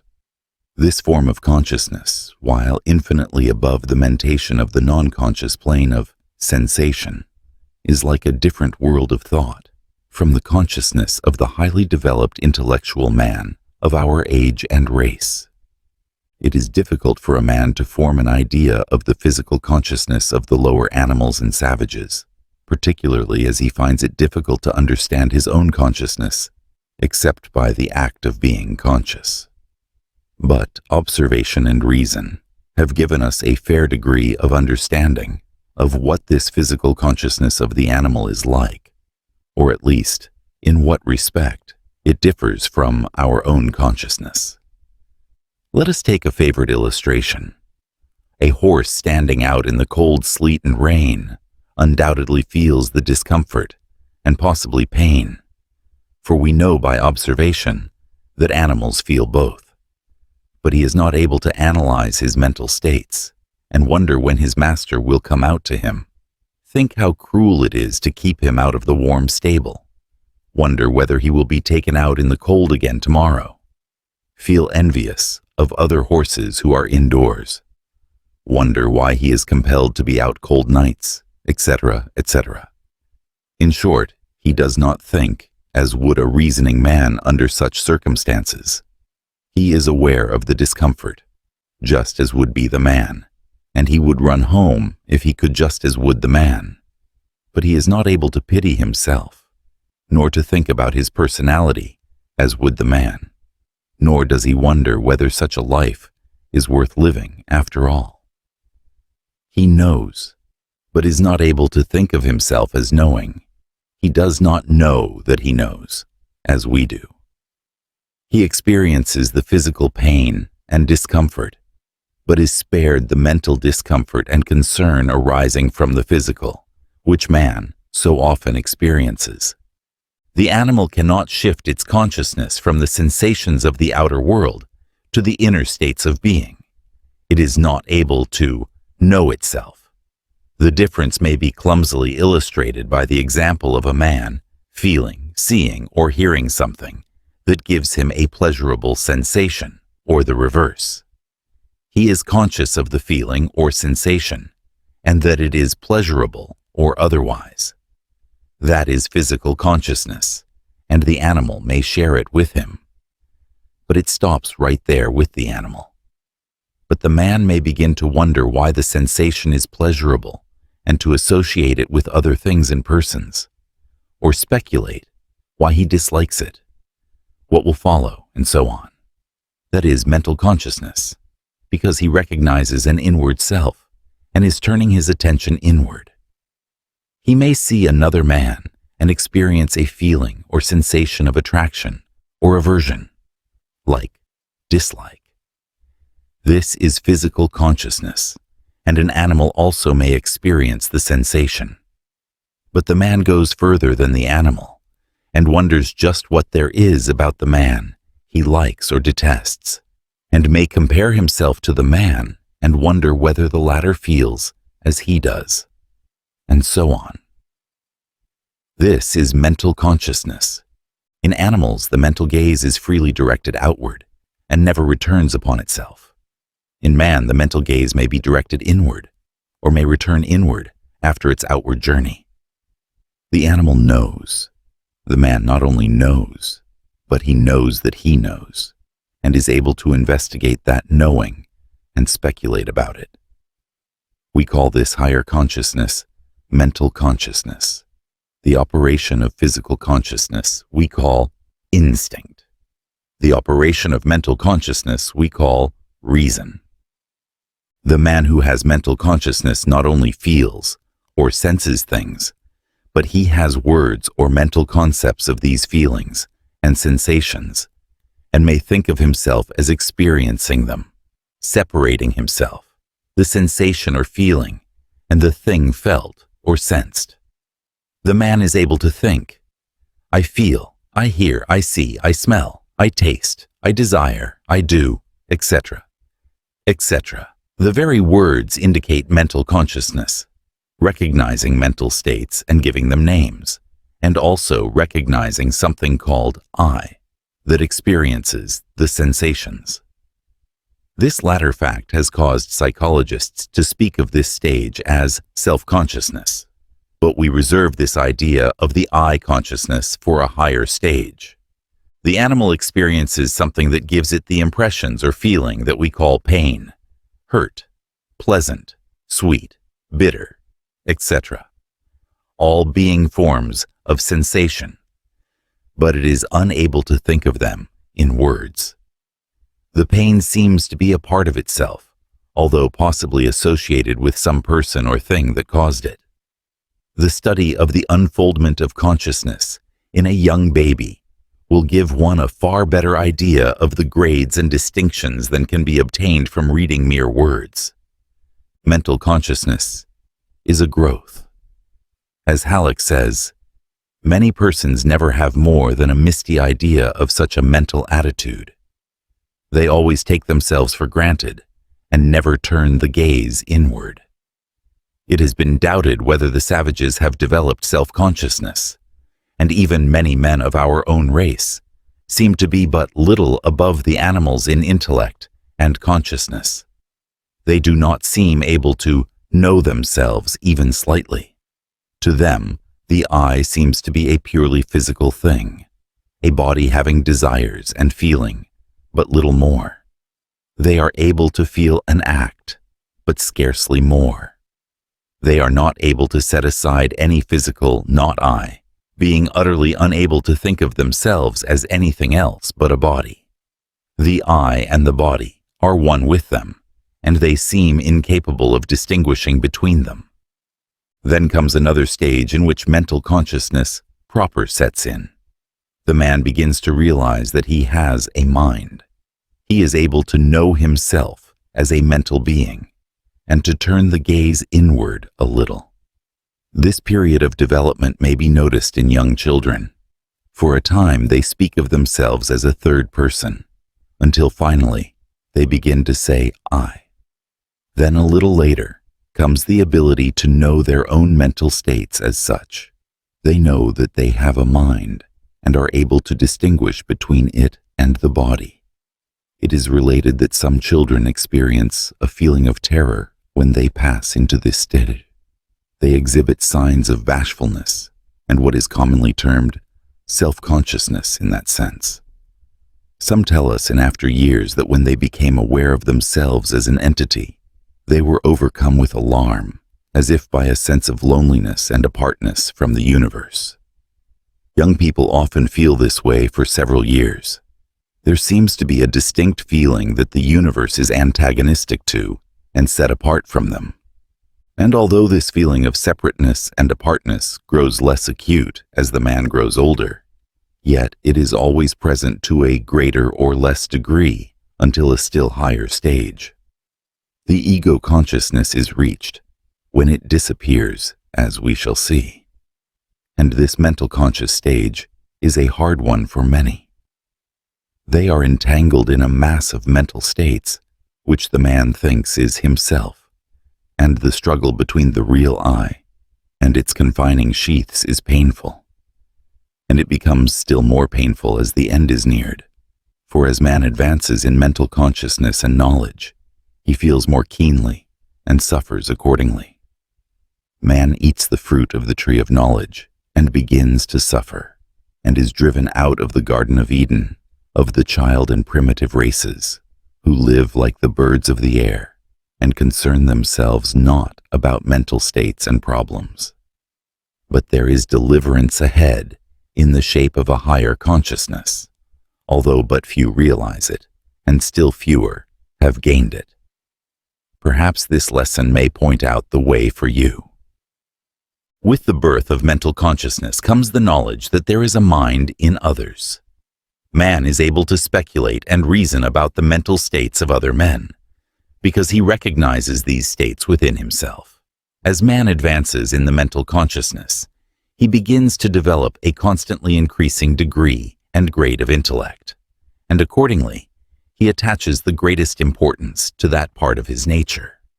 Some men worship intellect as a god, ignoring its limitations which other thinkers have pointed out.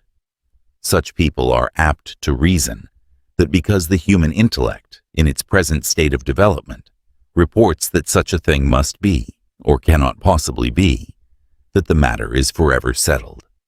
They ignore the fact that it is possible that man's intellect, in its present state of unfoldment, may be able to take cognizance of only a very small part of the universal fact, and that there play be regions upon regions of reality and fact, of which he cannot even dream.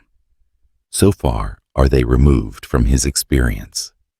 The unfoldment of a new sense would open out a new world, and might bring to light facts that would completely revolutionize our entire world of conceptions by reason of the new information it would give us. But, nevertheless, from this mental consciousness has come the wonderful work of intellect, as shown in the achievements of man up to this time, and while we must recognize its limitations, we gladly join in singing its praises. Reason is the tool with which man is digging into the mine of facts, bringing to light new treasures every day. This stage of mental consciousness is bringing to man knowledge of himself, knowledge of the universe that is well worth the price he pays for it. For man does pay a price for entrance into this stage, and he pays an increasing price as he advances in its territory. For the higher he advances, the more keenly he feels and suffers, as well as enjoys. Capacity for pain is the price man pays for attainment, up to a certain stage. His pain passes from the physical to the mental consciousness, and he becomes aware of problems that he never dreamt existed, and the lack of an intelligent answer produces mental suffering. And the mental suffering that comes to him from unsatisfied longings, disappointment, the pain of others whom he loves, etc., is far worse than any physical suffering. The animal lives its animal life and is contented, for it knows no better. If it has enough to eat, a place to sleep, a mate, it is happy, and some men are likewise. But others find themselves involved in a world of mental discomfort. New wants arise, and the lack of satisfaction brings pain. Civilization becomes more and more complex, and brings its new pains as well as new pleasures. Man attaches himself to things, and each day creates for himself artificial wants, which he must labor to meet. His intellect may not lead him upward, but instead may merely enable him to invent new and subtle means and ways of gratifying his senses to a degree impossible to the animals. Some men make a religion of the gratification of their sensuality, their appetites, and become beasts magnified by the power of intellect. Others become vain, conceited and puffed up with a sense of the importance of their personality, the false I. Others become morbidly introspective and spend their time analyzing and dissecting their moods, motives, feelings, etc. Others exhaust their capacity for pleasure and happiness, but looking outside for it instead of within, and become blasé, bored, ennuied, and an affliction to themselves. We mention these things not in a spirit of pessimism, but merely to show that even this great mental consciousness has a reverse and ugly side, as well as the bright face that has been ascribed to it. As man reaches the higher stages of this mental consciousness, and the next higher stage begins to dawn upon him, he is apt to feel more keenly than ever the insufficiency of life as it appears to him. He is unable to understand himself, his origin, destiny, purpose, and nature, and he chafes against the bars of the cage of intellect in which he is confined. He asks himself the question, whence come I? Whither go I? What is the object of my existence? He becomes dissatisfied with the answers the world has to give him to these questions, and he cries aloud in despair, and but the answer of his own voice comes back to him from the impassable walls with which he is surrounded. He does not realize that his answer must come from within. But so it is. Psychology stops when it reaches the limits of mental consciousness, or as it calls it, self-consciousness, and denies that there is anything beyond, any unexplored regions of the mind. It laughs at the reports that come from those who have penetrated farther within the recesses of their being, and dismisses the reports as mere dreams, fantasies, illusions, ecstatic imaginings, abnormal states, etc., etc. But nevertheless, there are schools of thought that teach of these higher states, and there are men of all ages and races that have entered them and have reported concerning them, and we feel justified in asking you to take them into consideration. There are two planes of consciousness, of which we feel it proper to speak, for we have obtained more or less information regarding them. There are still higher planes, but they belong to higher phases of life than are dealt with here. The first of these planes, or states of consciousness, above the self-consciousness of the psychologists, which we have called mental consciousness, may be called ego consciousness, for it brings an awareness of the reality of the ego. This awareness is far above the self-consciousness of the man who is able to distinguish I from you and to give it a name, and far above the consciousness that enables a man, as he rises in the scale, to distinguish the I from faculty after faculty of the mind, which he is able to recognize as not I, until he finds left a mental something that he cannot set aside, which he calls I, although this stage alone is very much higher than that of the average of the race, and is a high degree of attainment itself. It is akin to this last stage, and yet still fuller and more complete. In the dawning of ego consciousness, the I recognizes itself still more clearly, and more than this, is fully imbued with a sense and awareness of its own reality, unknown to it before. This awareness is not a mere matter of reasoning. It is a consciousness, just as is physical consciousness and mental consciousness something different from an intellectual conviction. It is a knowing, not a thinking or believing. The I knows that it is real, that it has its roots in the supreme reality underlying all the universe and partakes of its essence. It does not know what this reality is, but it knows that it is real and something different from anything in the world of name, form, number, time, space, cause and effect, something transcendental and surpassing all human experience. And knowing this, It knows that it cannot be destroyed or hurt, cannot die, but is immortal, and that there is something which is the very essence of good, behind of, underneath, and even in itself.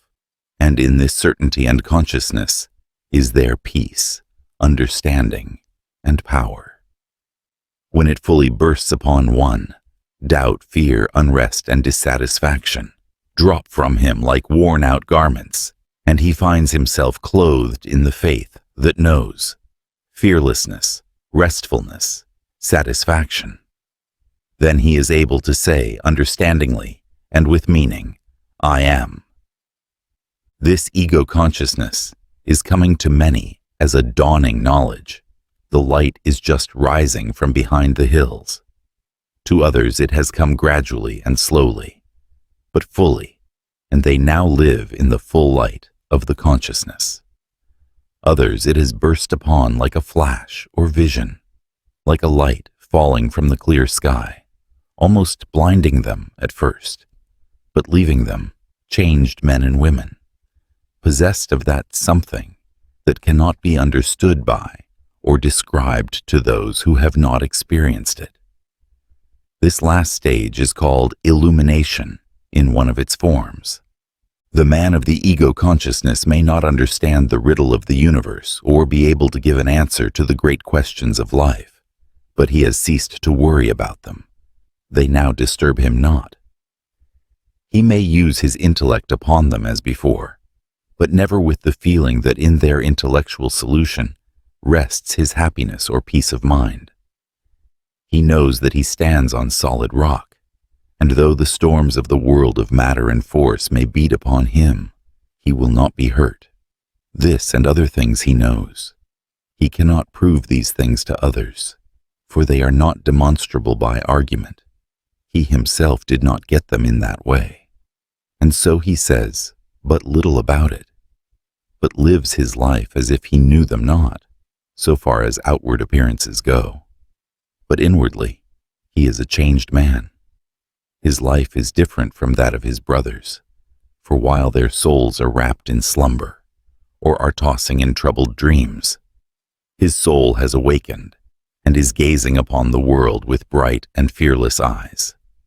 There are, of course, different stages or degrees of this consciousness, just as there are in the lower planes of consciousness. Some have it to a slight degree, while others have it fully.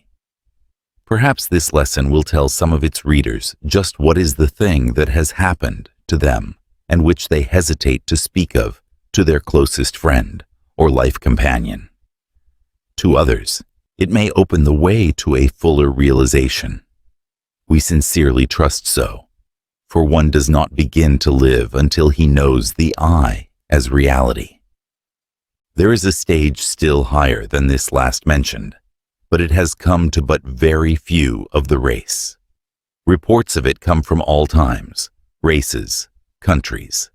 It has been called cosmic consciousness, and is described as an awareness of the oneness of life. That is, a consciousness that the universe is filled with one life, an actual perception and awareness that the universe is full of life, motion, and mind, and that there is no such thing as blind force or dead matter, but that all is alive, vibrating, and intelligent. That is, of course, that the real universe, which is the essence or background of the universe of matter, energy, and mind, is as they describe. In fact, the description of those who have had glimpses of this state would indicate that they see the universe as all mind, that all is mind at the last. This form of consciousness has been experienced by men here and there, only a few, in moments of illumination, the period lasting but a very short space of time, then fading away, leaving but a memory. In the moment of the illumination, there came to those experiencing it a sense of in-touchness with universal knowledge and life, impossible to describe, accompanied by a joy beyond understanding. Regarding this last, cosmic consciousness, we would state that it means more than an intellectual conviction, belief, or realization of the facts as stated, for an actual vision and consciousness of these things came in the moment of illumination. Some others report that they have a deep abiding sense of the reality of the facts described by the report of the illumined, but have not experienced the vision or ecstasy referred to. These last people seem to have with them always the same mental state as that possessed by those who had the vision and passed out of it, carrying with them the remembrance and feeling, but not the actual consciousness attained at the moment. They agree upon the essential particulars of the reports. Dr. Maurice Bucke, now passed out of this plane of life, wrote a book entitled Cosmic Consciousness, in which he describes a number of these cases, including his own, Walt Whitman's, and others, and in which he holds that this stage of consciousness is before the race and will gradually come to it in the future.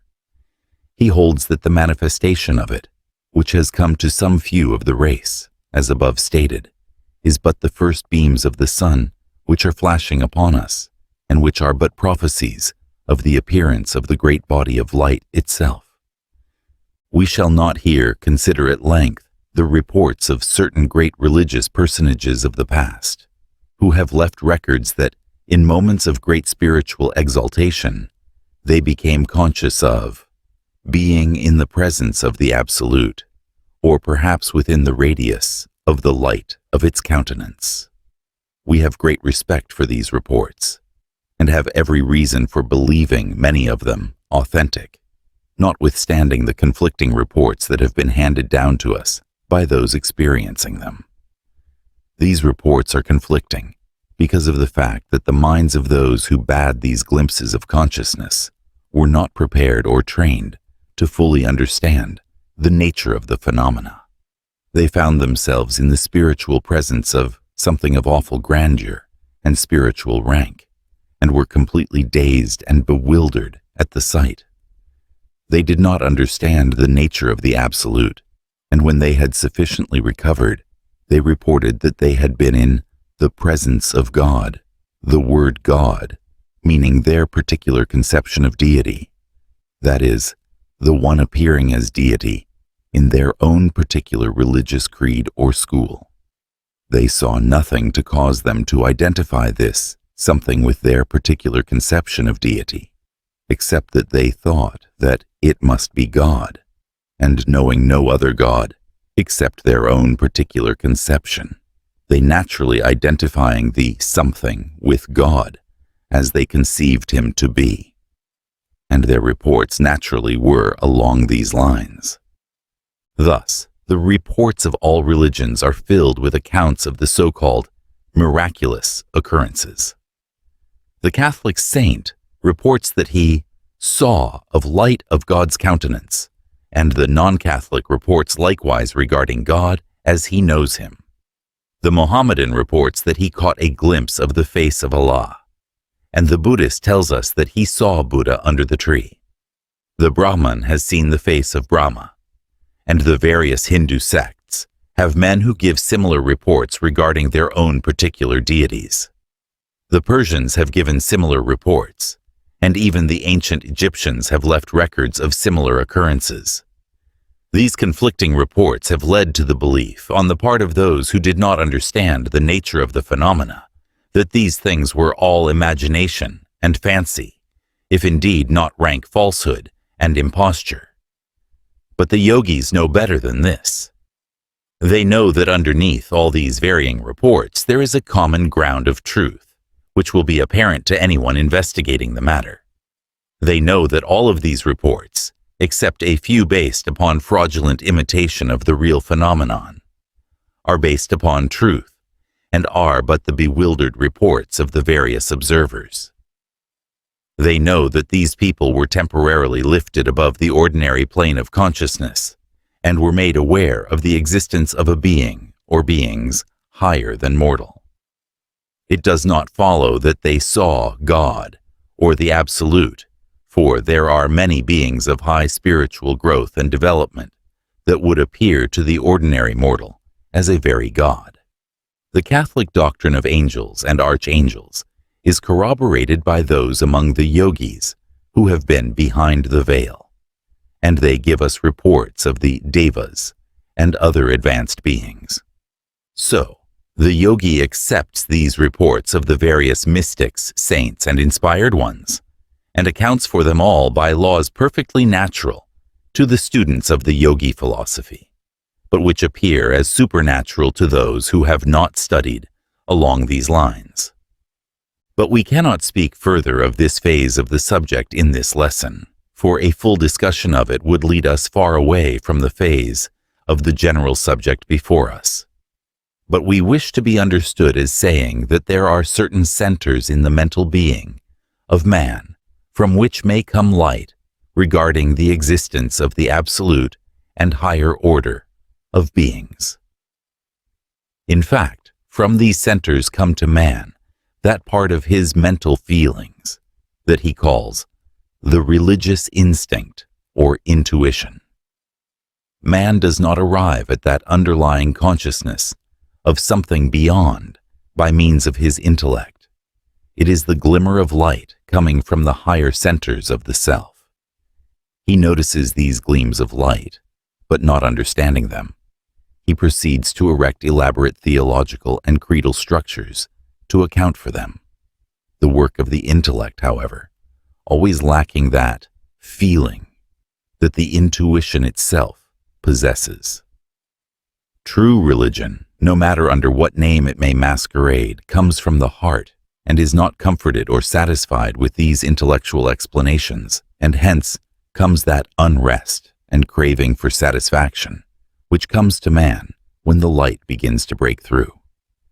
But we must postpone a further discussion of this part of the subject for the present. We shall consider it again in a future lesson in connection with other matters. As we have said, our next 2 lessons will take upon the inquiry regarding the regions outside of the consciousness of the ordinary man. You will find it a most fascinating and instructive inquiry, and one that will open up new fields of thought for many of you. Mantram, affirmation. I am a being far greater and grander than I have as yet conceived. I am unfolding gradually but surely into higher planes of consciousness. I am moving forward and upward constantly. My goal is the realization of the true self, and I welcome each stage of unfoldment that leads me toward my aim. I am a manifestation of reality. I am. The 8th lesson, the Highlands and Lowlands of mind. The self of each of us has a vehicle of expression which we call the mind, but which vehicle is much larger and far more complex than we are apt to realize. As a writer has said, our self is greater than we know. It has peaks above and lowlands below the plateau of our conscious experience. That which we know as the conscious mind is not the soul. The soul is not a part of that which we know in consciousness, but, on the contrary, that which we know in consciousness is but a small part of the soul, the conscious vehicle of a greater self, or I. The yogis have always taught that the mind has many planes of manifestation and action, and that many of its planes operated above and below the plane of consciousness. Western science is beginning to realize this fact, and its theories regarding same may be found in any of the later works on psychology. But this is a matter of recent development in Western science. Until very recently, the textbooks held that consciousness and mind were synonymous, and that the mind was conscious of all of its activities, changes, and modifications. Leibniz was one of the first Western philosophers to advance the idea that there were planes of mental activity outside of the plane of consciousness, and since his time, the leading thinkers have slowly but surely moved forward to his position. At the present time, it is generally conceded that at least 90% of our mental operations take place in the out-of-conscious realm, Prof. Elmer Gates, the well-known scientist, has said, "At least 90% of our mental life is subconscious." If you will analyze your mental operations, you will find that conscious thinking is never a continuous line of consciousness, but a series of conscious data with great intervals of subconscious. We sit and try to solve a problem and fail. We walk around, try again, and fail.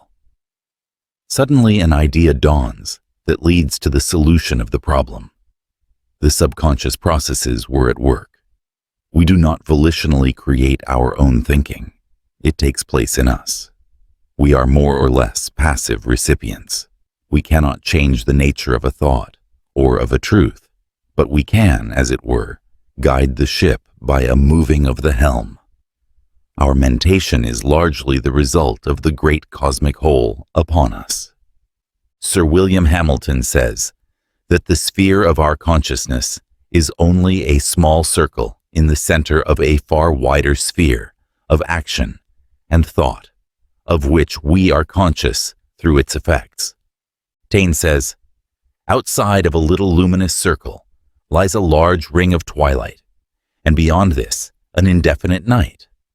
But the events of this twilight and this night are as real as those within the luminous circle." Sir Oliver Lodge, the eminent English scientist, speaking of the planes of the mind, says, "Imagine an iceberg glorying in its crisp solidity and sparkling pinnacles, resenting attention paid to its submerged self or supporting region, or to the saline liquid out of which it arose, and into which in clue course it will someday return." Or, reversing the metaphor, we might liken our present state to that of the hulls of ships submerged in a dim ocean among strange monsters, propelled in a blind manner through space, proud perhaps of accumulating many barnacles as decoration, only recognizing our destination by bumping against the clock wall, and with no cognizance of the deck and cabins above us, or the spars and sails, no thought of the sextant and the compass and the captain, no perception of the lookout on the mast, of the distant horizon. With no vision of objects far ahead, dangers to be avoided, destinations to be reached, other ships to be spoken to by means other than by bodily contact, a region of sunshine and cloud, of space or perception, and of intelligence utterly inaccessible to parts below the waterline. We ask our students to read carefully the above expression of Sir Oliver Lodge, for it gives one of the clearest and most accurate figures of the actual state of affairs concerning the mental planes that we have seen in Western writings. And other Western writers have noted and spoken of these out-of-conscious realms. Lewis has said, "It is very certain that in every conscious volition, every act that is so characterized, the larger part of it is quite unconscious. It is equally certain that in every perception, there are unconscious processes of reproduction and inference. There is a middle distance of subconsciousness and a background of unconsciousness." Taine has told us that mental events imperceptible to consciousness are far more numerous than the others, and of the world that makes up our being, we only perceive the highest points, the lighted-up peaks of a continent whose lower levels remain in the shade. Beneath ordinary sensations are their components, that is to say, the elementary sensations, which must be combined into groups to reach our consciousness. Maudsley says, "Examine closely and without bias the ordinary mental operations of daily life, and you will find that consciousness has not 1/10 part of the function therein which it is commonly assumed to have. In every conscious state there are at work conscious, subconscious, and infraconscious energies, the last as indispensable as the first." Oliver Wendell Holmes said, "There are thoughts that never emerge into consciousness, which yet make their influence felt among the perceptible mental currents, just as the unseen planets sway the movements of those that are watched and mapped by the astronomer. Many other writers have given us examples and instances of the operation of the out-of-consciousness planes of thought. One has written that when the solution of a problem he had long vainly dealt with flashed across his mind, he trembled, as if in the presence of another being who had communicated a secret to him. All of us have tried to remember a name or similar thing without success, and have then dismissed the matter from our minds, only to have the missing name or thought suddenly presented to our conscious mind a few minutes or hours afterwards.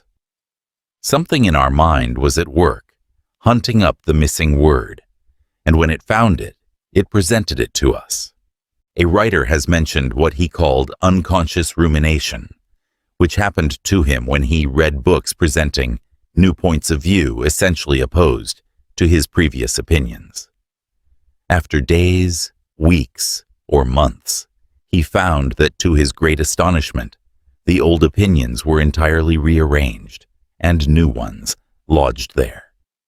Many examples of this unconscious mental digestion and assimilation are mentioned in the books on the subject written during the past few years. It is related of Sir W. Hamilton that he discovered quaternions one day while walking with his wife in the observatory at Dublin. He relates that he suddenly felt the galvanic circle of thought close, and the sparks that fell from it was the fundamental mathematical relations of his problem, which is now an important law in mathematics. Dr. Thompson has written, "At times I've had a feeling of the uselessness of all voluntary effort, and also that the matter was working itself clear in my mind. It has many times seemed to me that I was really a passive instrument in the hands of a person not myself. In view of having to wait for the results of these unconscious processes, I have proved the habit of getting together material in advance, and then leaving the mass to digest itself till I am ready to write about it. I delayed for a month the writing of my book, System of Psychology, but continued reading the authorities. I would not try to think about the book. I would watch with interest the people passing the windows. One evening, when reading the paper, the substance of the missing part of the book flashed upon my mind, and I began to write. This is only a sample of many such experiences." Berthelot, the founder of synthetic chemistry, has said that the experiments leading to his wonderful discoveries have never been the result of carefully followed trains of thought, of pure reasoning processes, but have come of themselves, so to speak, from the clear sky. Mozart has written, "I cannot really say that I can account for my compositions. My ideas flow, and I cannot say whence or how they come. I do not hear in my imagination the parts successively, but I hear them, as it were, all at once. The rest is merely an attempt to reproduce what I have heard." Dr. Thompson, above mentioned, has also said, "In writing this work, I have been unable to arrange my knowledge of a subject for days and weeks, until I experienced a clearing up of my mind, when I took my pen and unhesitatingly wrote the result. I have best accomplished this by leading the conscious mind as far away as possible from the subject upon which I was writing." Prof. Barrett says, "The mysteriousness of our being is not confined to subtle physiological processes which we have in common with all animal life. There are higher and more capacious powers wrapped up in our human personality than are expressed even by what we know of consciousness, will, or reason. There are supernormal and transcendental powers, of which, at present, we only catch occasional glimpses, and behind and beyond the supernormal, there are fathomless abysses, the divine ground of the soul, the ultimate reality of which our consciousness is but the reflection, or faint perception." Into such lofty themes I do not propose to enter. They must be forever beyond the scope of human inquiry, nor is it possible within the limits of this paper to give any adequate conception of those mysterious regions of our complex personality, which are open to, and beginning to, he disclosed by, scientific investigation. Reverend Dr. Andrew Murray has written, "Deeper down than where the soul with its consciousness can enter, there is spirit matter linking man with God, and deeper down than the mind and feelings or will, in the unseen depths of the hidden life, there dwells the Spirit of God." This testimony is remarkable, coming from that source, for it corroborates and reiterates the yogi teachings of the indwelling spirit. Schofield has written, "Our conscious mind, as compared with the unconscious mind, has been likened to the visible spectrum of the sun's rays, as compared to the invisible part which stretches indefinitely on either side. We know now that the chief part of heat comes from the ultra-red rays that show no light, and the main part of the chemical changes in the vegetable world are the results of the ultraviolet rays at the other end of the spectrum, which are equally invisible to the eye, and are recognized only by their potent effects. Indeed, as these invisible rays extend indefinitely on both sides of the visible spectrum, so we may say that the mind includes not only the visible or conscious part, and what we have termed the subconscious, that which lies below the red line, but the superconscious mind that lies at the other end, all those regions of higher soul and spirit life, of which we are only at times vaguely conscious, but which always exist and link us onto eternal verities, on the one side, as surely as the subconscious mind links us to the body on the other.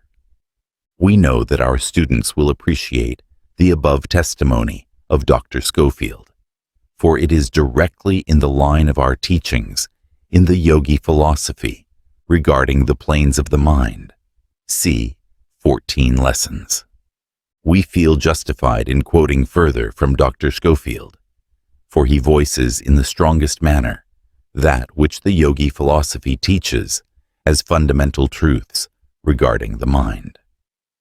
Dr. Schofield is an English writer on psychology, and so far as we know, has no tendency toward occultism, his views having been arrived at by careful scientific study and investigation along the lines of Western psychology, which renders his testimony all the more valuable, showing as it does how the human mind will instinctively find its way to the truth, even if it has to blaze a new trail through the woods, departing from the beaten tracks of other minds around it, which lack the courage or enterprise to strike out for themselves.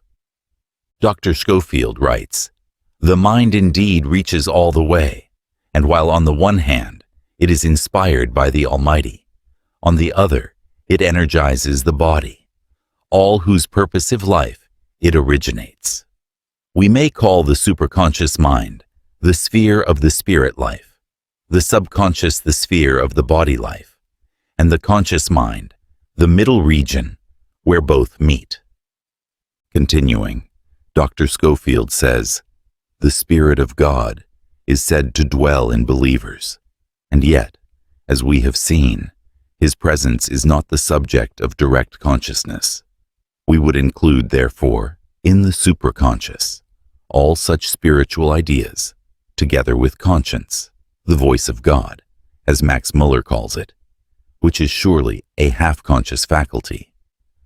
Moreover, the superconscious, like the subconscious, is, as we have said, best apprehended when the conscious mind is not active. Visions, meditations, prayers, and even dreams have been undoubtedly occasions of spiritual revelations, and many instances may be adduced as illustrations of the workings of the spirit apart from the action of reason or mind.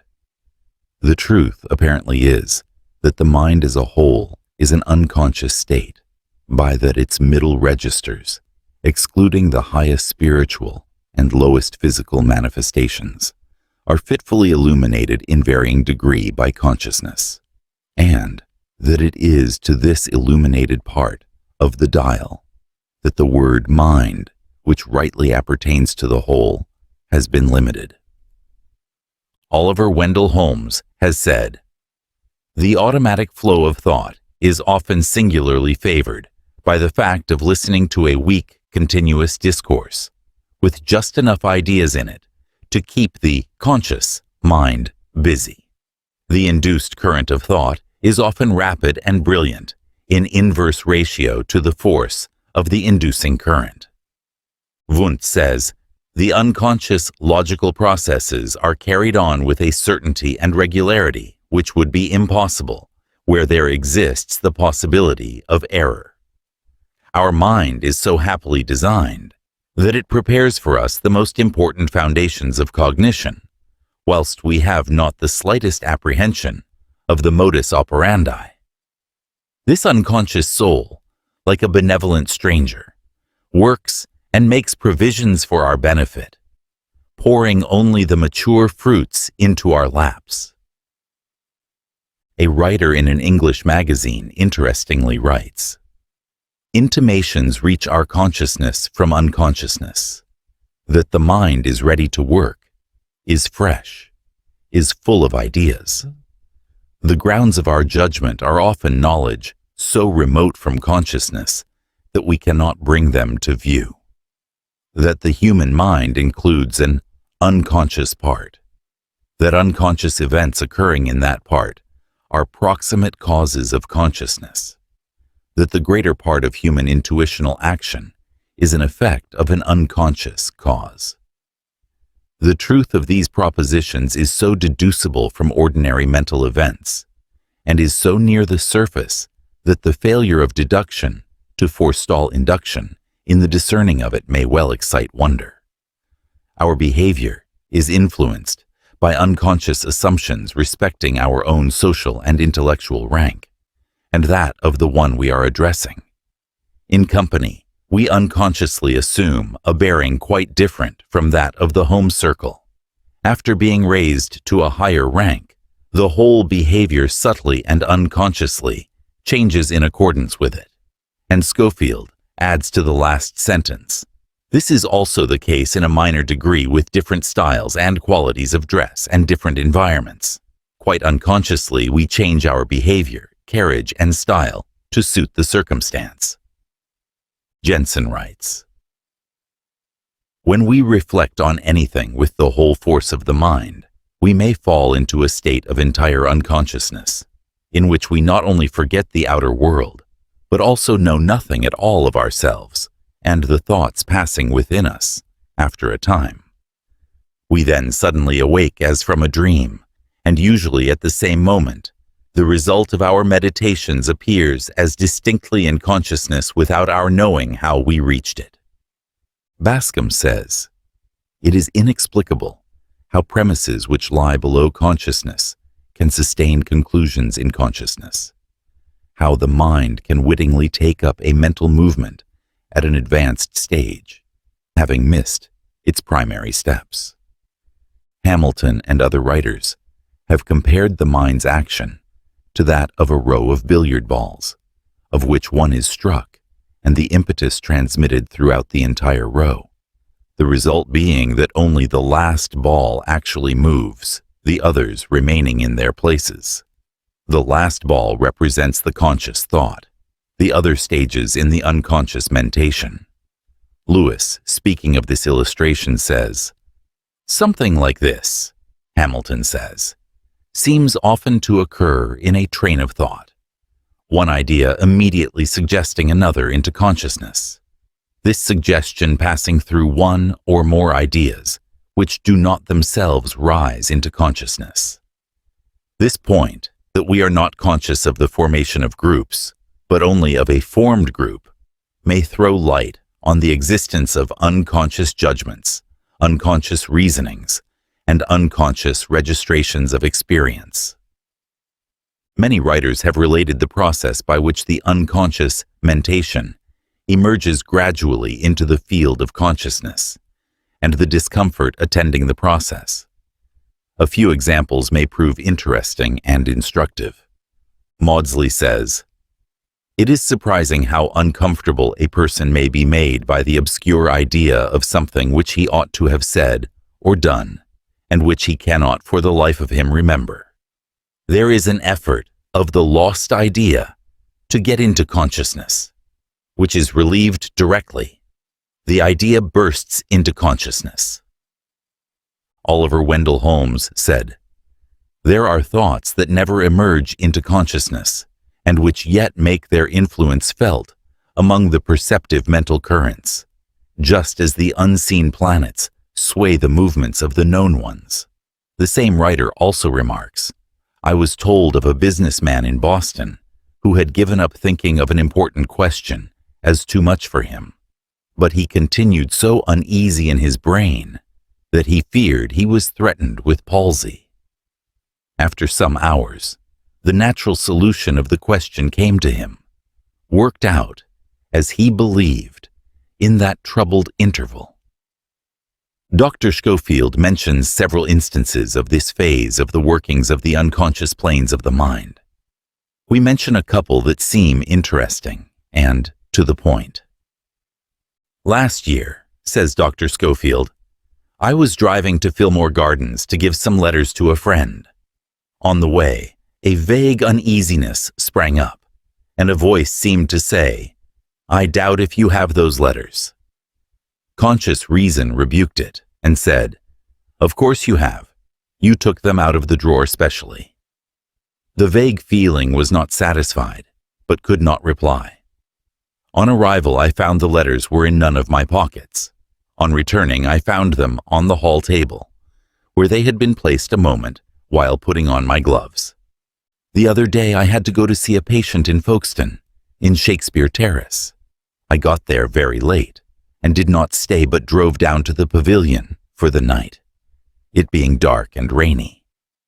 Next morning at 11 I walked up to find the house, knowing the general direction, though never having walked there before. I went up the main road, and, after passing a certain turning, began to feel a vague uneasiness coming into consciousness that I had passed the terrace.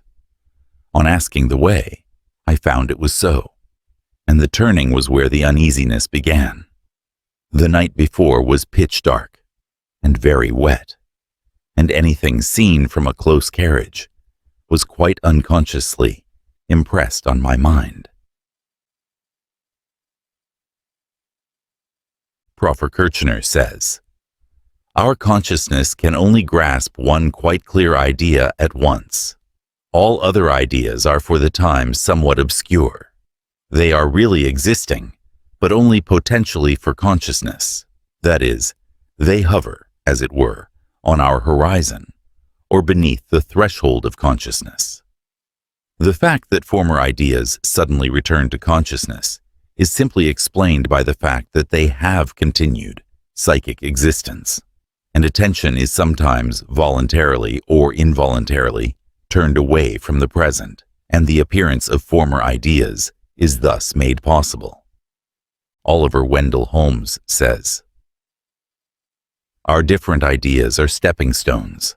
How we get from one to another we do not know. Something carries us. We, our conscious selves, do not take the step. The creating and informing spirit, which is within us and not of us, is recognized everywhere in real life. It comes to us as a voice that will be heard. It tells us what we must believe. It frames our sentences, and we wonder at this visitor who chooses our brain as his dwelling place." Galton says, "I have desired to show how whole states of mental operation that have lapsed out of ordinary consciousness admit of being dragged into light." Montgomery says, "We are constant, aware that feelings emerge unsolicited by any previous mental state, directly from the dark womb of unconsciousness. Indeed, all our most vivid feelings are thus mystically derived. Suddenly, a new, irrelevant, unwilled, unlooked-for presence intrudes itself into consciousness. Some inscrutable power, causes it to rise and enter the mental presence as a sensorial constituent. If this vivid dependence on unconscious forces has to be conjectured with regard to the most vivid mental occurrences, how much more must such a sustaining foundation be postulated for those faint revivals of previous sensations that so largely assist in making up our complex mental presence. Sir Benjamin Brodie says, "It has often happened to me to have accumulated a store of facts, but to have been able to proceed no further. Then, after an interval of time, I have found the obscurity and confusion to have cleared away, the facts to have settled in their right places, though I have not been sensible of having made any effort for that purpose." Wundt says, "The traditional opinion that consciousness is the entire field of the internal life cannot be accepted. In consciousness, psychic acts are very distinct from one another, and observation itself necessarily conducts to unity in psychology. But the agent of this unity is outside of consciousness, which knows only the result of the work done in the unknown laboratory beneath it." Suddenly, a new thought springs into being. Ultimate analysis of psychic processes shows that the unconscious is the theater of the most important mental phenomena. The conscious is always conditional upon the unconscious. Creighton says, "Our conscious life is the sum of these entrances and exits. Behind the scenes, as we infer, there lies a vast reserve which we call the unconscious, finding a name for it by the simple device of prefixing the negative article. The basis of all that lies behind the scene is the mere negative of consciousness." Maudsley says, "The process of reasoning adds nothing to knowledge in the reasoner. It only displays what was there before and brings to conscious possession what before was unconscious." And again, mind can do its work without knowing it. Consciousness is the light that lightens the process, not the agent that accomplishes it. Wallstein says, "It is through the subconscious self that Shakespeare must have perceived, without effort, great truths which are hidden from the conscious mind of the student. That Phidias painted marble and bronze, that Raphael painted Madonnas, and Beethoven composed symphonies." Ribot says, "The mind receives from experience certain data and elaborates them unconsciously by laws peculiar to itself, and the result merges into consciousness." Newman says, "When the unaccustomed causes surprise, we do not perceive the thing and then feel the surprise, but surprise comes first, and then we search out the cause. So the theory must have acted on the unconscious mind to create the feeling before being perceived in consciousness." A writer in an English magazine says, "Of what transcendent importance is the fact that the unconscious part of the mind bears to the conscious part such a relation as the magic lantern bears to the luminous disk which it projects, that the greater part of the intentional action, the whole practical life of the vast majority of men, is an effect of events as remote from consciousness as the motion of the planets." Dr. Schofield says, "It is quite true that the range of the unconscious mind must necessarily remain indefinite. None can say how high or low it may reach. As to how far the unconscious powers of life that, as has been said, can make eggs and feathers out of Indian corn, and milk and beef and mutton out of grass, are to be considered within or beyond the lowest limits of unconscious mind, we do not, therefore, here press. It is enough to establish the fact of its existence, to point out its more important features, and to show that in all respects it is as worthy of being called mind as that which works in consciousness. We therefore return to our first definition of mind as the sum of psychic action in us, whether conscious or unconscious. Hartman calls our attention to a very important fact when he says, The unconscious does not fall ill. The unconscious does not grow weary, but all conscious mental activity becomes fatigued. Kant says, "To have ideas and yet not be conscious of them, therein seems to lie a contradiction. However, we may still be immediately aware of holding an idea, though we are not directly conscious of it." Maudsley says, "It may seem paradoxical to assert not merely that ideas may exist in the mind without any consciousness of them, but that an idea or a train of associated ideas may be quickened into action and actuate movements without itself being attended to. When an idea disappears from consciousness, it does not necessarily disappear entirely. It may remain latent below the horizon of consciousness. Moreover, it may produce an effect upon movement or upon other ideas when thus active below the horizon of consciousness." Leibniz says, "It does not follow that because we do not perceive thought, that it does not exist. It is a great source of error to believe that there is no perception in the mind but that of which it is conscious." Oliver Wendell Holmes says, "The more we examine the mechanism of thought, the more we shall see that anterior unconscious action of the mind that enters largely into all of its processes. People who talk most do not always think most. I question whether persons who think most, that is, who have most conscious thought pass through their mind, necessarily do most mental work. Every new idea planted in a real thinker's mind grows when he is least conscious of it." Maudsley says, "It would go hard with mankind indeed if they must act wittingly before they acted at all. Men, without knowing why, follow a course for which good reasons exist. Nay, more. The practical instincts of mankind often work beneficially in actual contradiction to their professed doctrines." The same writer says, "The best thoughts of an author are the unwilled thoughts which surprise himself, and the poet, under the influence of creative activity, is, so far as consciousness is concerned, being dictated to." A writer in an English magazine says, "When waiting on a pier for a steamer, I went on to the first, which was the wrong one. I came back and waited. Losing my boat, which was at another part of the pier, on account of the unconscious assumption I had made that this was the only place to wait for the steamer. I saw a man enter a room and leave by another door. Shortly after, I saw another man exactly like him do the same. It was the same man. But I said it must be his twin brother, in the unconscious assumption that there was no exit for the first man, but by the way he came, that by returning."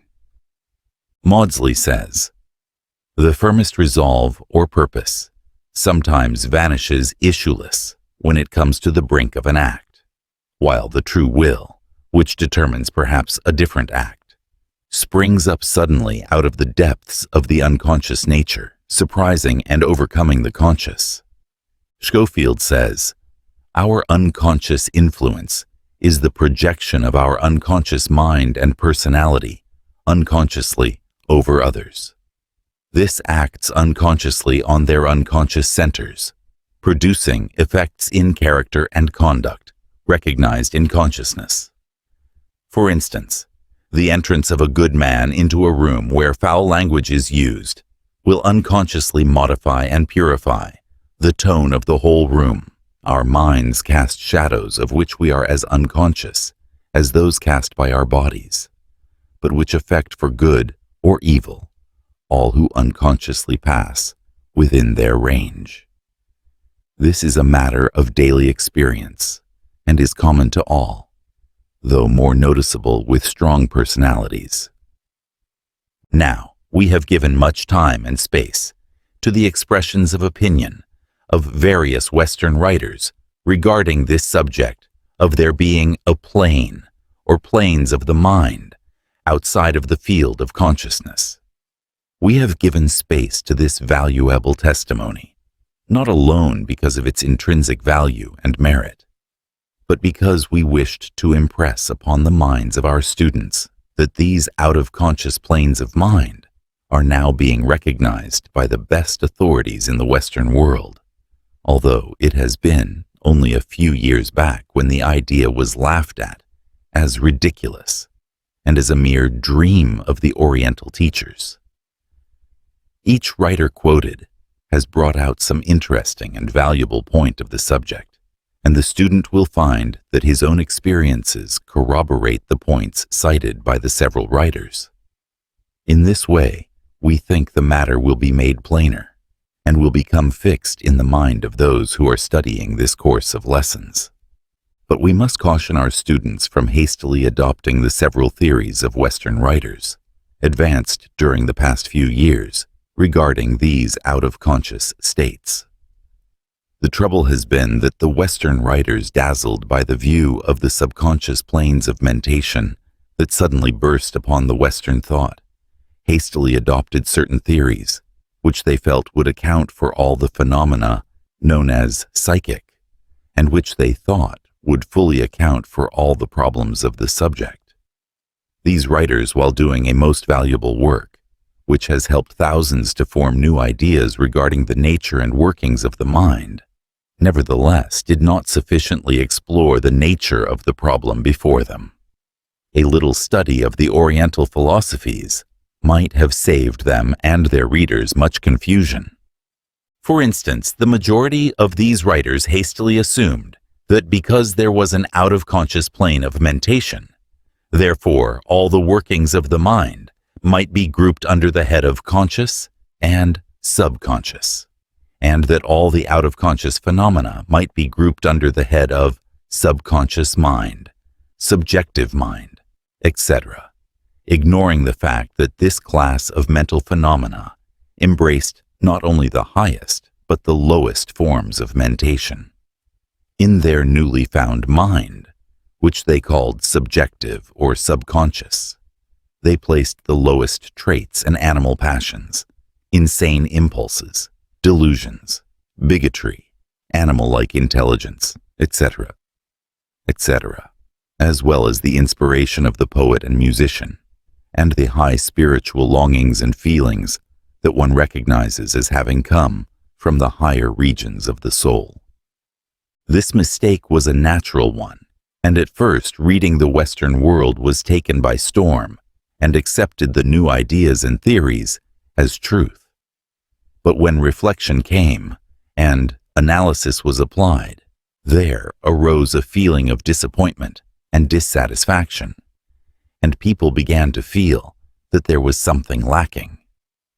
They intuitively recognized that their higher inspirations and intuitions came from a different part of the mind than the lower emotions, passions, and other subconscious feelings and instincts. A glance at the Oriental philosophies will give one the key to the problem at once. The Oriental teachers have always held that the conscious mentation was but a small fraction of the entire volume of thought. But they have always taught that just as there was a field of mentation below consciousness, so was there a field of mentation above consciousness, as much higher than intellect as the other was lower than it. The mere mention of this fact will prove a revelation to those who have not heard it before, and who have become entangled with the several dual mind theories of the recent Western writers. The more one has read on this subject, the more he will appreciate the superiority of the Oriental theory over that of the Western writers. It is like the chemical, which at once clears the clouded liquid in the test tube. In our next lesson, we shall go into this subject of the above conscious planes and the below conscious planes, bringing out the distinction clearly and adding to what we have said on the subject in previous books. And all this is leading us toward the point where we may give you instruction regarding the training and cultivation, the retraining and guidance of these out-of-conscious faculties. By retraining the lower planes of mentation to their proper work, and by stimulating the higher ones, man may make himself over, mentally, and may acquire powers of which he but dreams now. This is why we are leading you up to the understanding of this subject, step by step. We advise you to acquaint yourself with each phase of the matter, that you may be able to apply the teachings and instructions to follow in later lessons of the course. Mantram, affirmation.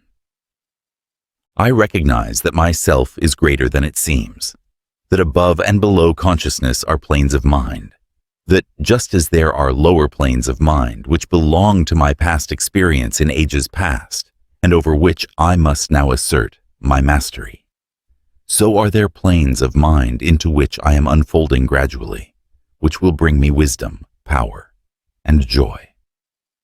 I am myself in the midst of this mental world. I am the master of my mind. I assert my control of its lower phases, and I demand of its higher all that it has in store for me. The 9th lesson. The mental planes. In our last lesson, we told you something about the operation of the mind outside of the field of consciousness.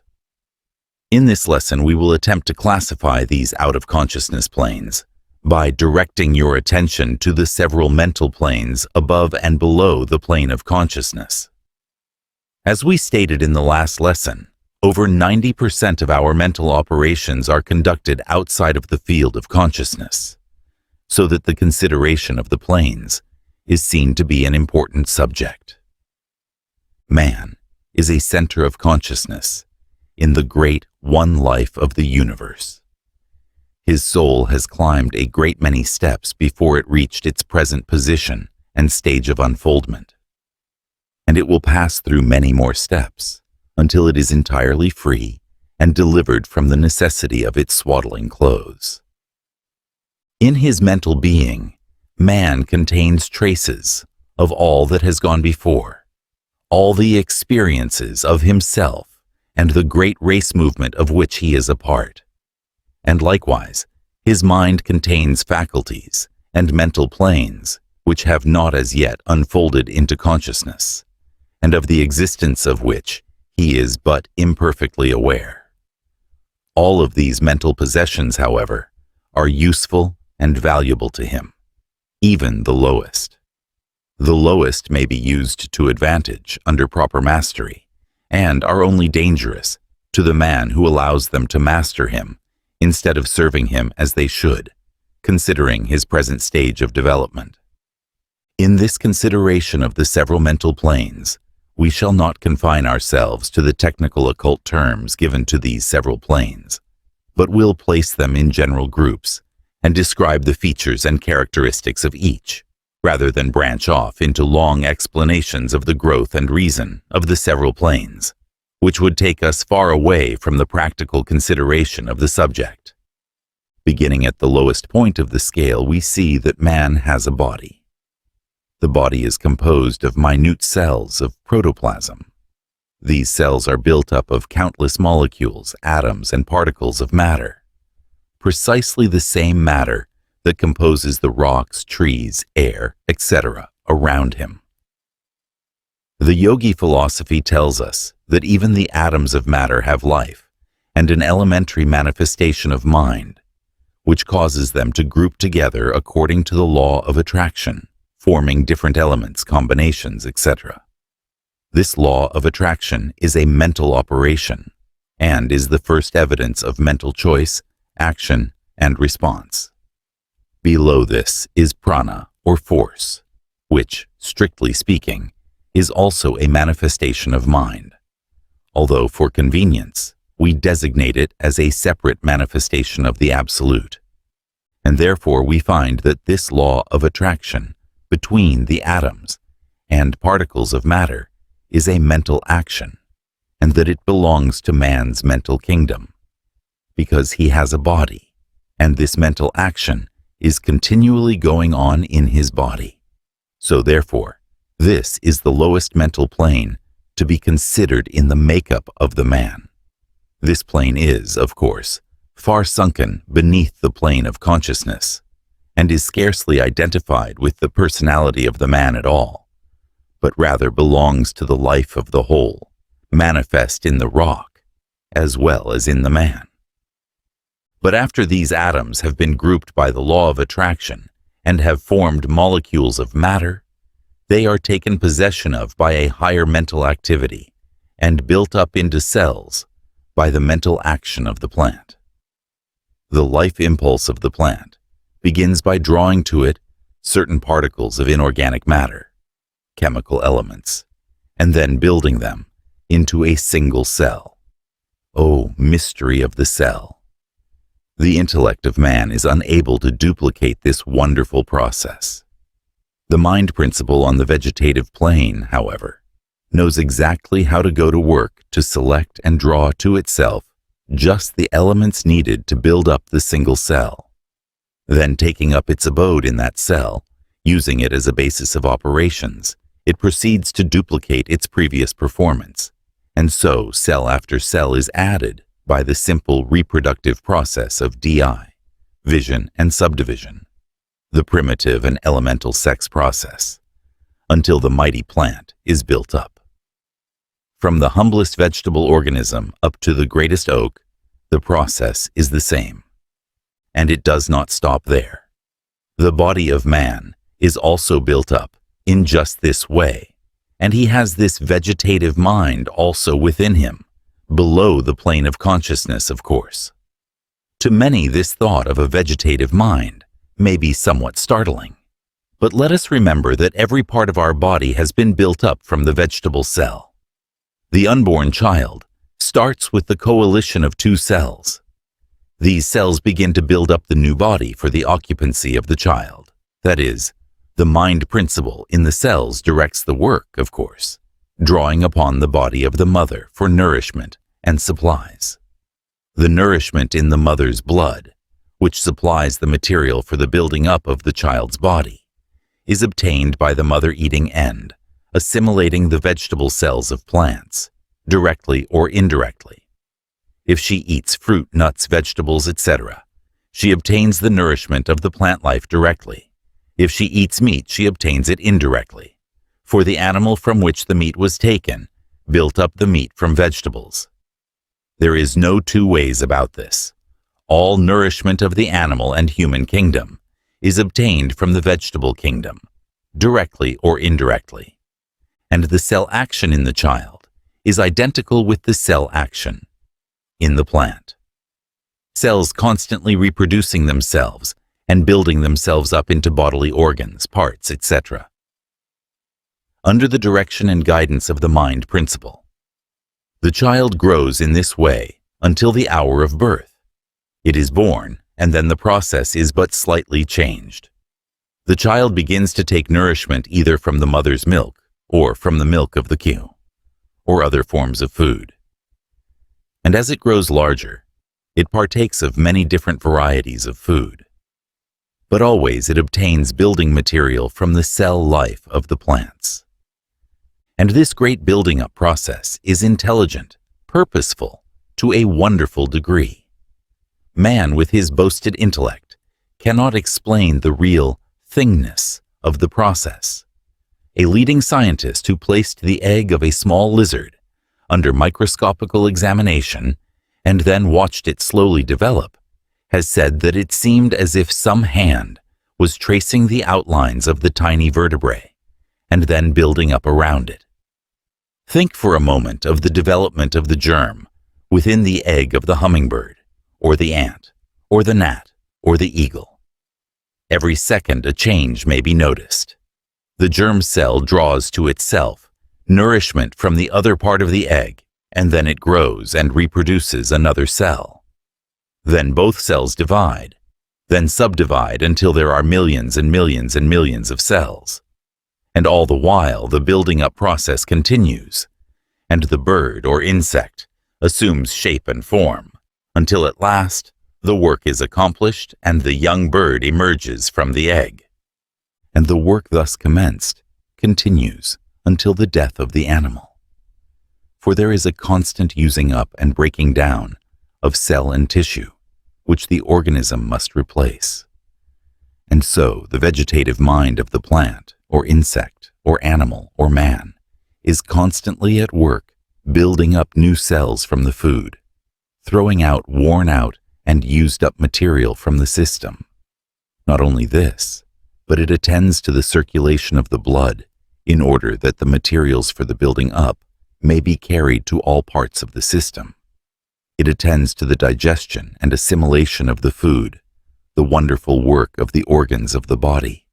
It attends to the healing of wounds, the fight against disease, the care of the physical body, and all this out of the plane of consciousness, in the infant man, the animal world, the vegetable kingdom, ever at work, untiring, intelligent, wonderful. And this plane of mind is in man, as well as in the plant, and it does its work without aid from the conscious part of man, although man may interfere with it by adverse conscious thought, which seems to paralyze its efforts. Mental healing is merely the restoring of normal conditions so that this part of the body may do its work without the hindrance of adverse conscious thought. On this plane of the mind is found all of the vital functions and operations. The work is done out of consciousness, and the consciousness is aware of this part of the mind only when it makes demands upon the conscious for food, etc. On this plane also resides the elementary instinct that tends toward reproduction and sexual activity. The demand of this part of the mind is always increase and multiply, and according to the stage of growth of the individual is the mandate carried out, as we shall see presently.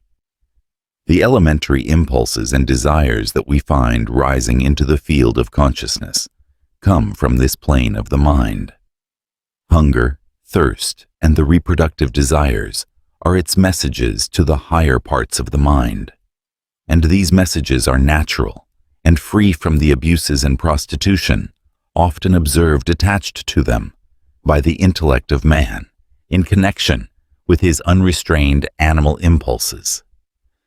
Gluttony and unnatural lust arise not from the primitive demand of this plane of the mind, for the lower animals even are free from them to a great extent, but it is reserved for man to so prostitute these primitive natural tendencies in order to gratify unnatural and artificial appetites, which serve to frustrate nature rather than to aid her. As life advanced in the scale and animal forms appeared on the scene, new planes of mind were unfolded in accordance to the necessity of the living forms. The animal was compelled to hunt for his food, to prey upon other forms, and to avoid being preyed upon by others. He was compelled to struggle for the unfoldment of latent powers of his mind that would give him means to play his part in the scheme of life. He was compelled to do certain things in order to live and reproduce his kind, and he demanded not in vain. For there came to him slowly an unfolding knowledge of the things necessary for the requirements of his life. We call this instinct. But pray remember, by instinct we do not mean the still higher something that is really rudimentary intellect that we notice in the higher animals. We are speaking now of the unreasoning instinct observed in the lower animals, and to a certain degree, in man. This instinctive plane of mentality causes the bird to build its nest before its eggs are laid, which instructs the animal mother how to care for its young when born and after birth, which teaches the bee to construct its cell and to store up its honey. These and countless other things in animal life and in the higher form of plant life are manifestations of instinct, that great plane of the mind. In fact, the greater part of the life of the animal is instinctive, although the higher forms of animals have developed something like rudimentary intellect or reason, which enables them to meet new conditions where intellect alone fails them. And man has this plane of mind within him, below consciousness. In fact, the lower forms of human life manifest but little intellect, and live almost altogether according to their instinctive impulses and desires. Every man has this instinctive mental region within him, and from it are constantly arising impulses and desires to perplex and annoy him, as well as to serve him occasionally. The whole secret consists in whether the man has mastery of his lower self or not. From this plane of the mind arise the hereditary impulses coming down from generations of ancestors, reaching back to the cavemen, and still further back into the animal kingdom. A queer storehouse is this. Animal instincts, passions, appetites, desires, feelings, sensations, emotions, etc. are there. Hate, envy, jealousy, revenge, the lust of the animal seeking the gratification of his sexual impulses, etc., etc., are there and are constantly intruding upon our attention until we have asserted our mastery. And often the failure to assert this mastery comes from an ignorance of the nature of the desire, etc. We have been taught that these thoughts were bad without being told why, and we have feared them and thought, then, the promptings of an impure nature or a depraved mind, etc. This is all wrong. These things are not bad of themselves. They came to us honestly. They are our heritage from the past. They belong to the animal part of our nature and were necessary to the animal in his stage of development. We have the whole menagerie within us, but that does not mean that we should turn the beasts loose upon ourselves or others. It was necessary for the animal to be fierce, full of fight, passionate, regardless of the rights of others, etc. But we have outgrown that stage of development, and it is ignoble for us to return to it, or to allow it to master us. This lesson is not intended as a discourse upon ethics or morals. We do not intend going into a discussion of the details of right and wrong, for we have touched upon that phase of the subject in other works.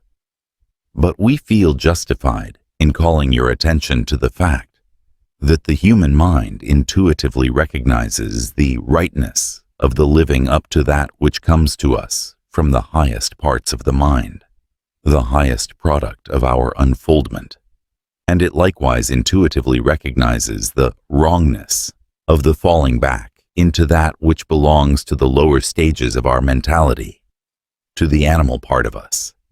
That is our heritage from the past, and that which has gone before.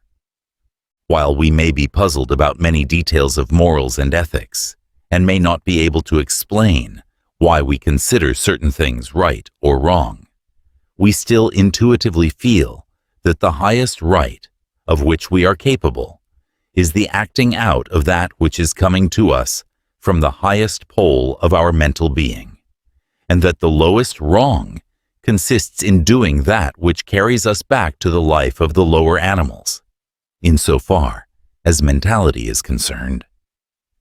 Not because there is anything absolutely wrong in the mental processes, and consequent of the animals in themselves. They are all right and perfectly natural in the animals. But we intuitively recognize that for us to fall back to the animal stage is a going backward in the scale of evolution. We intuitively shrink at an exhibition of brutality and animality on the part of a man or woman. We may not know just why, but a little reflection will show us that it is a sinking in the evolutionary scale, against which the spiritual part of us revolts and protests. But this must not be construed to mean that the advanced soul looks upon the animal world with disgust or horror. On the contrary, there is nowhere to be found a higher respect for animal life and being than among the yogi and other advanced souls.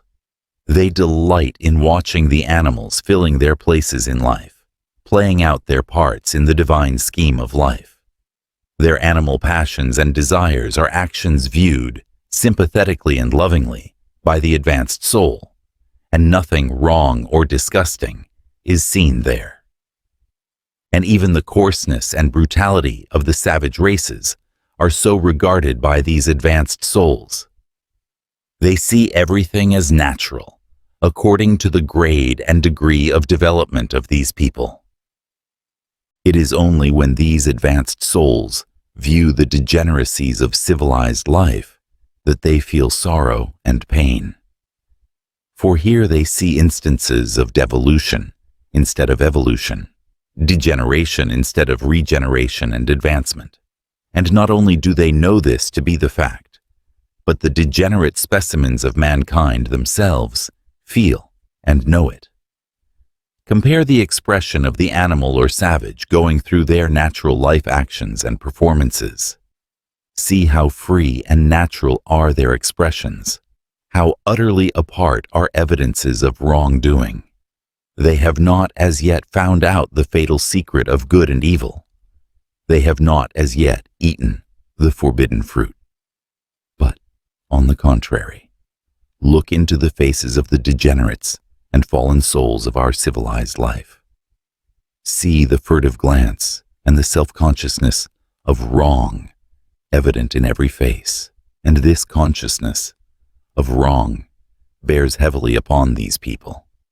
It is heavier than the punishments heaped upon them.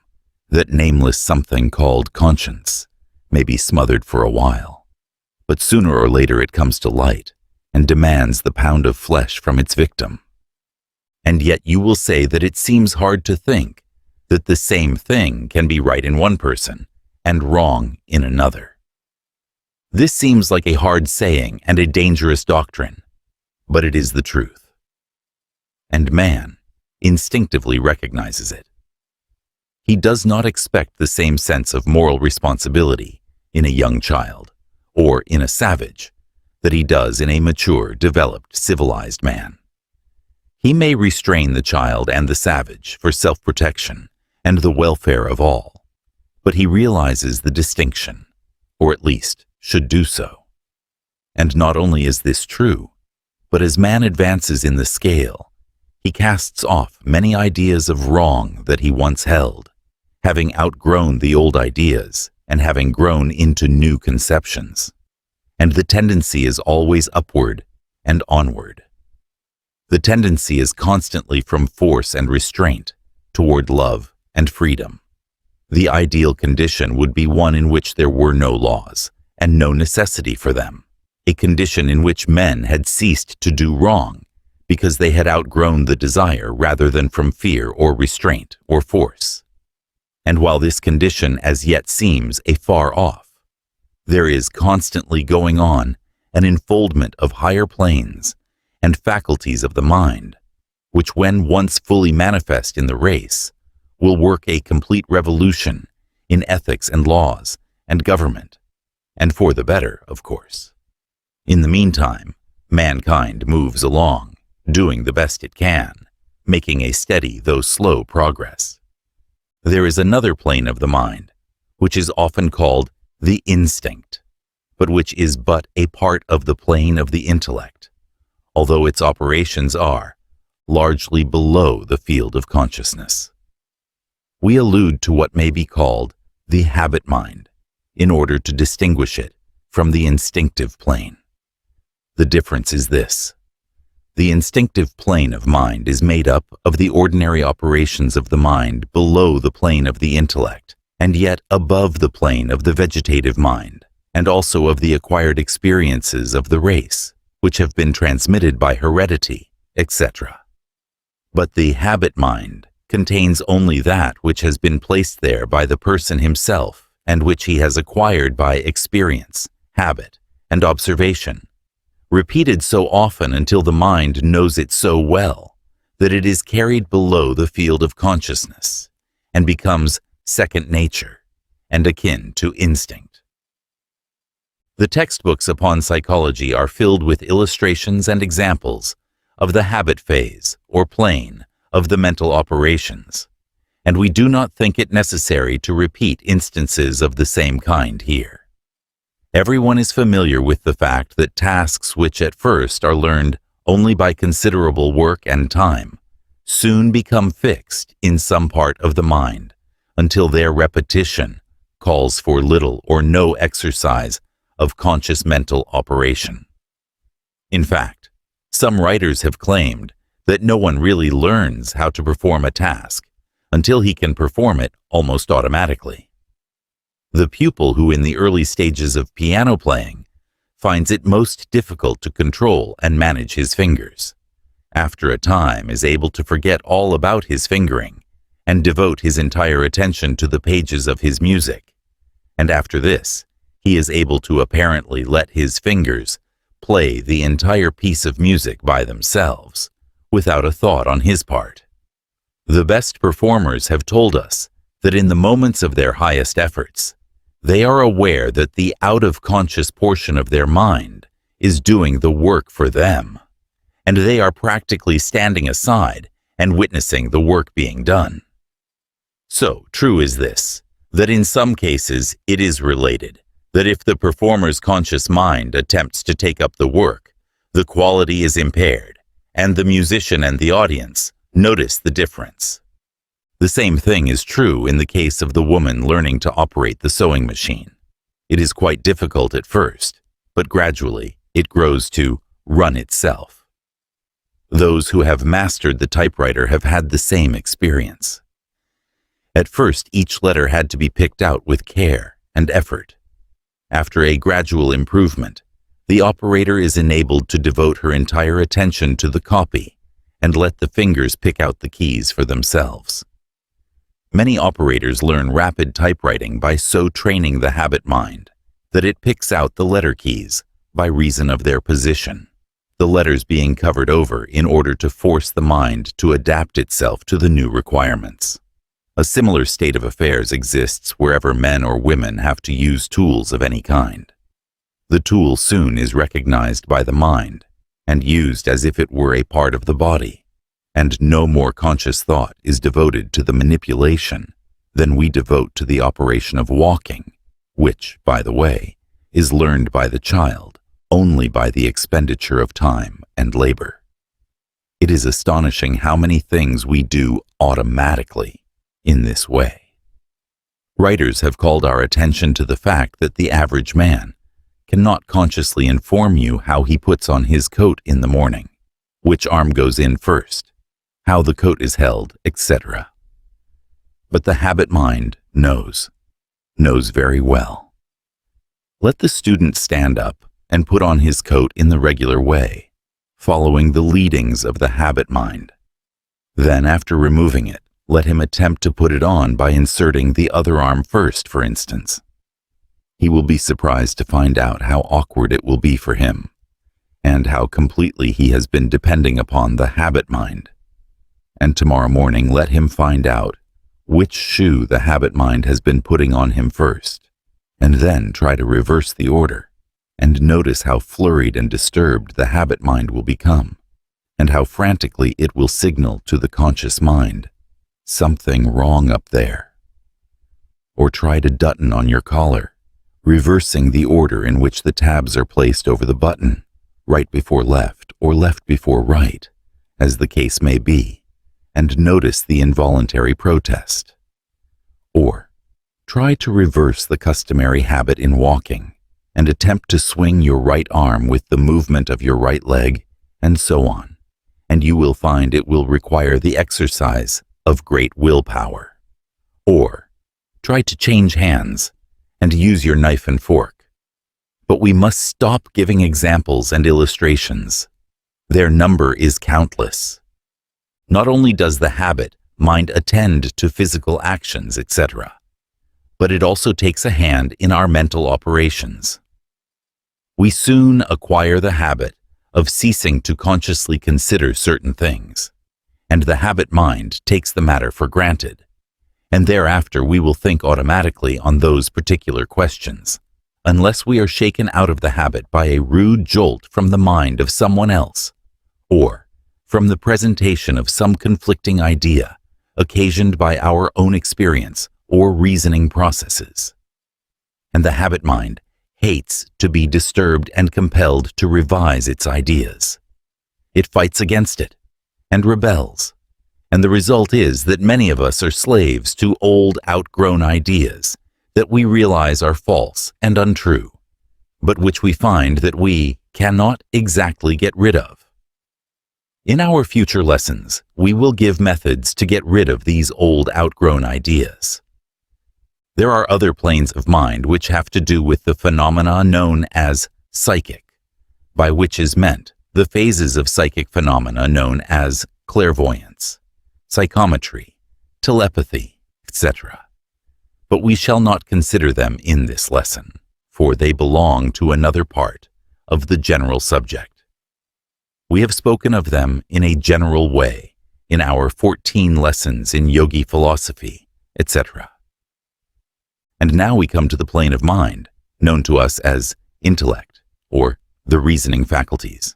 Webster defines the word intellect as follows: the part or faculty of the human soul by which it knows, as distinguished from the power to feel and to will, thy thinking faculty, the understanding. The same authority defines the word reason as follows: the faculty or capacity of the human mind by which it is distinguished from the intelligence of the inferior animals. We shall not attempt to go into a consideration of the conscious intellect, for to do so we would be compelled to take up the space of the remaining lessons of the course, and besides, the student may find extended information on this subject in any of the textbooks on psychology. Instead, we will consider other faculties and planes of mind which the said textbooks pass by rapidly, or perhaps deny. And one of these planes is that of unconscious reasoning, or intellect. To many this term will seem paradoxical, but students of the unconscious will understand just what is meant. Reasoning is not necessarily conscious in its operations.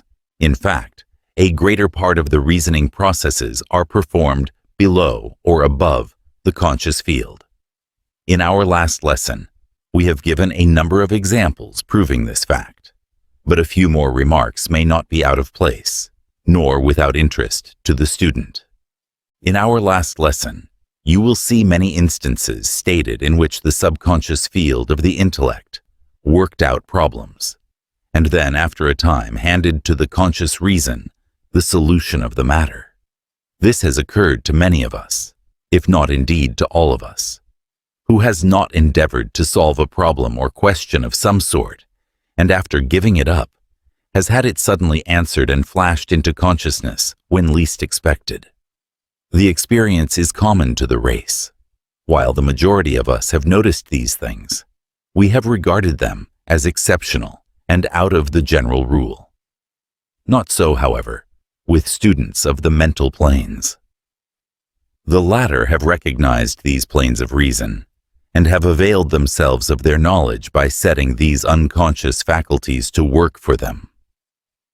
In our next lesson, we will give directions to our students regarding this accomplishment, which may prove of the greatest importance to those who will take the trouble to practice the directions given.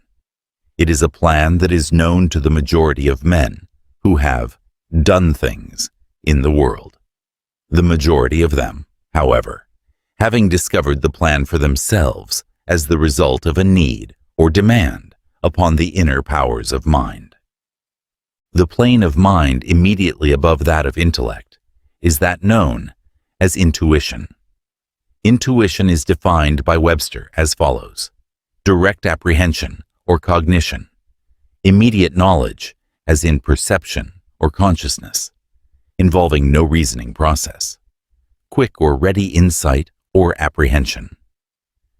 It is difficult to explain just what is meant by intuition, except to those who have experienced it, and these people do not need the explanation.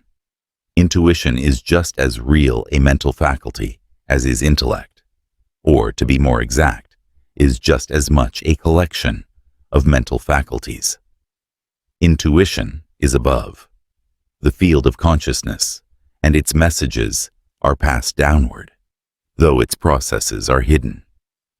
The race is gradually unfolding into the mental plane of intuition, and the race will someday pass into full consciousness on that plane.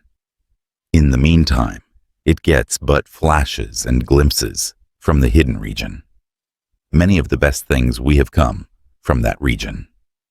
Art, music, the love of the beautiful and good poetry, the higher form of love, spiritual insight to a certain degree, intuitive perception of truth, etc., etc., come from this region. These things are not reasoned out by the intellect, but seem to spring full-born from some unknown region of the mind. In this wonderful region dwells genius.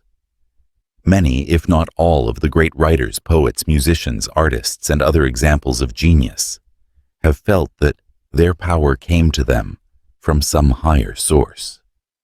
Many have thought that it emanated from some being kindly to them, who would inspire them with power and wisdom. Some transcendent power seemed to have been called into operation, and the worker would feel that his product or creation was not his handiwork, but that of some outside intelligence. The Greeks recognized this something in man and called it man's daemon. Plutarch, in his discourse on the demon that guided Socrates, speaks of the vision of Timarchus, who, in the case of Trophonius, saw spirits which were partly attached to human bodies and partly over and above them, shining luminously over their heads. He was informed by the oracle that the part of the spirit which was immersed in the body was called the soul, but that the outer and unimmersed portion was called the demon. The oracle also informed him that every man had his demon, whom he is bound to obey. Those who implicitly follow that guidance are the prophetic souls, the favorites of the gods. Goethe also spoke of the demon as a power higher than the will, and which inspired certain natures with miraculous energy.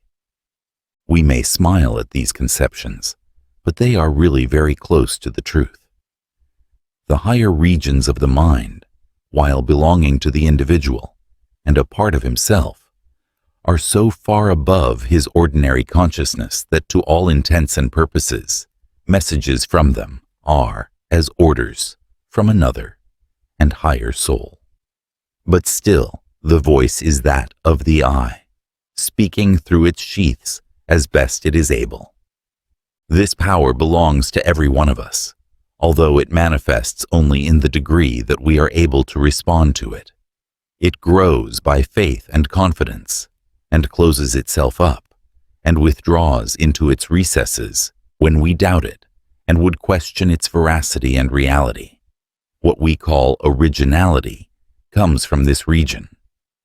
The intuitive faculties pass on to the conscious mind some perception of truth higher than the intellect has been able to work out for itself. And two, it is called the work of genius. The advanced occultist knows that in the higher regions of the mind are locked up intuitive perceptions of all truth, and that he who can gain access to these regions will know everything intuitively and as a matter of clear sight, without reasoning or explanation. The race has not as yet reached the heights of intuition. It is just beginning to climb the foothills, but it is moving in the right direction. It will. Be well for us if we will open ourselves to the higher inner guidance and be willing to be led by the Spirit. This is a far different thing from being led by outside intelligence, which may or may not be qualified to lead. But the Spirit within each of us has our interests at heart and is desirous of our best good, and is not only ready, but willing to take us by the hand and lead us on. The higher self is doing the best it can for our development and welfare, but is hampered by the confining sheaths. And alas, many of us glory in these sheaths and consider them the highest part of ourselves. Do not be afraid to let the light of the Spirit pierce through these confining sheaths and dissolve them. The intuition, however, is not the Spirit, but is one of its channels of communication to us. There are other and still higher planes of mind, but the intuition is the one next in the line of unfoldment, and we should open ourselves to its influence and welcome its unfoldment. Above the plane of intuition is that of the cosmic knowing, upon which we will find the consciousness of the oneness of all. We have spoken of this plane in our lesson on the unfoldment of consciousness. When one is able to conscious on this plane, this exalted plane of mind, he is able to see fully, plainly, and completely that there is one great life underlying all the countless forms and shapes of manifestation. He is able to see that separateness is only the working fiction of the universe.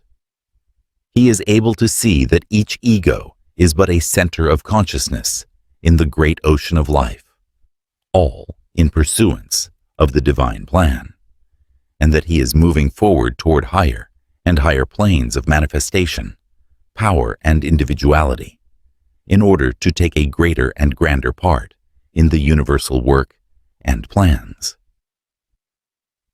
The cosmic knowing in its fullness has come to but few of the race, but many have had glimpses, more or less clear, of its transcendent wonder, and others are on the borderland of this plane. The race is unfolding gradually, slowly but surely, and those who have had this wonderful experience are preparing others for a like experience. The seed is being sown, and the harvest will come later. This and other phases of the higher forms of consciousness are before the race.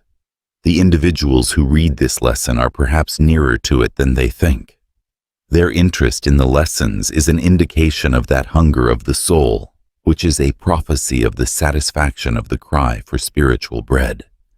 The law of life heeds these cries for aid and nourishment, and responds accordingly, but along the lines of the highest wisdom and according to the real requirements of the individual.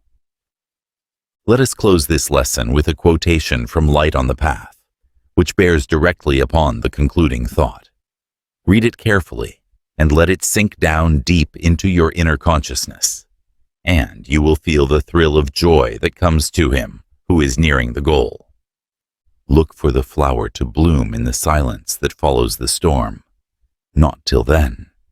It shall grow, it will shoot up, it will make branches and leaves, and form buds while the storm lasts, but not until the entire personality of the man is dissolved and melted, not until it is held by the divine fragment which has created it, as a mere subject for grave experiment and experience.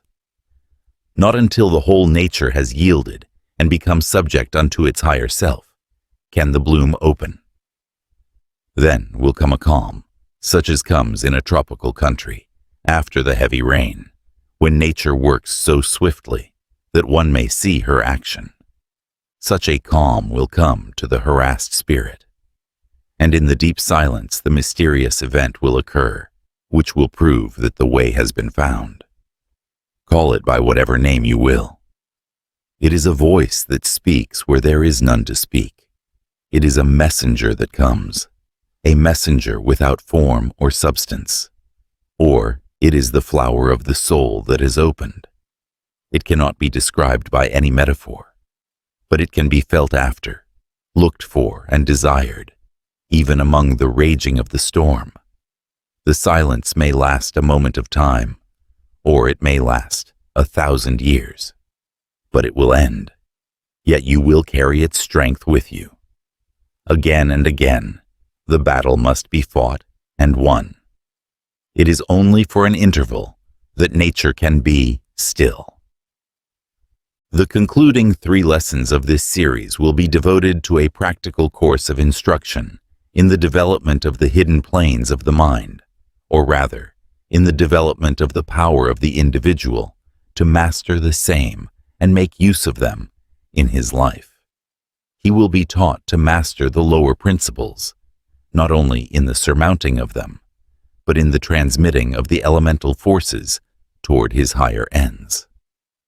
Power may be obtained from this part of the mind under the direction of the will, and the student will be told how to set the unconscious intellect to work for him, and he will be told how to develop and train the will.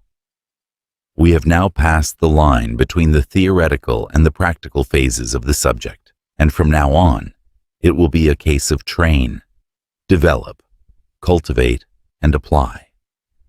Knowing what lies back of it all, the student is now prepared to receive the instructions which he might have misused before. Peace be with thee all. Mantram, affirmation. I am the master of my soul, the 10th lesson. Subconsciousing. In the 9th lesson, we called your attention to the fact that reasoning was not necessarily conscious in its operations, and that, in fact, a large part of the rational processes of the mind are performed below or above the field of consciousness. And in the 8th lesson, we gave you a number of examples illustrating this fact. We also gave you a number of cases in which the subconscious field of the intellect worked out problems, and then, after a time, passed on to the conscious field of the intellect, the solution of the matter. In this lesson, we purpose instructing you in the methods by which this part of the intellect may be set to work for you. Many have stumbled upon bits of this truth for themselves, and, in fact, the majority of successful men who have attained eminence in any walk of life have made more or less use of this truth, although they seldom understand the reason of it.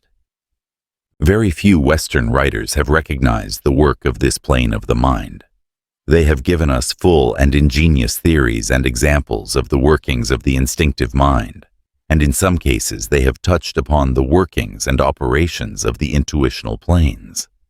But in nearly every case they have treated the intellect as something entirely confined to the conscious plane of mentation.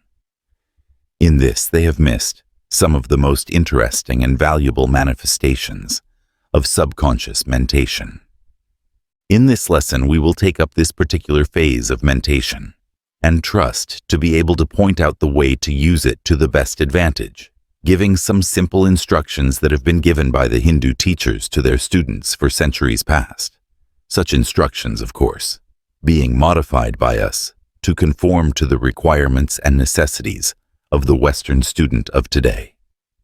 We have taken the liberty of bestowing a new title upon this phase of mentation. We have thought it well to call it subconsciousing. The word sub, of course, means under, below, and the word consciousing is a favorite term employed by Professor Elmer Gates and means receiving impressions from the mind. In a general way, subconsciousing, as used in this lesson, may be understood to mean using the subconscious mind under orders of the conscious mind. By referring to our 8th lesson, we see on page 177 mention made of the case of the man who indulged in unconscious rumination, which happened to him when he read books presenting new points of view essentially opposed to his previous opinion. You will note that after days, weeks, or months, he found that to his great astonishment, the old opinions were entirely rearranged and new ones lodged there. On the same page, you will see mentioned the case of Sir William Hamilton, who discovered an important law of mathematics while walking with his wife. In this case, he had been previously thinking of the missing link in his chain of reasoning, and the problem was worked out for him by the subconscious plane of his intellect. On the same page and the one following is found the case of Dr. Thompson, who gives an interesting account of the workings of this part of his mind, which caused him at times to experience a feeling of the uselessness of all voluntary effort, coupled with a feeling that the matter was working itself clear in his mind. He tells us that at times he seemed to be merely a passive instrument in the hands of some person other than himself, who compelled him to wait until the work was performed for him by some hidden region of the mind. When the subconscious part of the mind had completed its work, It would flash the message to his conscious mind, and he would begin to write. On page 178 mention is also made of the great French chemist, Berthelot, who relates that some of his best conceptions have flashed upon him as from the clear sky. In fact, the 8th lesson is largely made up of examples of this kind, and we ask the student to reread the same in order to refresh his mind with the truth of the workings of the subconscious mentality. But you will notice in nearly all the cases mentioned that those who related instances of the help of the subconscious mind had merely stumbled upon the fact that there was a part of the mind below consciousness that could and would work out problems for one if it could somehow be set in operation.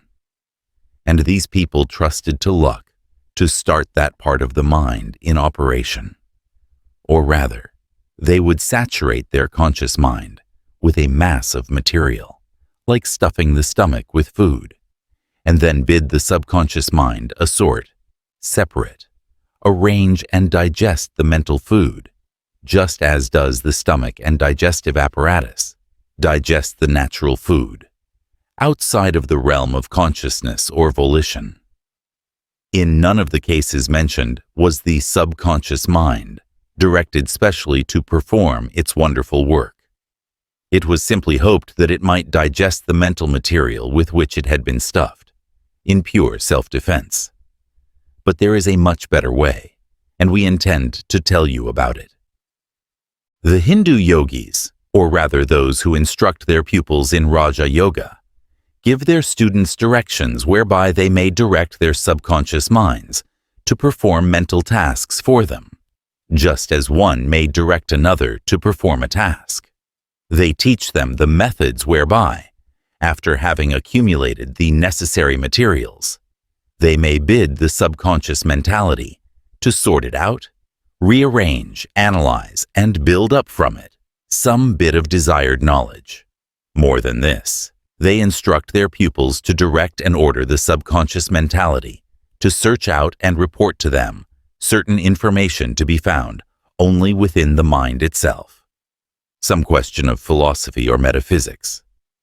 And when such art has been acquired, the student or yogi rests assured that the desired result will he forthcoming in due time, and consequently dismisses the matter from his conscious mind, and busies himself with other matters, knowing that day and night, incessantly, the subconsciousing process is going on, and that the subconscious mind is actively at work, collecting the information, or working out the problem.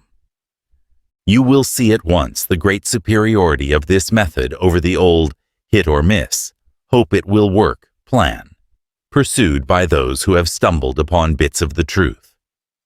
The yogi teacher begins by impressing upon his students the fact that the mind is capable of extending outward toward an object, material or mental, and by examining it by methods inherent in itself, extracting knowledge regarding the object named.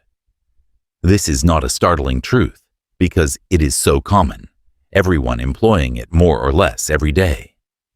But the process by which the knowledge is extracted is most wonderful, and really is performed below the plane of consciousness, the work of the conscious mind being chiefly concerned in holding the attention upon the object. We have spoken of the importance of attention in previous lessons, which it will be well for you to reread at this time. When the student is fully impressed with the details of the process of attention and the subsequent unfoldment of knowledge, the yogi proceeds to inform him that there are other means of obtaining knowledge about an object, by the employment of which the attention may be firmly directed toward the object, and then afterwards held there unconsciously, that is, a portion of the attention, or a subconscious phase of mentation, which will hold the subconscious mind firmly upon the work until accomplished, leaving the conscious attention and mentality free to employ itself with other things. The yogis teach the students that this new form of attention is far more intense and powerful than is the conscious attention, for it cannot be disturbed or shaken or distracted from its object, and that it will work away at its task for days, months, years, or a lifetime if necessary, according to the difficulty of the task, and in fact, carries its work over from one life to another, unless recalled by the will. They teach the student that in everyone's life there is going on a greater or less degree of this subconscious work, carried on in obedience to a strong desire for knowledge manifested in some former life, and bearing fruit only in the present existence. Many important discoveries have been made in obedience to this law, but it is not of this phase of the matter that we wish to speak in this lesson. The yogi theory is that the subconscious intellectual faculty may be set to work under the direction of orders given by the will. All of you know how the subconscious mentality will take up an order of the will, or a strong wish, that the person be awakened at a certain hour in order to catch a train. Or, in the same way, how the remembrance of a certain engagement at, say, 4 o'clock, will flash into the mind when the hands of the clock approach the stated hour.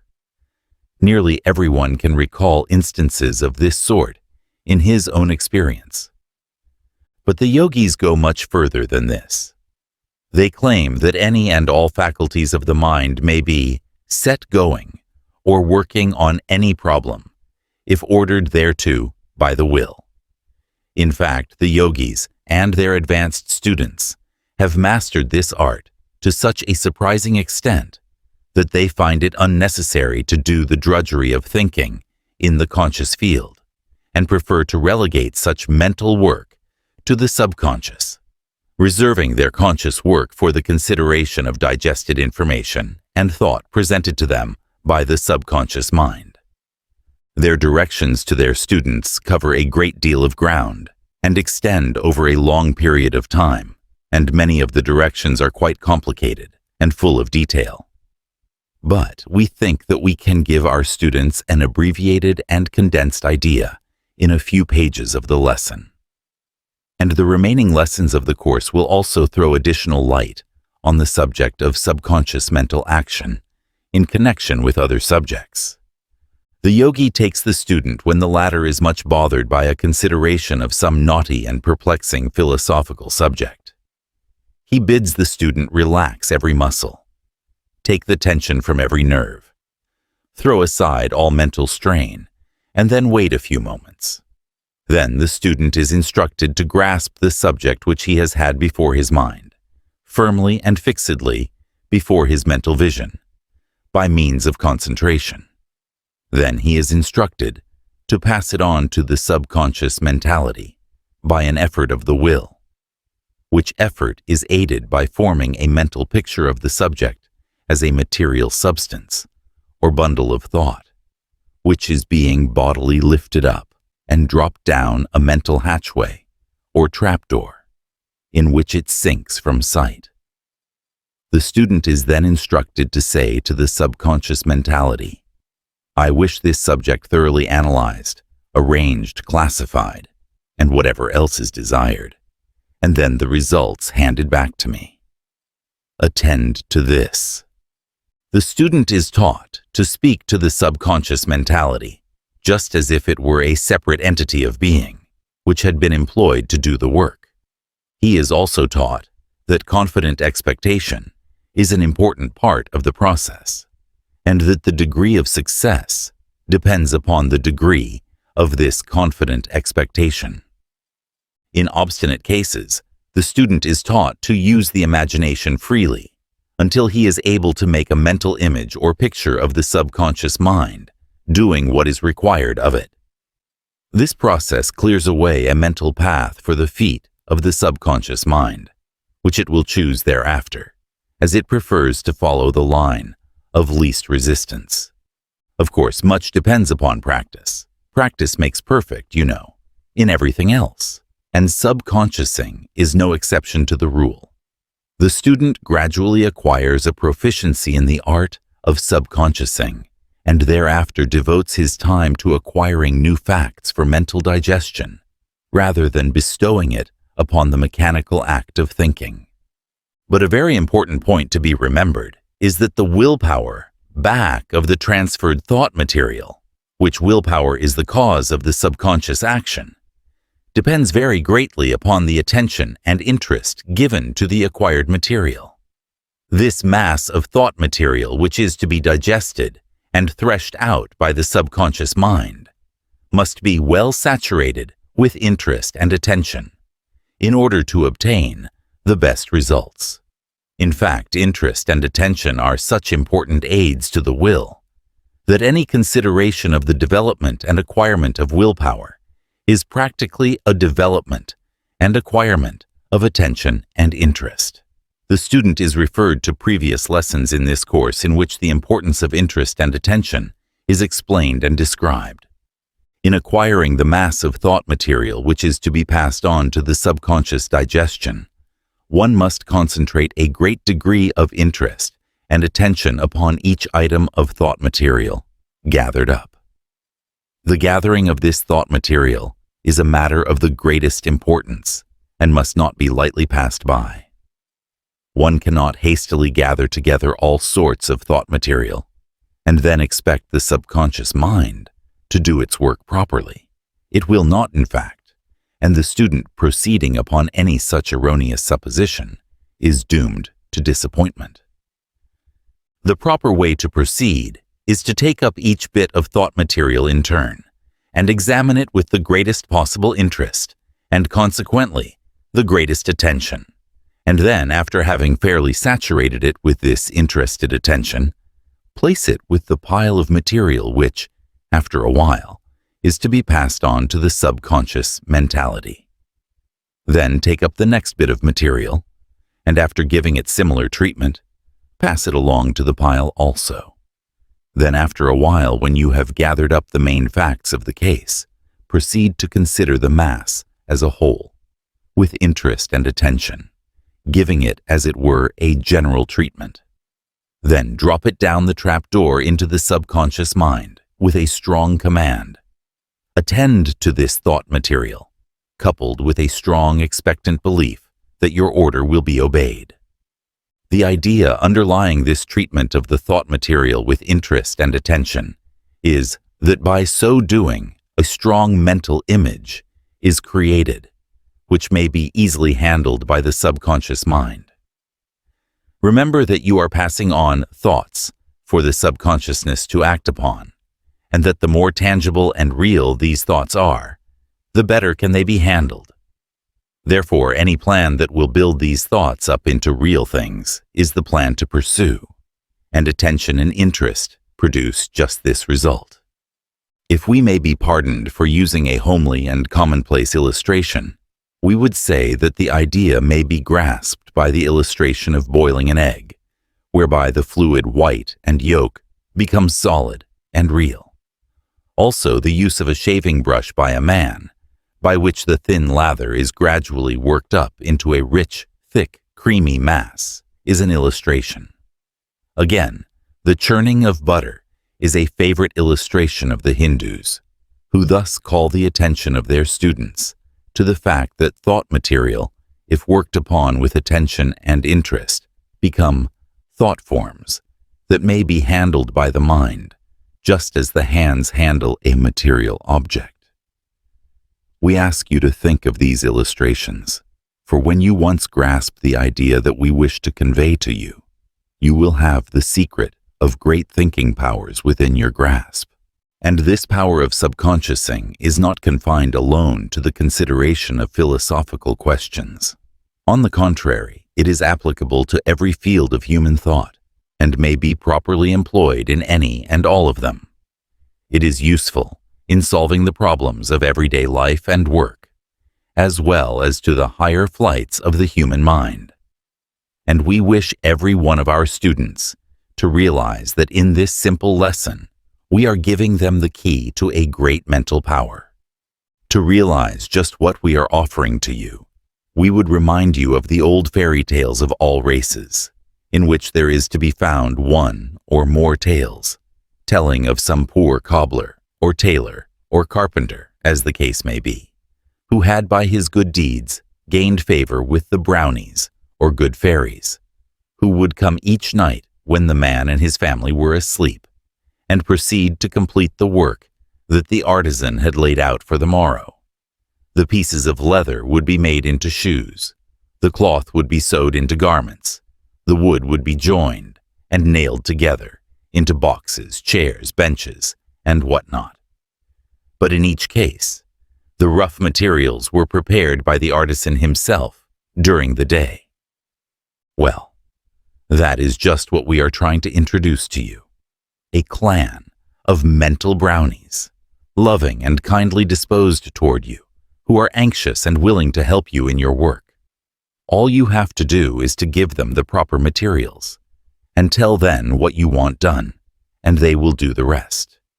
But these mental brownies are a part of your own mentality, remember, and no alien and foreign entities, as some have imagined. A number of people who have accidentally discovered this power of the subconscious mind to work out problems and to render other valuable service to its owner have been led to suppose that the aid really came from some other entity or intelligence. Some have thought that the messages came from friends in the spirit land, and others have believed that some high intelligence, God or his angels, was working in their behalf. Without discussing spirit communication or divine messages, in both of which we believe, with certain provisional reservations, we feel justified in saying that the majority of cases of this kind may be referred to the subconscious workings of one's own mentality. Each of us has a friend in our own mind, a score of them in fact, who delight in performing services for us, if we will but allow them to do so. Not only have we a higher self to whop, we may turn for comfort and aid in times of deep distress and necessity, but we have these invisible mental workers on the subconscious plane, who are very willing and glad to perform much of our mental work for us, if we will but give them the material in proper shape. It is very difficult to impart specific directions for obtaining these results, as each case must depend to a great extent upon the peculiar circumstances surrounding it. But we may say that the main thing needed is to lick into shape the material, and then pass it on to the subconscious mind in the manner spoken of a few moments ago. Let us run over a few cases wherein this principle may be applied. Let us suppose that you are confronted with a problem consisting of an uncertainty as to which of two or more courses to adopt in some affair of life. Each course seems to have advantages and disadvantages, and you seem unable to pass upon the matter clearly and intelligently. The more you try, the more perplexed and worried do you become. Your mind seems to tire of the matter and manifests a state which may be called mental nausea. This state will be apparent to anyone who has had much thinking to do. The average person, however, persists in going over the matter, notwithstanding the tired condition of the mind and its evident distaste for a further consideration of the subject. They will keep on forcing it back to the mind for consideration, and even at nighttime will keep thrashing away at the subject. Now this course is absurd. The mind recognizes that the work should be done by another part of itself, its digestive region in fact, and naturally rebels at the finishing up machinery being employed in work unsuited for it. According to the subconsciousing plan, the best thing for the man to do would be for him first to calm and quiet his mind. Then he should arrange the main features of the problem, together with the minor details in their proper places.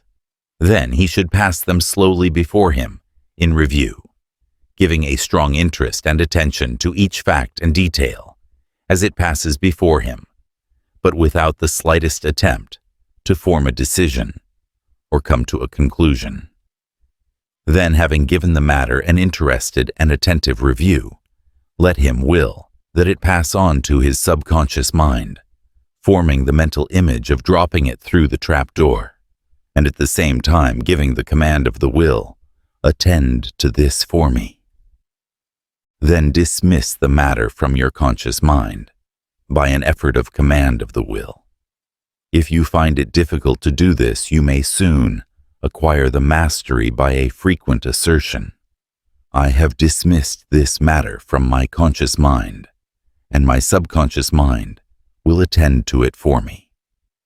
Then, endeavor to create a mental feeling of perfect trust and confidence in the matter, and avoid all worry or anxiety about it.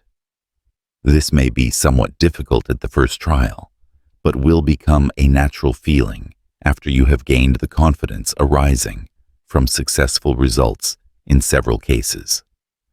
The matter is one of practice, and, like anything else that is new, must be acquired by perseverance and patience. It is well worth the time and trouble, and once acquired will be regarded as something in the nature of a treasure discovered in an unexpected place. The sense of tranquility and content, of calm and confidence, that comes to one who least practiced this plan will of itself be worth all the trouble, not to speak of the main result. To one who has acquired this method, the old worries, frettings, and general stewed-up feeling will seem like a relic of barbarism. The new way opens up a world of new feelings and content. In some cases, the matter will be worked out by the subconscious mind in a very short time, and in fact, we have known cases in which the answer would be flashed back almost instantly, almost like an inspiration. But in the majority of cases, more or less, time is required. The subconscious mind works very rapidly, but it takes time to arrange the thought material properly and to shape it into the desired forms. In the majority of cases, it is well to let the matter rest until the next day, a fact that gives us a clue to the old advice to sleep over an important proposition before passing a final decision. If the matter does not present itself the following day, bring it up again before the conscious mind for review.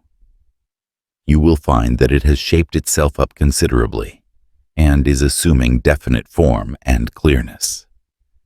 But right here, and this is important, do not make the mistake of again dissecting it and meddling with it and trying to arrange it with your conscious mind, but instead give it attention and interest in its new form, and then pass it back again to the subconscious mind for further work.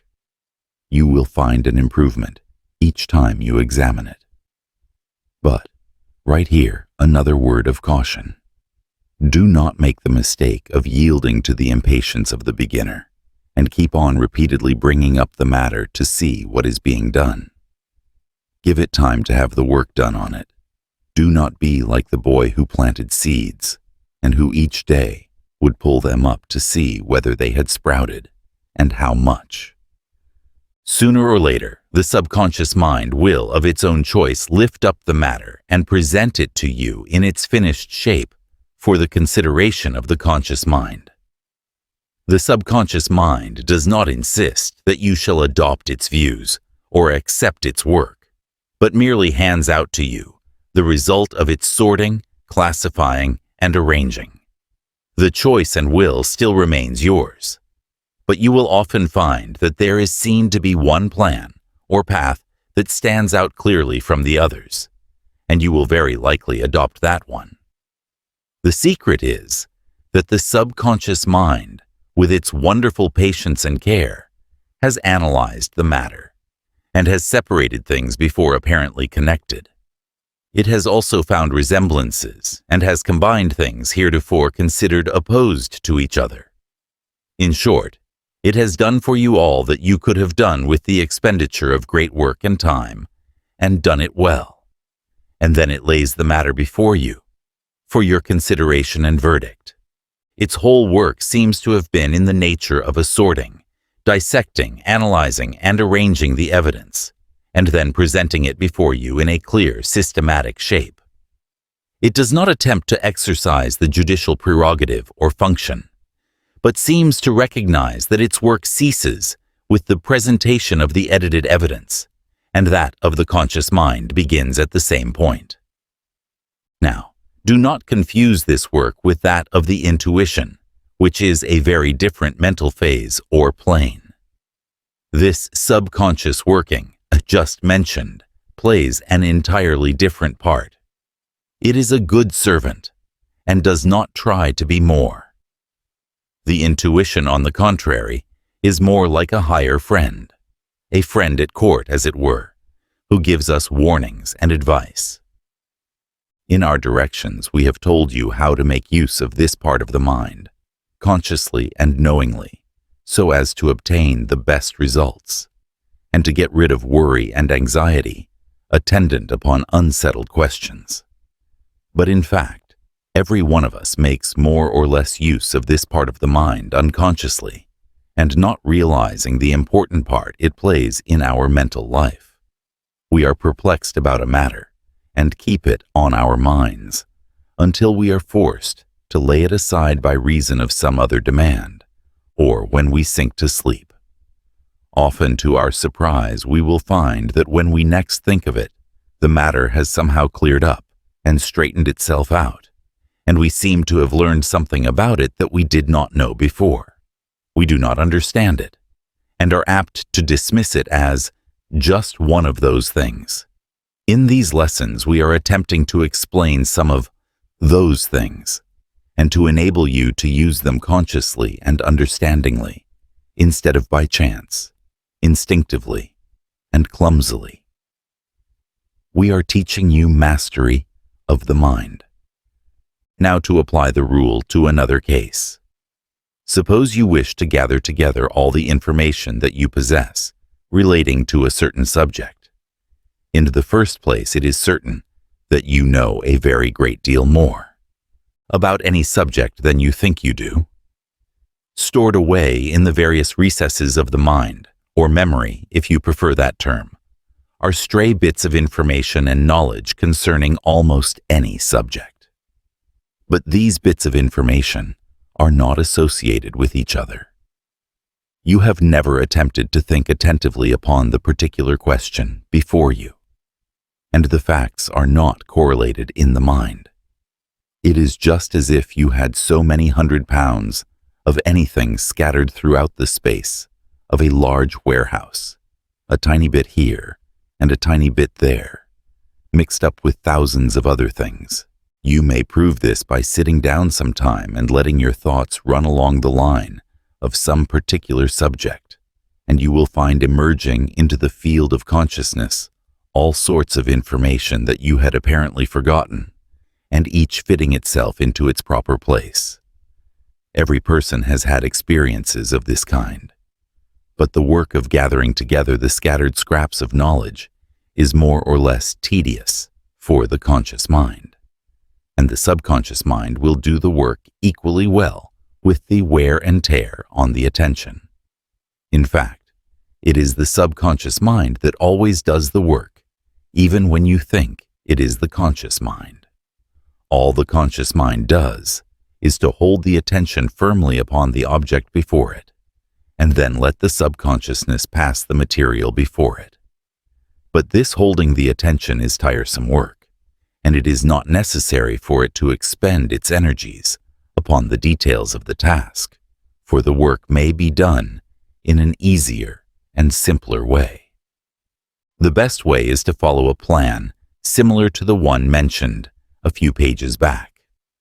That is, to fix the interested attention firmly upon the question before you, until you manage to get a clear, vivid impression of just what you want answered. Then pass the whole matter into the subconscious mind with the command, "Attend to this," and then leave it. Throw the whole matter off of your mind and let the subconscious work go on. If possible, let the matter run along until the next morning, and then take it up for consideration. When? If you have proceeded properly, you will find the matter worked out, arranged in logical sequence, so that your conscious attention will be able to clearly review the string of facts, examples, illustrations, experiences, etc., relating to the matter in question. Now, many of you will say that you would like this plan to work in cases in which you have not the time to sleep over it. In such cases, we will say that it is possible to cultivate a rapid method of subconsciousing, and in fact, many businessmen and men of affairs have stumbled upon a similar plan, driven to the discovery by necessity. They will give a quick, comprehensive, strong flash of attention upon the subject, getting right to the heart of it, and then will let it rest in the subconscious mind for a moment or two, killing a minute or two of time in preliminary conversation, until the first flash of answer comes to them. After the first flash, and taking hold of the first loose end of the subject that presents itself to them, they will unwind a string of information and talk about the subject that will surprise even themselves. Many lawyers have acquired this knowledge and are what is known as resourceful. Such men are often confronted with questions of conditions utterly unsuspected by them a moment before. Practice has taught them the folly of fear and loss of confidence at such moments, and has also impressed upon them the truth that something within them will come to the rescue. So, presenting a confident air, they will manage to say a few platitudes or commonplaces, while the subconscious mind is most rapidly gathering its materials for the answer. In a moment, an opening thought flashes upon the man, and as he continues, idea after idea passes before his conscious and eager attention, sometimes so rapidly that it is almost impossible to utter them, and lo, the danger is over, and a brilliant success is often snatched from the jaws of an apparent failure and defeat. In such cases, the mental demand upon the subconscious mind is not voiced in words, but is the result of a strong mental need. However, if one gives a quick verbal command, "Attend to this," the result will be heightened. We have known of cases of men prominent in the world's affairs who made a practice of smoking a cigar during important business interviews, not because they particularly cared for tobacco, but because they had learned to appreciate the value of a moment's time for the mind to gather itself together, as one man expressed it.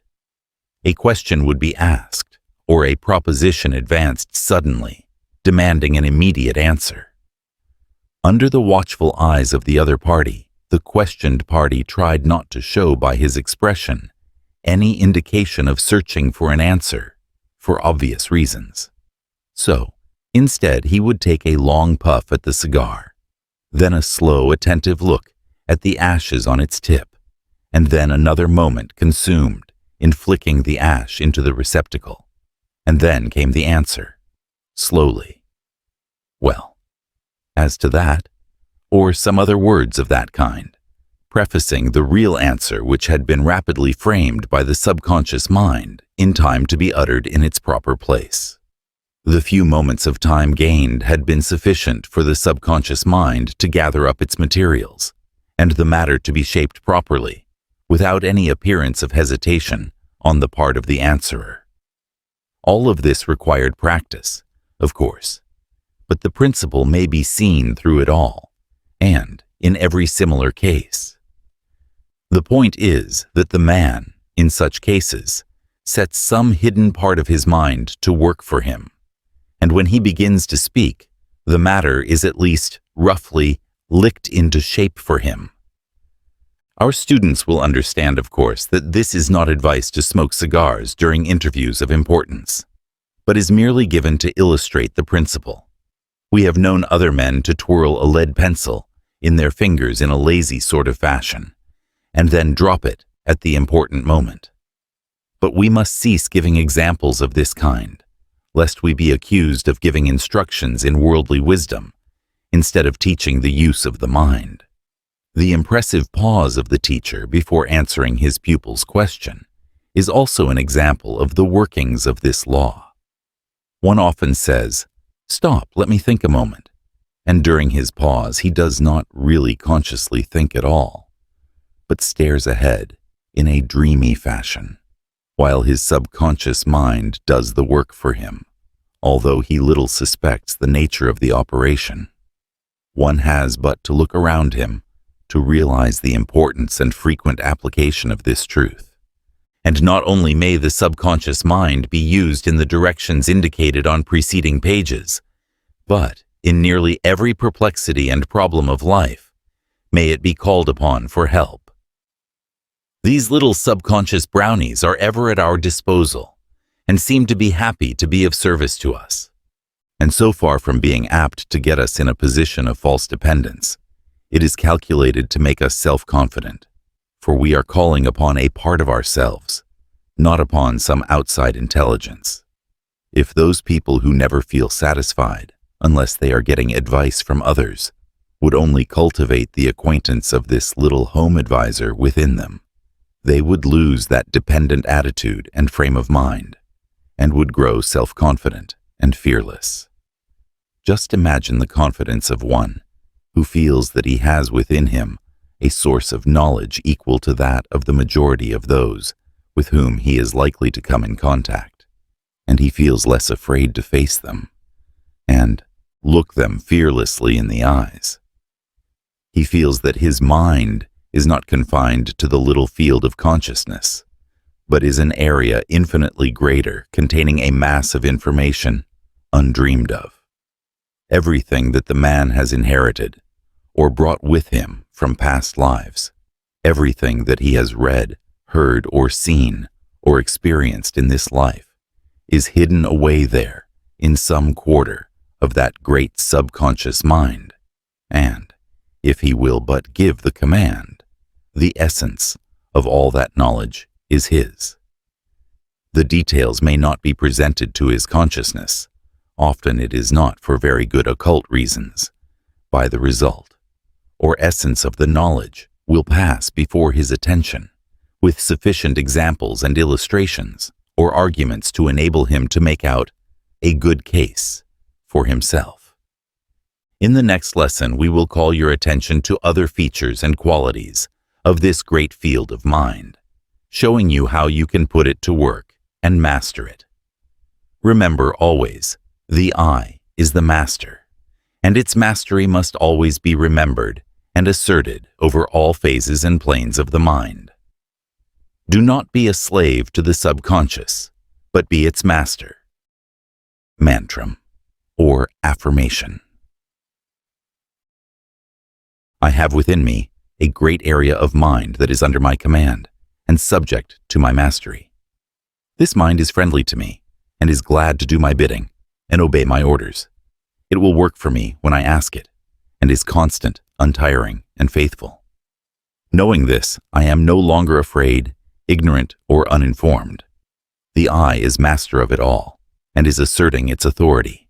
I am master over body, mind, consciousness, and subconsciousness. I am I, a center of power, strength, and knowledge. I am I, and I, any spirit, a fragment from the divine flame. The 11th lesson, Subconscious Character Building. In our last lesson, the 10th lesson, we called your attention to the wonderful work of the subconscious regions of mentation in the direction of the performance of intellectual work. Great as are the possibilities of this field of mentation, in the direction named, they are equaled by the possibilities of building up character by similar methods. Everyone realizes that one may change his character by a strenuous course of repression and training, and nearly all who read these lines have modified their characteristics somewhat by similar methods. But it is only of late years that the general public have become aware that character might be modified, changed, and sometimes completely altered by means of an intelligent use of the subconscious faculties of the mind. The word character is derived from ancient terms meaning to mark, to engrave, etc. And some authorities inform us that the term originally arose from the word used by the Babylonian brickmakers to designate the trademark impressed by them upon their bricks, each maker having his own mark. This is interesting in view of the recent theories regarding the cultivation of characteristics which may be found in the current Western works on psychology.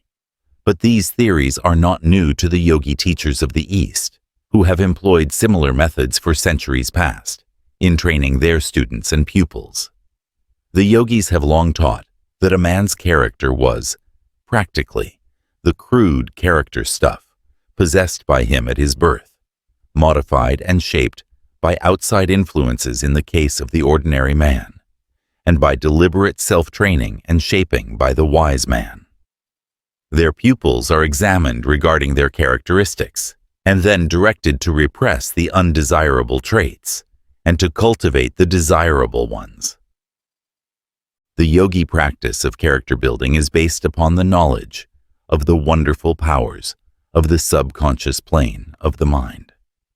The pupil is not required to pursue strenuous methods of repression or cultivation, but, on the contrary, is taught that such methods are opposed to nature's plans, and that the best way is to imitate nature and to gradually unfold the desired characteristics by means of focusing the willpower and attention upon them. The weeding out of undesirable characteristics is accomplished by the pupil cultivating the characteristics directly opposed to the undesirable ones.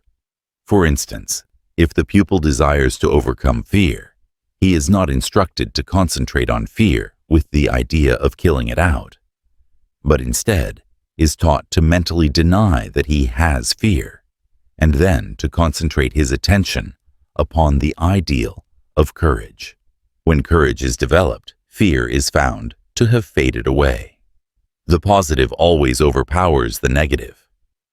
In the word ideal is found the secret of the yogi method of subconscious character building.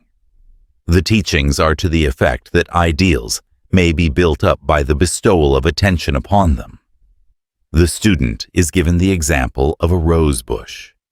He is taught that the plant will grow and flourish in the measure that care and attention is bestowed upon it, and vice versa. He is taught that the ideal of some desired characteristic is a mental rosebush, and that by careful attention it will grow and put forth leaves and flowers. He is then given some minor mental trait to develop, and is taught to dwell upon it in thought, to exercise his imagination, and to mentally see himself attaining the desired quality. He is given mantrams or affirmation to repeat, for the purpose of giving him a mental center around which to build an ideal. There is a mighty power in words used in this way, providing that the user always thinks of the meaning of the words and makes a mental picture of the quality expressed by them, instead of merely repeating them parrot fashion.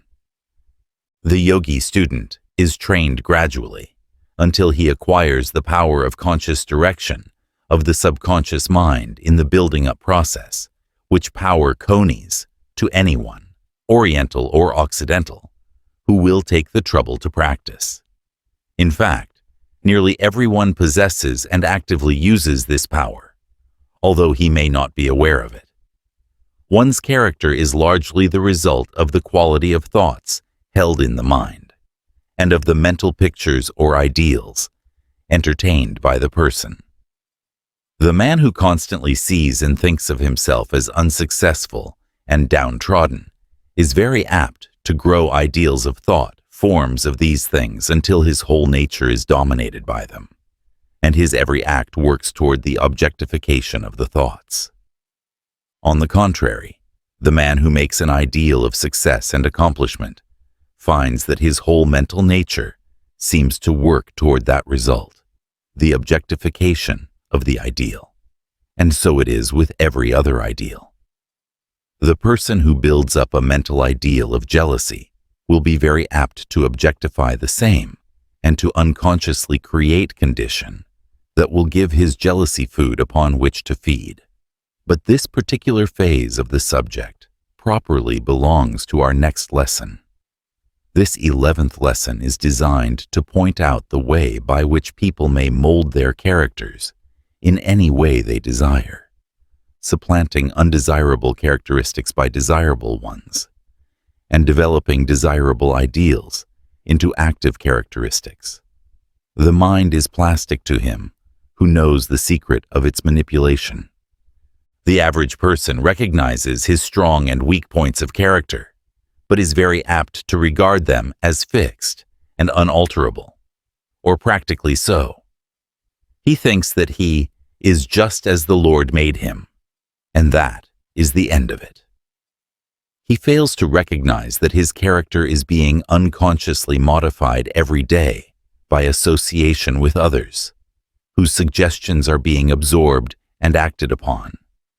And he fails to see that he is molding his own character by taking interest in certain things and allowing his mind to dwell upon them. He does not realize that he himself is really the maker of himself from the raw and crude material given him at his birth. He makes himself negatively or positively. Negatively, if he allows himself to be molded by the thoughts and ideals of others, and positively, if he molds himself. Everyone is doing one or the other, perhaps both. The weak man is the one who allows himself to be made by others, and the strong man is the one who takes the building process in his own hands. The process of character building is so delightfully simple that its importance is apt to be overlooked by the majority of persons who are made acquainted with it. It is only by actual practice and the experiencing of results that its wonderful possibilities are borne home to one. The yogi student is early taught the lesson of the power and importance of character building by some strong practical example. For instance, the student is found to have certain tastes of appetite, such as a like for certain things, and a corresponding dislike for others. The yogi teacher instructs the student in the direction of cultivating a desire and taste for the disliked thing, and a dislike for the liked thing. He reaches the student to fix his mind on the two things, but in the direction of imagining that he likes the one thing and dislikes the other. The student is taught to make a mental picture of the desired conditions, and to say, for instance, I loathe candy. I dislike even the sight of it. And on the other hand, I crave tart things. I revel in the taste of them, etc., etc., at the same time trying to reproduce the taste of sweet things, accompanied with a loathing, and a taste of tart things, accompanied with a feeling of delight. After a bit, the student finds that his tastes are actually changing in accordance with his thoughts, and in the end, they have completely changed places. The truth of the theory is then borne home to the student, and he never forgets the lesson. In order to reassure readers who might object to having the student left in this condition of reversed tastes, we may add that the yogi teachers then teach him to get rid of the idea of the disliked thing, and teach him to cultivate a liking for all wholesome things. Their theory being that the dislike of certain wholesome eatables has been caused by some suggestion in childhood or by some prenatal impression, as wholesome eatables are made attractive to the taste by nature. The idea of all this training, however, is not the cultivation of taste, but practice in mental training, and the bringing home to the student the truth of the fact that his nature is plastic to his ego, and that it may be molded at will by concentration and intelligent practice. The reader of this lesson may experiment upon himself along the lines of the elementary yogi practice as above mentioned, if he so desires. He will find it possible to entirely change his dislike for certain food, etc., by the methods mentioned above. He may likewise acquire a liking for heretofore distasteful tasks and duties, which he finds it necessary to perform. The principle underlying the whole yogi theory of character building by the subconscious intellect is that the ego is master of the mind, and that the mind is plastic to the commands of the ego. The ego, or I of the individual, is the one real, permanent, changeless principle of the individual. And the mind, like the body, is constantly changing, moving, growing, and dying. Just as the body may be developed and molded by intelligent exercises, so may the mind be developed and shaped by the ego, if intelligent methods are followed. The majority of people consider that character is a fixed something belonging to a man that cannot be altered or changed, and yet they show by their everyday actions that at heart they do not believe this to be a fact, for they endeavor to change and mold the characters of those around them by word of advice, counsel, praise, or condemnation, etc. It is not necessary to go into the matter of the consideration of the causes of character in this lesson. We will content ourselves by saying that these causes may be summed up, roughly, as follows. 1. Result of experiences in past lives. 2. Heredity. 3. Environment. 4. Suggestion from others. And 5. Autosuggestion.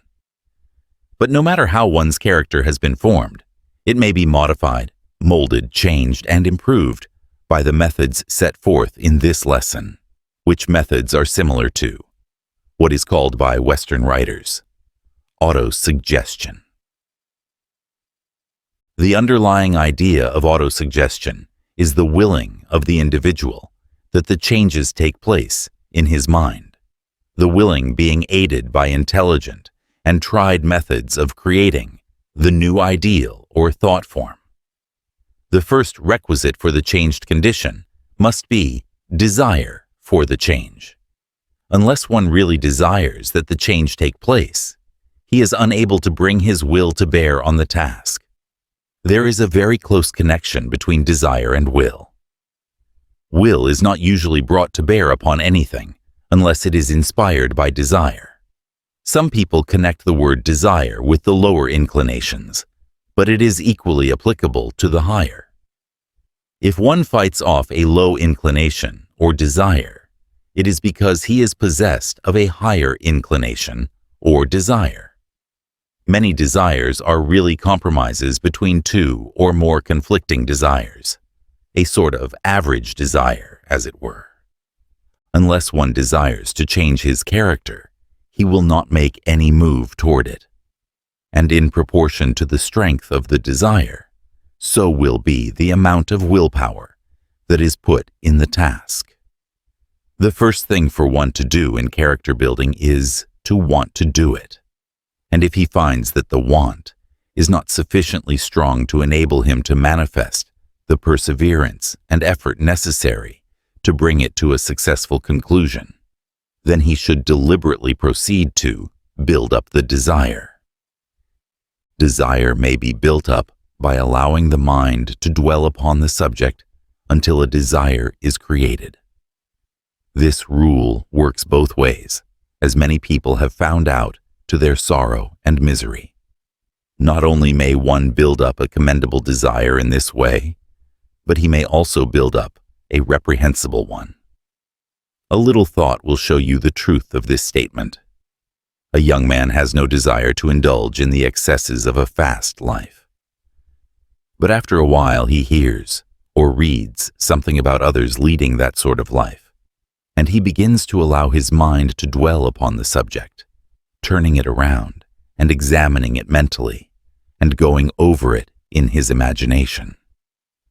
After a time, he begins to find a desire gradually sending forth roots and branches, and if he continues to water the thing in his imagination, before long he will find within himself a blossoming inclination, which will try to insist upon expression in action. There is a great truth behind the words of the poet. Vice is a monster of so frightful mien, that to be hated needs but to be seen. Yet seen too oft, familiar with her face, we first endure, then pity, and then embrace. And the follies and crimes of many a man have been due to the growing of desire within his mind, through this plan of planting the seed and then carefully watering and tending to it. This cultivation of the growing desire. We have thought it well to give this word of warning because it will throw light upon many things that may have perplexed you, and because it may serve to call your attention to certain growing weeds of the mind that you have been nourishing. But remember always that the force that leads downward may be transmuted and made to lead upward. It is just as easy to plant and grow wholesome desires as the other kind. If you are conscious of certain defects and deficiencies in your character, and who is not, and yet find yourself not possessed of a strong enough desire to make the changes necessary, then you should commence by planting the desire seed and allowing it to grow by giving it constant care and attention. You should picture to yourself the advantages of acquiring the desirable traits of character of which you have thought. You should frequently go over and over them in your mind, imaging yourself in imagination as possessing them. You will then find that the growing desire will make headway, and that you will gradually begin to want to possess that trait of character more and more. And when you begin to want to hard enough, you will find arising in your consciousness a feeling of the possession of sufficient willpower to carry it through. Will follows the desire. Cultivate a desire, and you will find back of it the will to carry it through. Under the pressure of a very strong desire, men have accomplished feats akin to miracles. If you find yourself in possession of desires that you feel are hurtful to you, you may rid yourself of them by deliberately starving them to death, and at the same time, growing opposite desires. By refusing to think of the objectionable desires, you refuse them the mental food upon which alone they can thrive. Just as you starve a plant by refusing it nourishing soil and water, so may you starve out an objectionable desire by refusing to give it mental food.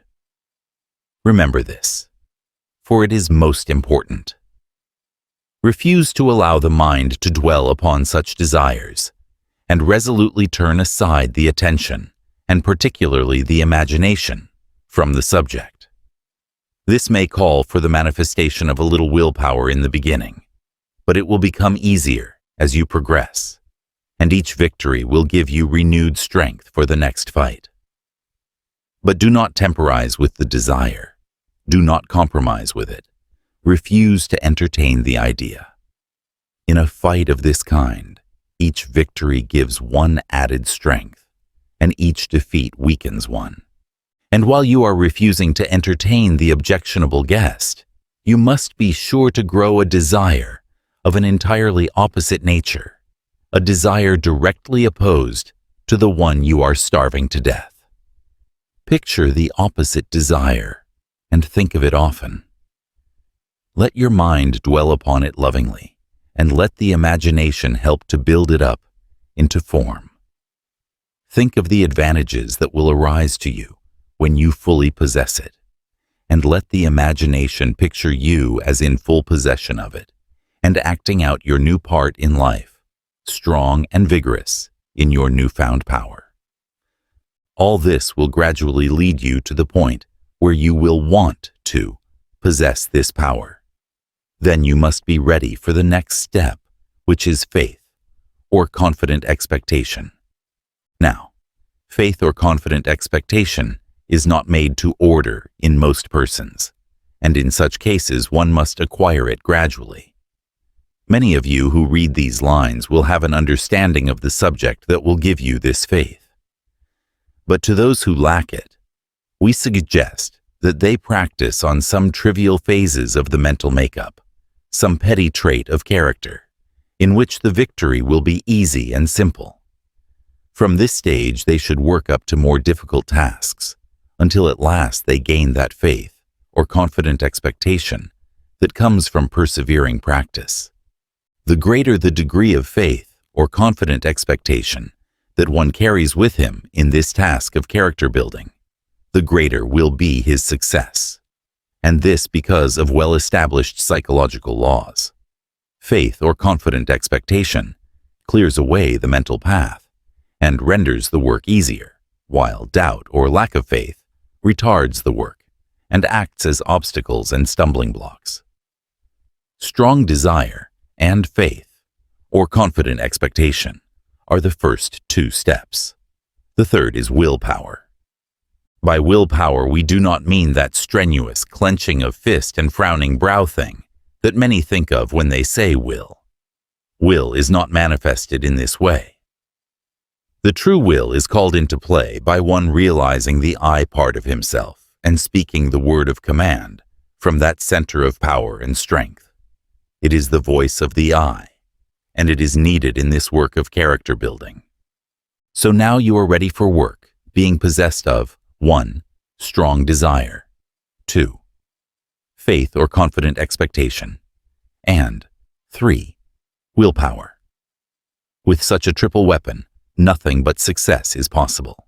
Then comes the actual work. The first thing to do is to lay the track for a new character habit.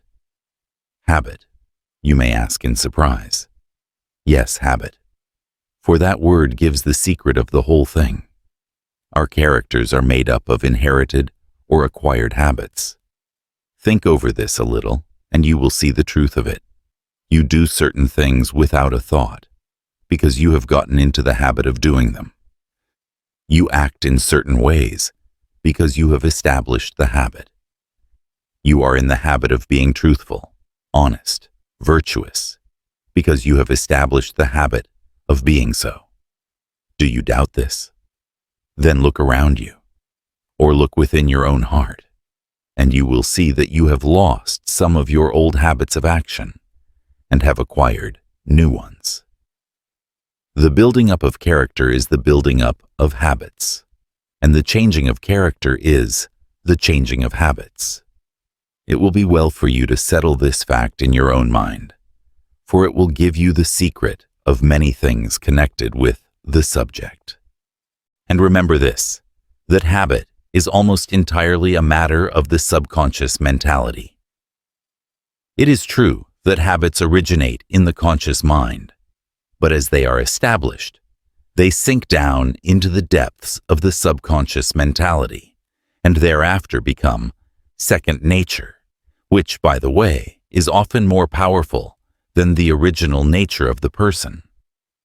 The Duke of Wellington said that habit was as strong as 10 natures, and he proceeded to drill habits into his army until they found it natural to act in accordance with the habits pounded into them during the drills.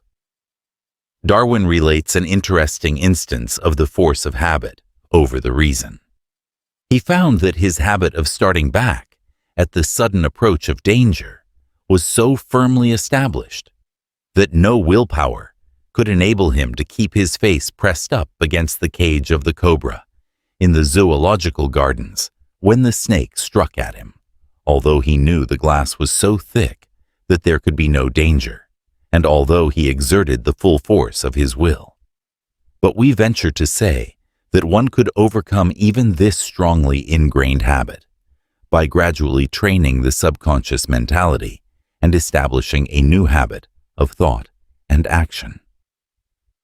It is not only during the actual process of willing the new habit that the work of making the new mental path goes on. In fact, the yogis believe that the principal part of the work goes on subconsciously between the intervals of command, and that the real progress is made in that way, just as the real work of solving the problem is performed subconsciously, as related in our last lesson. As an example, we may call your attention to some instances of the cultivation of physical habits. A physical task learned in the evening is much easier to perform the following morning than it was the night before, and still easier the following Monday morning than it was on the Saturday afternoon previous. The Germans have a saying that we learn to skate in summer and to swim in winter, meaning that the impression passed on to the subconscious mentality deepens and broadens during the interval of rest. The best plan is to make frequent, sharp impressions and then to allow reasonable periods of rest in order to give the subconscious mentality the opportunity to do its work. By sharp impressions, we mean impressions given under strong attention, as we have mentioned in some of the earlier lessons of this series.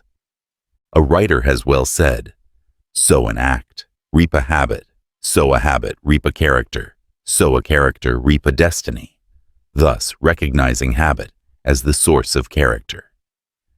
We recognize this truth in our training of children, forming good habits of character, by constant repetition, by watchfulness, etc. Habit acts as a motive when established, so that while we think we are acting without motive, we may be acting under the strong motive power of some well-established habit. Herbert Spencer has well said, "The habitually honest man does what is right, not consciously because he ought, but with simple satisfaction, and is ill at ease till it is done." Some may object that this idea of habit as a basis of character may do away with the idea of a developed moral conscientiousness, as for instance, Josiah Royce, who says, "The establishment of organized habit is never in itself enough to ensure the growth of an enlightened moral conscientiousness." But to such, we would say that one must want to cultivate a high character before he will create the habits usual to the same, and the want to is the sign of the moral conscientiousness rather than the habit. And the same is true of the ought to side of the subject. The ought to arises in the conscious mind in the beginning and inspires the cultivation of the habit, although the latter after a while becomes automatic, a matter of the subconscious mentality, without any ought to attachment. It then becomes a matter of like to. Thus, we see that the molding, modifying, changing, and building of character is largely a matter of the establishing of habits. And what is the best way to establish habits becomes our next question. The answer of the yogi is, establish a mental image and then build your habit around it. And in that sentence, he has condensed a whole system. Everything we see having a form is built around a mental image, either the mental image of some man, some animal, or of the absolute. This is the rule of the universe, and in the matter of character building, we but follow a well-established rule. When we wish to build a house, we first think of house in a general way. Then we begin to think of what kind of a house. Then we go into details. Then we consult an architect, and he makes us a plan, which plan is his mental image, suggested by our mental image. Then, the plan once decided upon, we consult the builder, and at last the house stands completed, an objectified mental image. And so it is with every created thing, all manifestation of a mental image. And so, when we wish to establish a trait of character, we must form a clear, distinct mental image of what we wish to be. This is an important step. Make your picture clear and distinct, and fasten it in your mind. Then begin to build around it.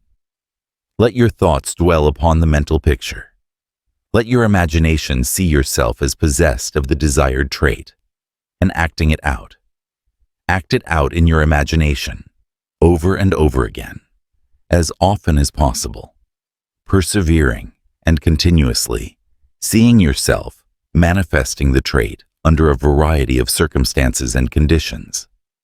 As you continue to do this, you will find that you will gradually begin to express the thought in action, to objectify the subjective mental image. It will become natural for you to act more and more in accordance with your mental image, until at last the new habit will become firmly fixed in your mind and will become your natural mode of action and expression. This is no vague visionary theory. It is a well-known and proven psychological fact, and thousands have worked marvelous changes in their character by its means. Not only may one elevate his moral character in this way, but he may mold his workaday self to better conform to the needs of his environment and occupation. If one lacks perseverance, he may attain it. If one is filled with fear, he may supplant it with fearlessness. If one lacks self-confidence, he may gain it. In fact, there is no trait that may not be developed in this way. People have literally made themselves over by following this method of character building. The great trouble with the race has been that persons have not realized that they could do these things. They have thought that they were doomed to remain just the creatures that they found themselves to be. They did not realize that the work of creation was not ended, and that they had within themselves a creative power adapted to the needs of their case. When man first realizes this truth and proves it by practice, he becomes another being. He finds himself superior to environment and training. He finds that he may ride over these things. He makes his own environment, and he trains himself. In some of the larger schools in England and the United States, certain scholars who have developed and manifested the ability to control themselves and their actions are placed on the roll of a grade called the self-governed grade. Those in this grade act as if they had memorized the following words of Herbert Spencer. In the supremacy of self-control consists one of the perfections of the ideal man. Not to be impulsive, not to be spurred hither and thither by each desire, but to be self-restrained, self-balanced, governed by the just decision of the feelings in council assembled, that it is which moral education strives to produce. And this is the desire of the writer of this lesson, to place each student in the self-governed class. We cannot attempt, in the short space of a single lesson, to map out a course of instruction in character building adapted to the special needs of each individual. But we think that what we have said on the subject should be sufficient to point out the method for each student to map out a course for himself, following the general rules given above. As a help to the student, however, we will give a brief course of instruction for the cultivation of one desirable trait of character. The general plan of this course may be adapted to fit the requirements of any other case, if intelligence is used by the student. The case we have selected is that of a student who has been suffering from a lack of moral courage, a lack of self-confidence, an inability to maintain my poise in the presence of other people, an inability to say no, a feeling of inferiority to those with whom I come in contact. The brief outline of the course of practice given in this case is herewith given. Preliminary thought. You should fix firmly in your mind the fact that you are the equal of any and every man. You come from the same source. You are an expression of the same one life. In the eyes of the Absolute, you are the equal of any man, even the highest in the land. Truth is things as God sees them, and in truth you and the man are equal. And, at the last, 1. All feelings of inferiority are illusions, errors, and lies, and have no existence in truth. When in the company of others, remember this fact, and realize that the life principle in you is talking to the life principle in them. Let the life principle flow through you, and endeavor to forget your personal self. At the same time, endeavor to see that same life principle behind and beyond the personality of the person in whose presence you are. He is by a personality hiding the life principle, just as you are. Nothing more, nothing less. You are both one in truth. Let the conscious of the I beam forth, and you will experience an uplift and sense of courage, and the other will likewise feel it. You have within you the source of courage, moral and physical, and you have naught to fear. Fearlessness is your divine heritage. Avail yourself of it. You have self-conscience, for the self is the I within you, not the petty personality, and you must have confidence in that I. Retreat within yourself until you feel the presence of the I, and then will you have a self-confidence that nothing can shake or disturb. Once having attained the permanent consciousness of the I, you will have poise. Once having realized that you are a center of power, you will have no difficulty in saying no when it is right to do so. Once having realized your true nature, your real self, you will lose all sense of inferiority and will know that you are a manifestation of the one life and have behind you the strength, power, and grandeur of the cosmos. Begin by realizing yourself, and then proceed with the following methods of training the mind.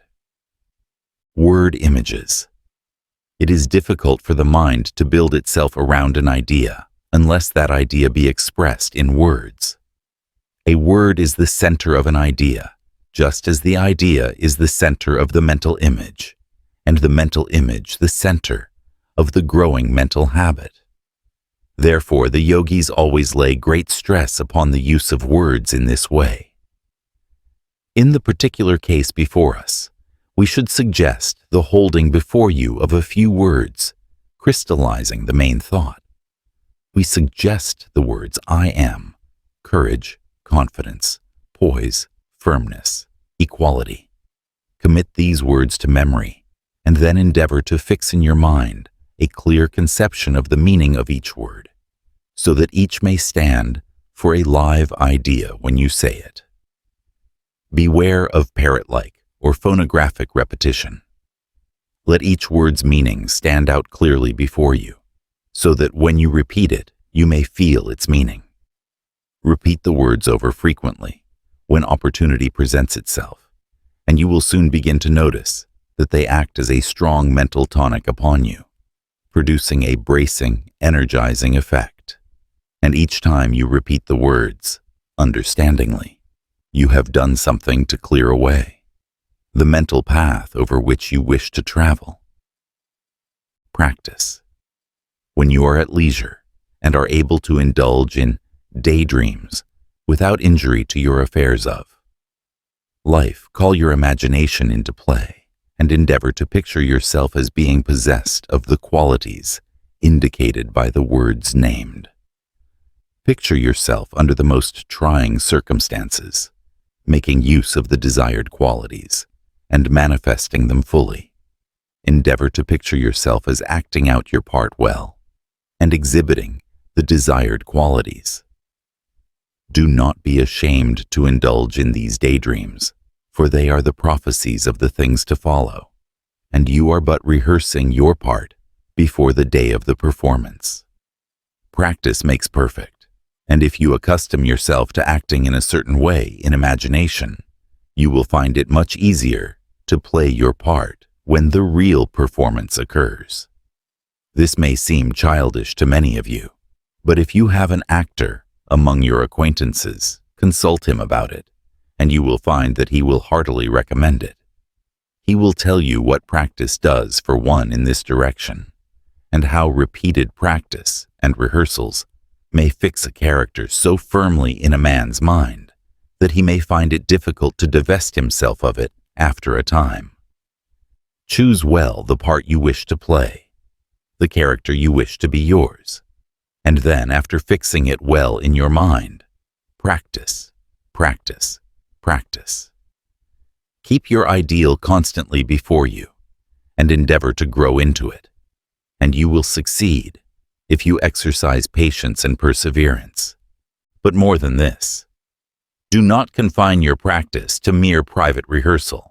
You need some dress rehearsals as well, rehearsals in public. Therefore, after you get well started in your work, Manage to exercise your growing character habits in your everyday life. Pick out the little cases first and try it on them. You will find that you will be able to overcome conditions that formerly bothered you much. You will become conscious of a growing strength and power coming from within, and you will recognize that you are indeed a changed person. Let your thought express itself in action whenever you get a good chance, but do not try to force chances just to try your strength. Do not, for instance, try to force people to ask for favors that you may say no. You will find plenty of genuine tests without forcing any. Accustom yourself to looking people in the eye and feeling the power that is back of you and within you. You will soon be able to see through their personality and realize that it is just one portion of the one life gazing at another portion, and that therefore there is nothing to be afraid of. A realization of your real self will enable you to maintain your poise under trying circumstances if you will but throw aside your false idea about your personality. Forget yourself, your little personal self, for a while, and fix your mind on the universal self of which you are a part. All these things that have worried you are but incidents of the personal life, and are seen to be illusions when viewed from the standpoint of the universal life. Carry the universal life with you as much as possible into your everyday life. It belongs there as much as anywhere, and will prove to be a tower of strength and refuge to you in the perplexing situations of your busy life. Remember always that the ego is master of the mental states and habits, and that the will is the direct instrument of the ego and is always ready for its use. Let your soul be filled with the strong desire to cultivate those mental habits that will make you strong. Nature's plan is to produce strong individual expressions of herself, and she will be glad to give you her aid in becoming strong. The man who wishes to strengthen himself will always find great forces back of him to aid him in the work. For is he not carrying out one of nature's pet plans, and one which she has been striving for throughout the ages? Anything that tends to make you realize and express your mastery tends to strengthen you, and places at your disposal nature's aid. You may witness this in everyday life. Nature seems to like strong individuals and delights in pushing them ahead. By mastery, we mean mastery over your own lower nature, as well as over outside nature, of course. The I is master. Forget it not, O student, and assert, if constantly. Peace be with you. Mantram, or affirmation. I am the master of my mental habits. I control my character. I will to be strong and summon the forces of my nature to my aid. The 12th lesson. Subconscious influences. In this lesson, we wish to touch upon a certain feature of subconscious mentation that has been much dwelt upon by certain schools of Western writers and students during the past 20 years, but which has also been misunderstood and, alas, too often misused by some of those who have been attracted to the subject. We allude to what has been called the power of thought. While this power is very real, and like any other of the forces of nature, may he properly used and applied in our everyday life, still many students of the power of the mind have misused it and have stooped to practices worthy only of the followers of the schools of black magic. We hear on all sides of the use of treatments for selfish and often base ends, those following these practices seeming to be in utter ignorance of the occult laws brought into operation, and the terrible reaction inevitably falling to the lot of those practicing this negative form of mental influence. We have been amazed at the prevailing ignorance concerning the nature and effects of this improper use of mental force, and at the same time, at the common custom of such selfish, improper uses. This, more particularly, when a true occultist knows that these things are not necessary, even to those who seek success by mental forces. There is a true method of the use of mental forces, as well as an improper use, and we trust that in this lesson we may be able to bring the matter sharply and clearly before the minds of our students. In our first course, the 14 lessons, in the several lessons entitled respectively, Thought Dynamics, Telepathy, etc., and Psychic Influence, we have given a general idea of the effect of one mind upon other minds, and many other writers have called the attention of the Western world to the same facts. There has been a general awakening of interest in this phase of the subject among the Western people of late years, and many and wonderful are the theories that have been advanced among the conflicting schools regarding the matter.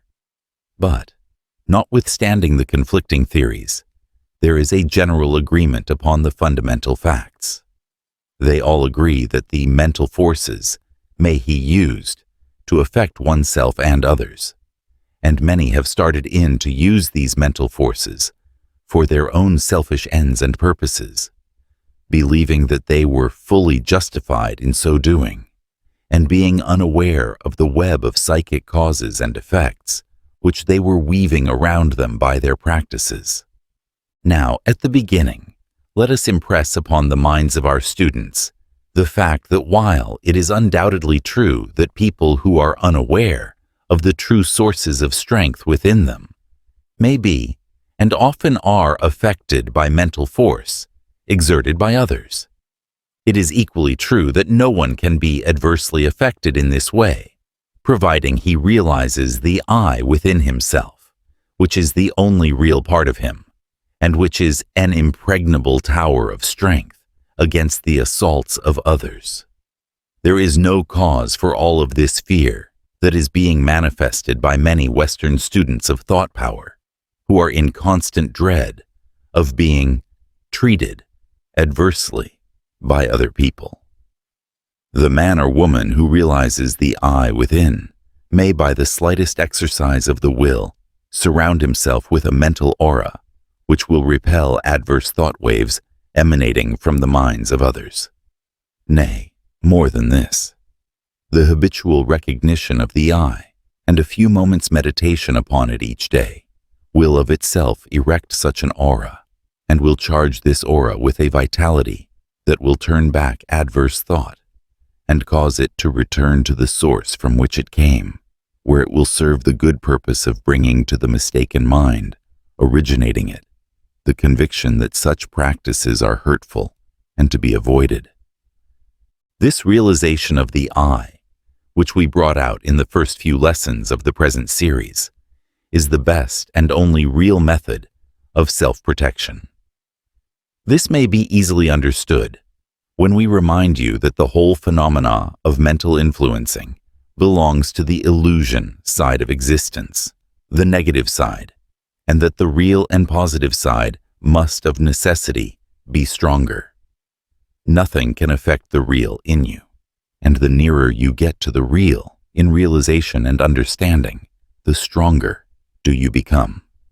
This is the whole secret. Think it over.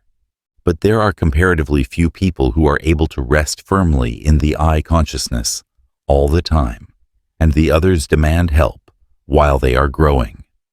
To such, we would say, creep as close the realization of the I as possible, and rest your spiritual feet firmly upon the rock of the real self.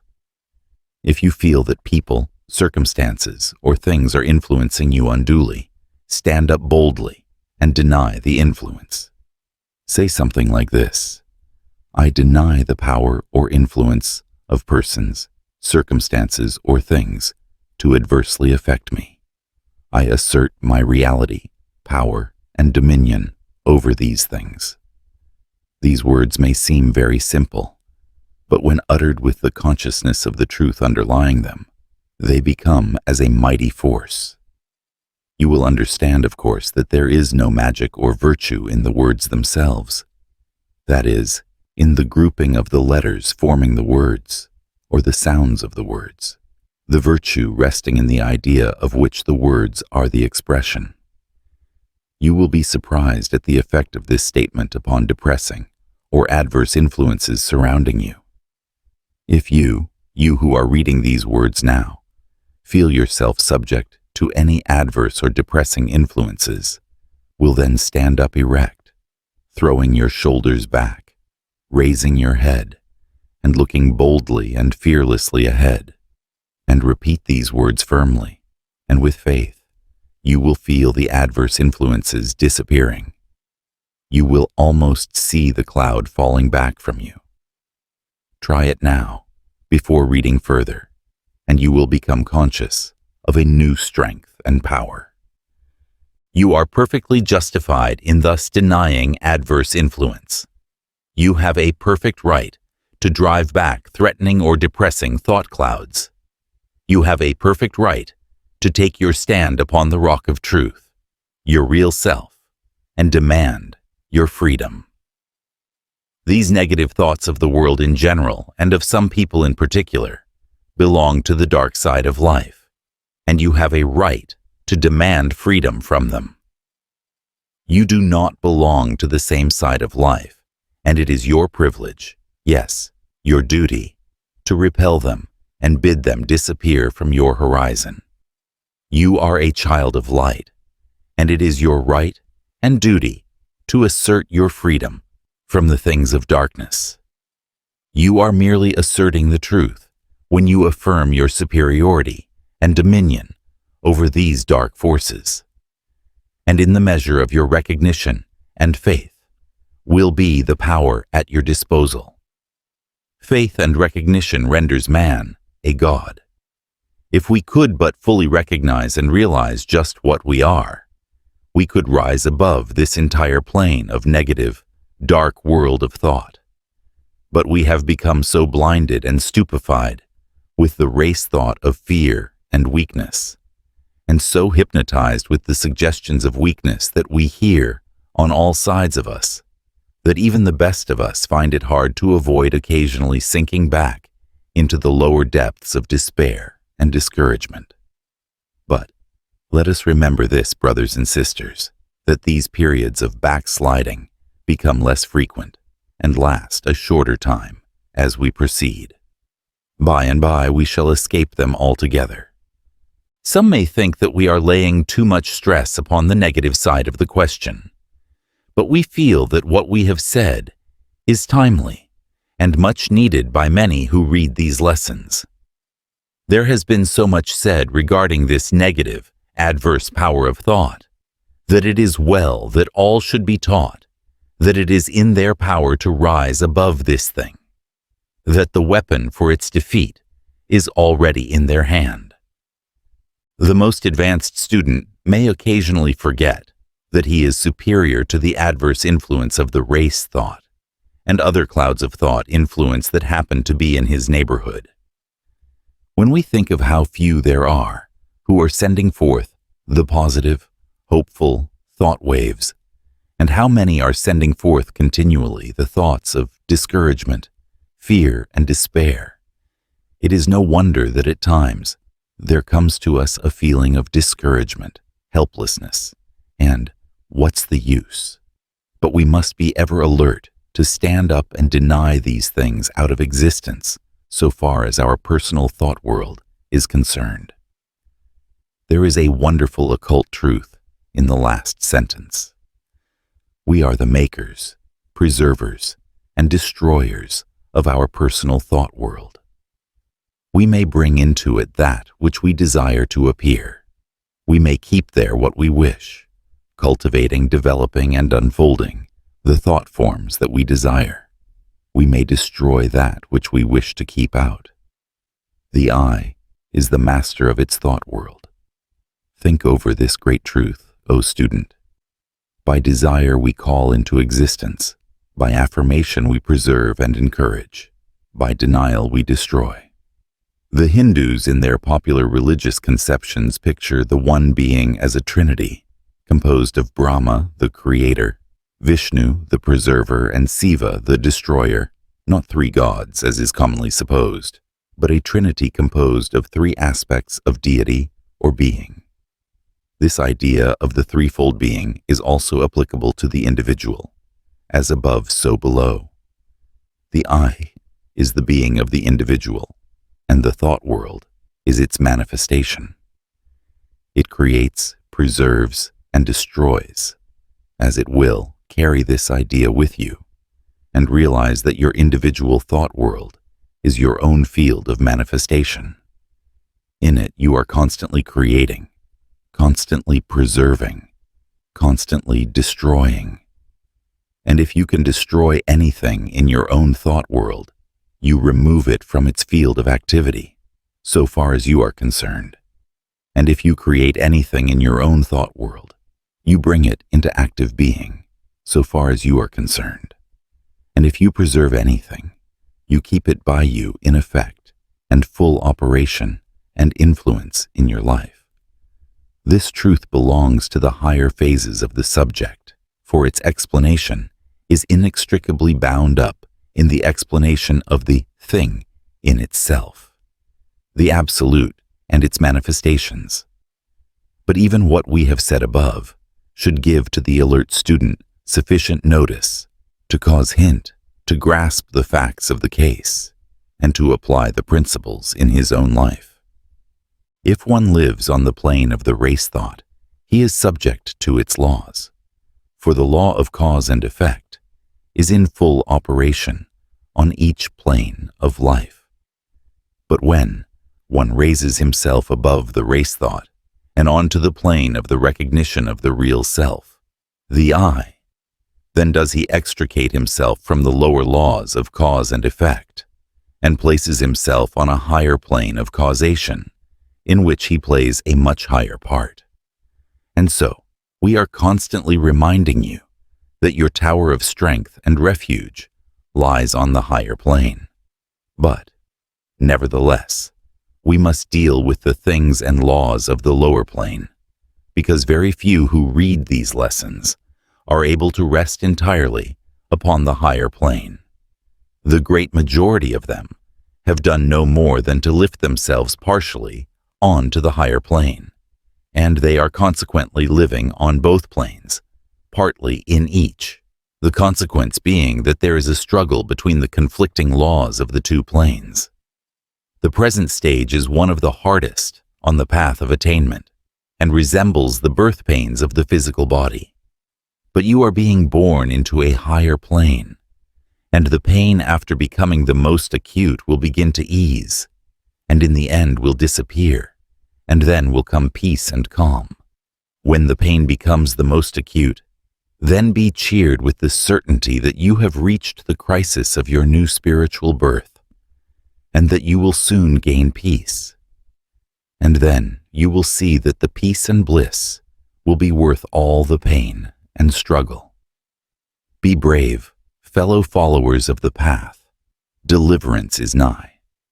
Soon will come the silence that follows, the storm. The pain that you are experiencing, well do we know that you are experiencing the path, is not punishment, but is a necessary part of your growth. All life follows this plan. The pains of labor and birth ever precede the deliverance. Such is life, and life is based upon truth, and all is well with the world. We did not intend to speak of these things in this lesson, but as we write, there comes to us a great cry for help and a word of encouragement and hope from the class which is taking this course of lessons, and we feel bound to respond as we have done. Peace be with you, one and all. And now we will begin our consideration of the laws governing what we have called subconscious influence. All students of the occult are aware of the fact that men may be and are largely influenced by the thoughts of others. Not only is this the case in instances where thoughts are directed from the mind of one person to the mind of another, but also when there is no special direction or intention in the thought sent forth. The vibrations of thoughts linger in the astral atmosphere long after the effort that sent forth the thought has passed. The astral atmosphere is charged with the vibrations of thinkers of many years past and still possesses sufficient vitality to affect those whose minds are ready to receive them at this time. And we all attract to us thought vibrations corresponding in nature with those which we are in the habit of entertaining. The law of attraction is in full operation, and one who makes a study of the subject may see instances of it on all sides. We invite to ourselves these thought vibrations by maintaining and entertaining thoughts along certain lines. If we cultivate a habit of thinking along the lines of cheerfulness, brightness, and optimism, we attract to ourselves similar thought vibrations of others, and we will find that before long, we will find all sorts of cheerful thoughts pouring into our minds from all directions. And likewise, if we harbor thoughts of gloom, despair, pessimism, we lay ourselves open to the influx of similar thoughts which have emanated from the minds of others.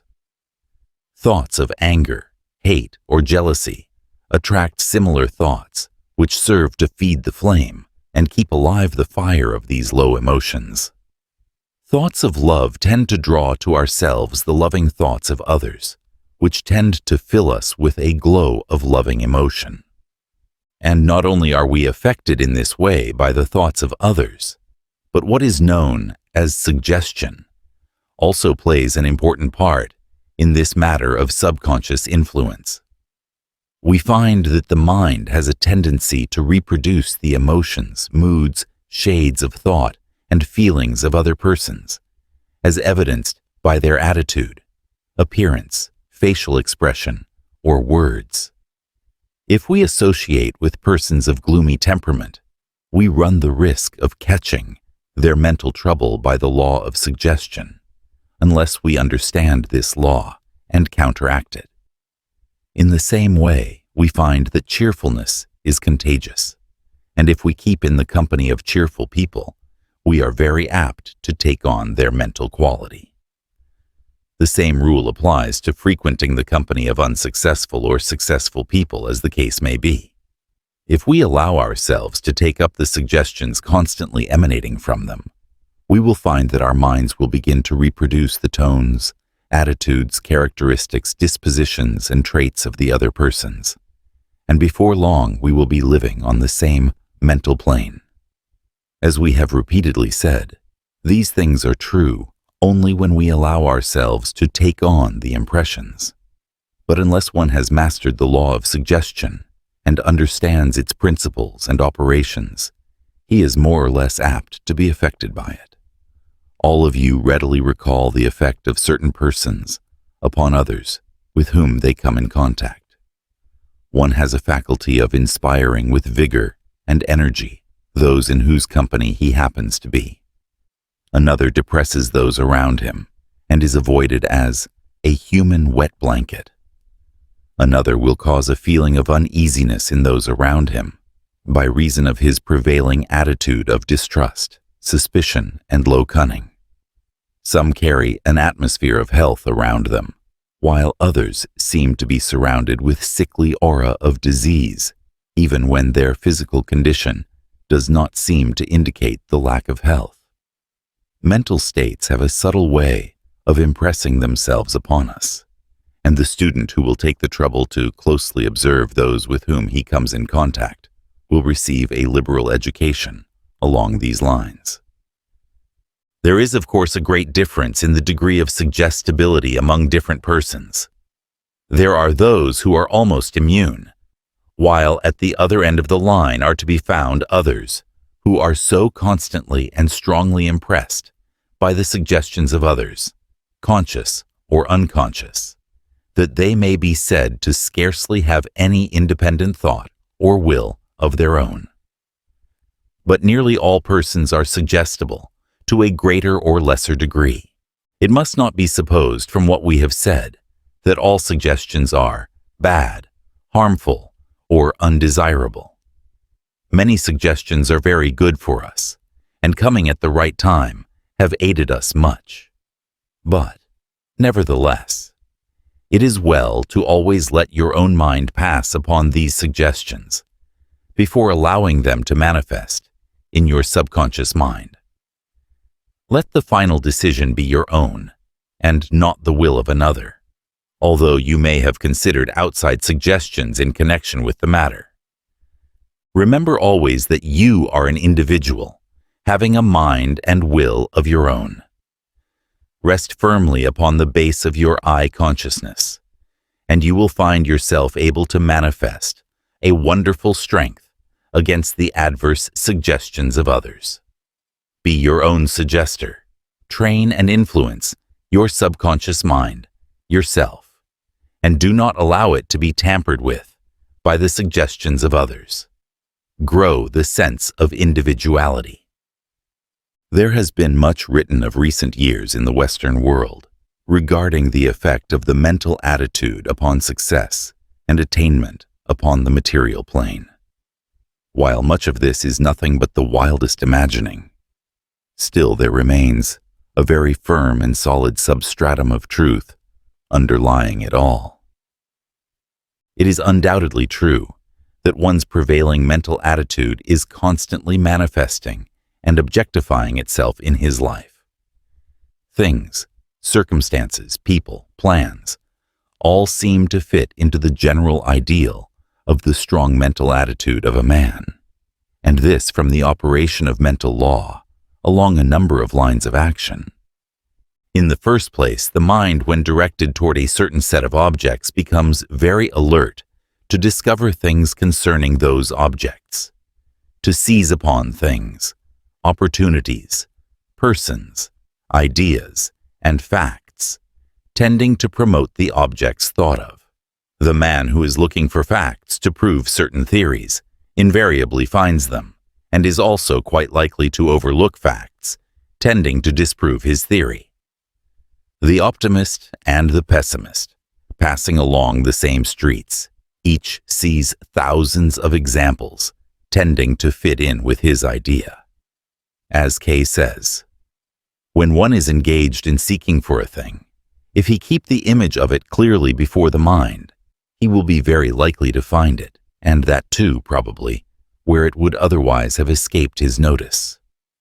So when one is engaged in thinking on a subject, thoughts of things resembling it, or bearing upon it, and tending to illustrate it, come up on every side.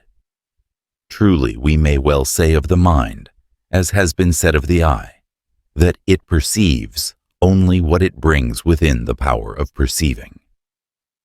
John Burroughs has well said regarding this, that no one ever found the walking fern who did not have the walking fern in his mind. A person whose eye is full of Indian relics picks them up in every field he walks through. They are quickly recognized because the eye has been commissioned to find them. While the mind is kept firmly fixed upon some ideal or aim, its whole and varied powers are bent toward the realization and manifestation of that ideal.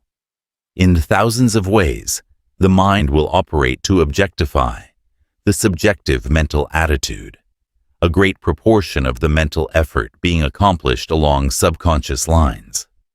It is of the greatest importance to one who wishes to succeed in any undertaking to keep before his mind's eye a clear mental image of that which he desires.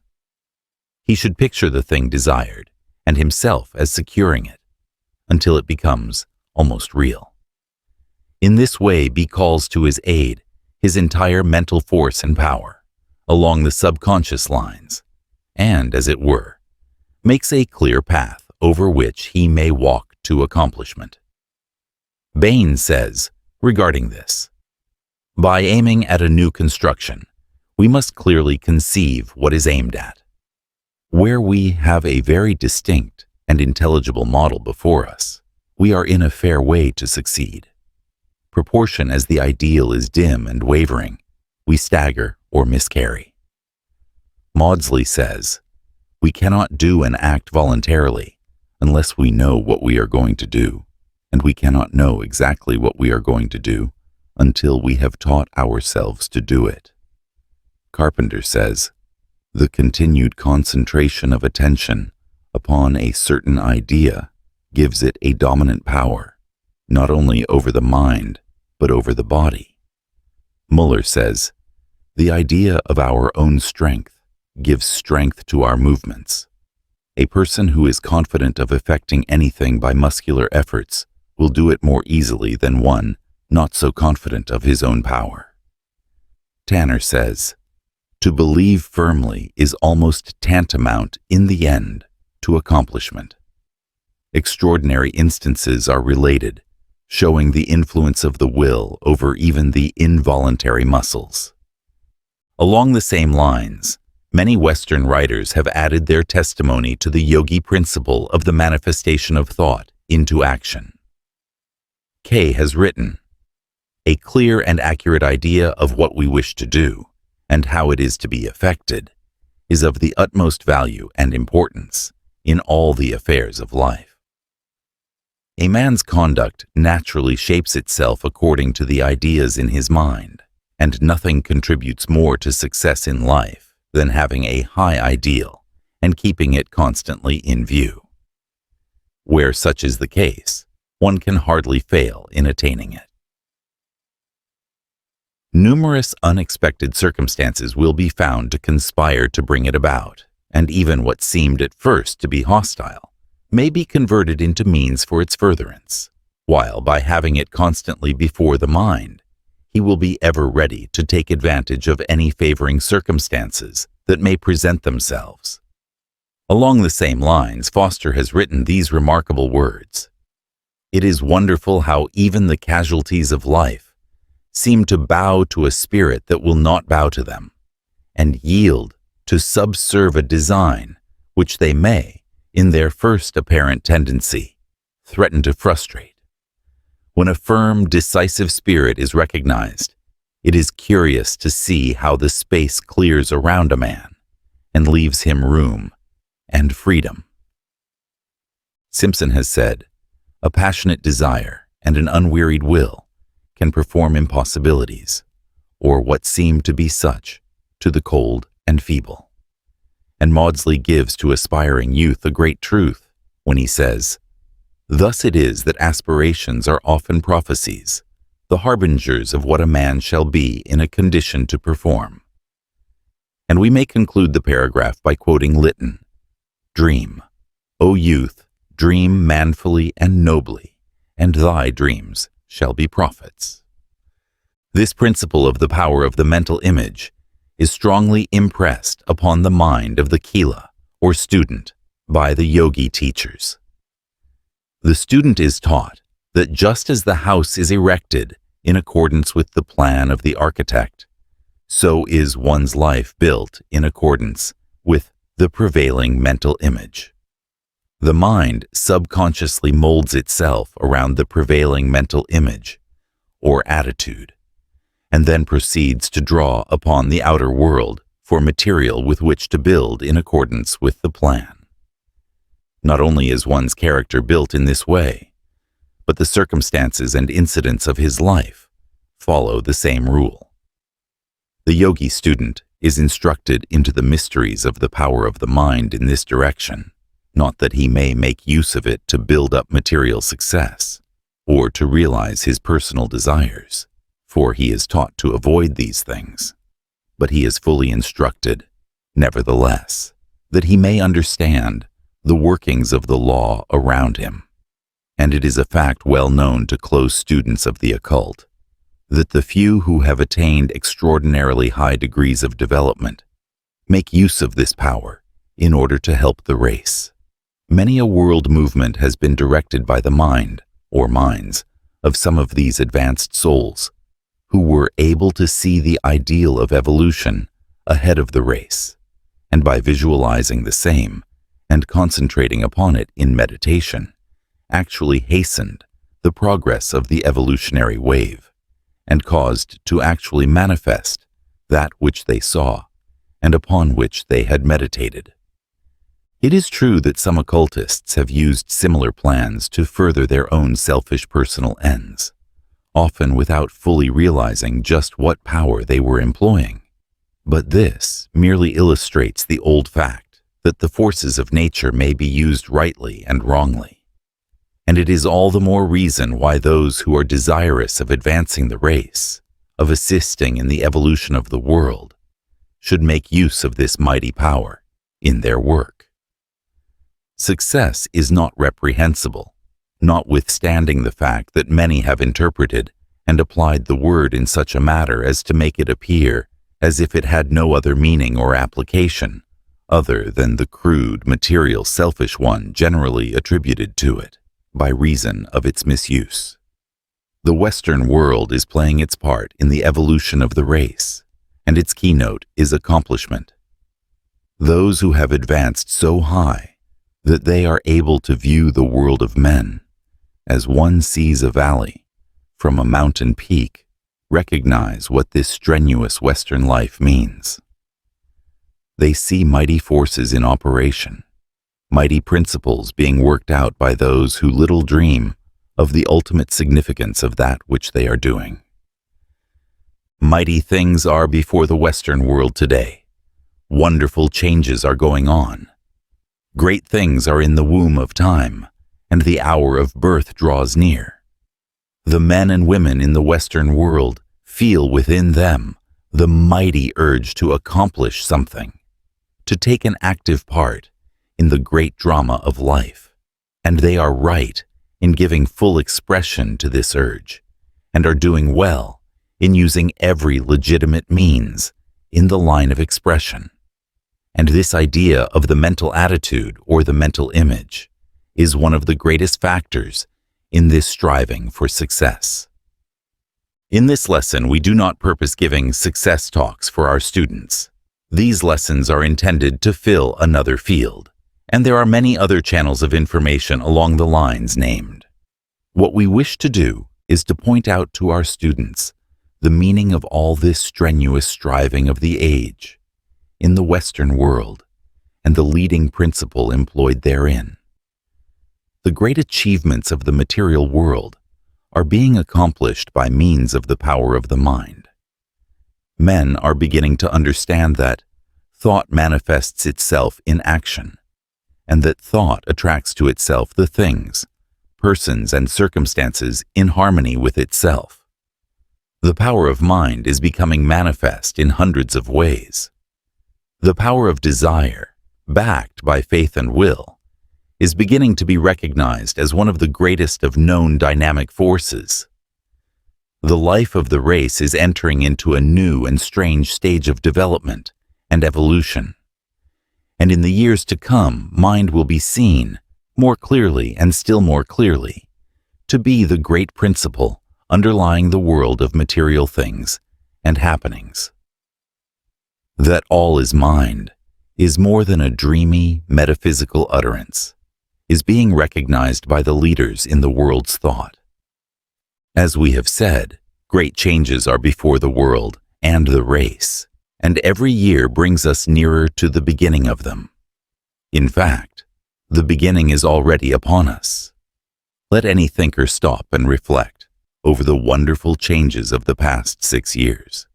Since the dawning of the 20th century, and he will be dull indeed if he sees not the trend of affairs. We are entering into a new great cycle of the race, and the old is being prepared for being dropped off like an old worn-out husk.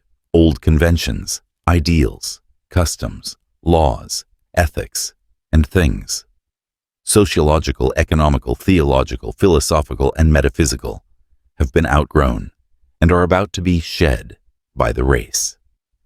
The great cauldron of human thought is bubbling away fiercely, and many things are rising to its surface. Like all great changes, the good will come only with much pain. All birth is with pain. The race feels the pain and perpetual unrest, but knows not what is the disease nor the remedy. Many false cases of diagnosis and prescription are even now noticeable, and will become still more in evidence as the years roll by. Many self-styled saviors of the race, prescribers for the pain of the soul and mind, will arise and fall. But out of it all will come that for which the race now waits. The changes that are before us are as great as the changes in thought and life described in the late novel by H.G. Wells, entitled In the Days of the Comet. In fact, Mr. Wells has indicated in that story some of the very changes that the advanced souls of the race have informed their students are before the race. The prophetic insight of the writer named seems marvelous, until one realizes that even that writer is being used as a part of the mental machinery of the change itself. But the change will not come about by reason of the new gas caused by the brushing of the Earth's surface by a passing comet. It will come from the unfolding of the race mind, the process being now underway. Are not the signs of mental unrest and discomfort becoming more and more apparent as the days go by? The pain is growing greater, and the race is beginning to fret and chafe and moan. It knows not what it wants, but it knows that it feels pain and wants something to relieve that pain. The old things are beginning to totter and fall, and ideas rendered sacred by years of observance are being brushed aside with a startling display of irreverence. Under the surface of our civilization, we may hear the straining and groaning of the ideas and principles that are striving to force their way out onto the plane of manifestation. Men are running hither and thither crying for a leader and a savior. They are trying this thing and that thing, but they find not that which they seek. They cry for satisfaction, but it eludes them. And yet all this search and disappointment is part of the great change, and is preparing the race for that which must come. And yet the relief will not come from anything or things. It will come from within. Just as when, in Wells' story, things righted themselves when the vapor of the comet had cleared men's minds, so will things take their new places when the mind of the race becomes cleared by the new unfoldment that is even now underway. Men are beginning to feel each other's pains. They find themselves unsatisfied by the old rule of every man for himself, and the devil take the hindmost. It used to content the successful, but now it doesn't seem to be so satisfying. The man on top is becoming lonesome and dissatisfied and discontented. His success seems to appall him in some mysterious manner. And the man underneath feels stirring within himself strange longings and desires and dissatisfaction. And new frictions are arising, and new and startling ideas are being suddenly advanced, supported, and opposed. And the relations between people seem to be unsatisfactory. The old rules, laws, and bonds are proving irksome. New, strange, and wild thoughts are coming into the minds of people, which they dare not utter to their friends. And yet these same friends are finding similar ideas within themselves. And somehow, underneath it all is to be found a certain honesty. Yes, there is where the trouble seems to come. The world is tiring of hypocrisy and dishonesty in all human relations, and is crying aloud to be led back some way to truth and honesty in thought and action. But it does not see the way out, and it will not see the way out until the race mind unfolds still further. And the pain of the new unfoldment is stirring the race to its depths. From the deep recesses of the race mind are rising to the surface old passions, relics from the cave-dweller days, and all sorts of ugly mental relics of the past. And they will continue to rise and show themselves until at last the bubbling pot will begin to quiet down, and then will come a new peace, and the best will come to the surface, the essence of all the experiences of the race. To our students, we would say, during the struggle ahead of the race, play well your part, doing the best you can, living each day by itself, meeting each new phase of life with confidence and courage. Be not deluded by appearances, nor follow after strange prophets. Let the evolutionary processes work themselves out, and do you fall in with the wave, without struggling, and without overmuch striving. The law is working itself out well, of that be assured.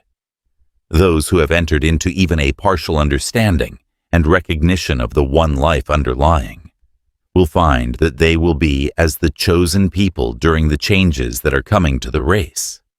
They have attained that which the race is reaching toward in pain and travail, and the force behind the law will carry them along, for they will be the leaven that is to lighten the great mass of the race in the new dispensation.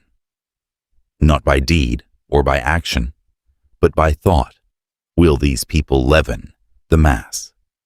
The thought is even now at work, and all who read these words are playing a part in the work, although they may know it not. If the race could realize this truth of the one life underlying, today the change would occur in a moment, but it will not come in that way. When this understanding gradually dawns upon the race, this new consciousness, then will things take their proper places, and the lion and the lamb lie down together in peace. We have thought it well to say these things in this, the last lesson of this course. They are needed words. They will serve to point out the way to those who are able to read. Watch and wait for the silence that will follow the storm.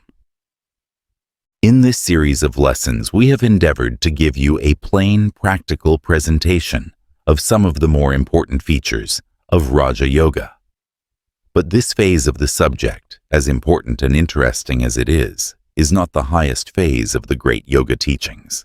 It is merely the preparation of the soil of the mind for what comes afterward.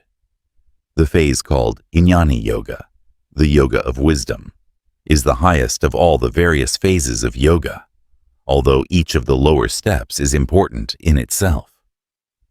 We find ourselves approaching the phase of our work for which we have long wished. Those who have advised and directed this work have counseled us to deal with the less advanced and simpler phases in order to prepare the minds of those who might be interested so that they would be ready for the higher teachings. At times we have felt an impatience for the coming of the day when we would be able to teach the highest that has come to us. And now the time seems to have come.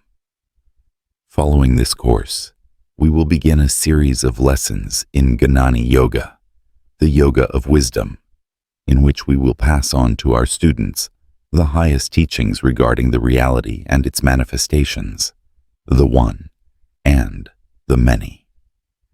The teachings that all is mind will be explained in such a manner as to be understood by all who have followed us so far. We will be able to impart to you the higher truths about spiritual evolution, sometimes called reincarnation, as well as spiritual cause and effect, often called karma. The highest truths about these important subjects are often obscured by popular misconceptions occasioned by partial teaching. We trust that you, our students, will wish to follow us still higher than we have ventured so far. And we assure you that there is a truth to be seen and known that is as much higher than the other phases upon which we have touched, as those phases have been higher than the current beliefs of the masses of the race.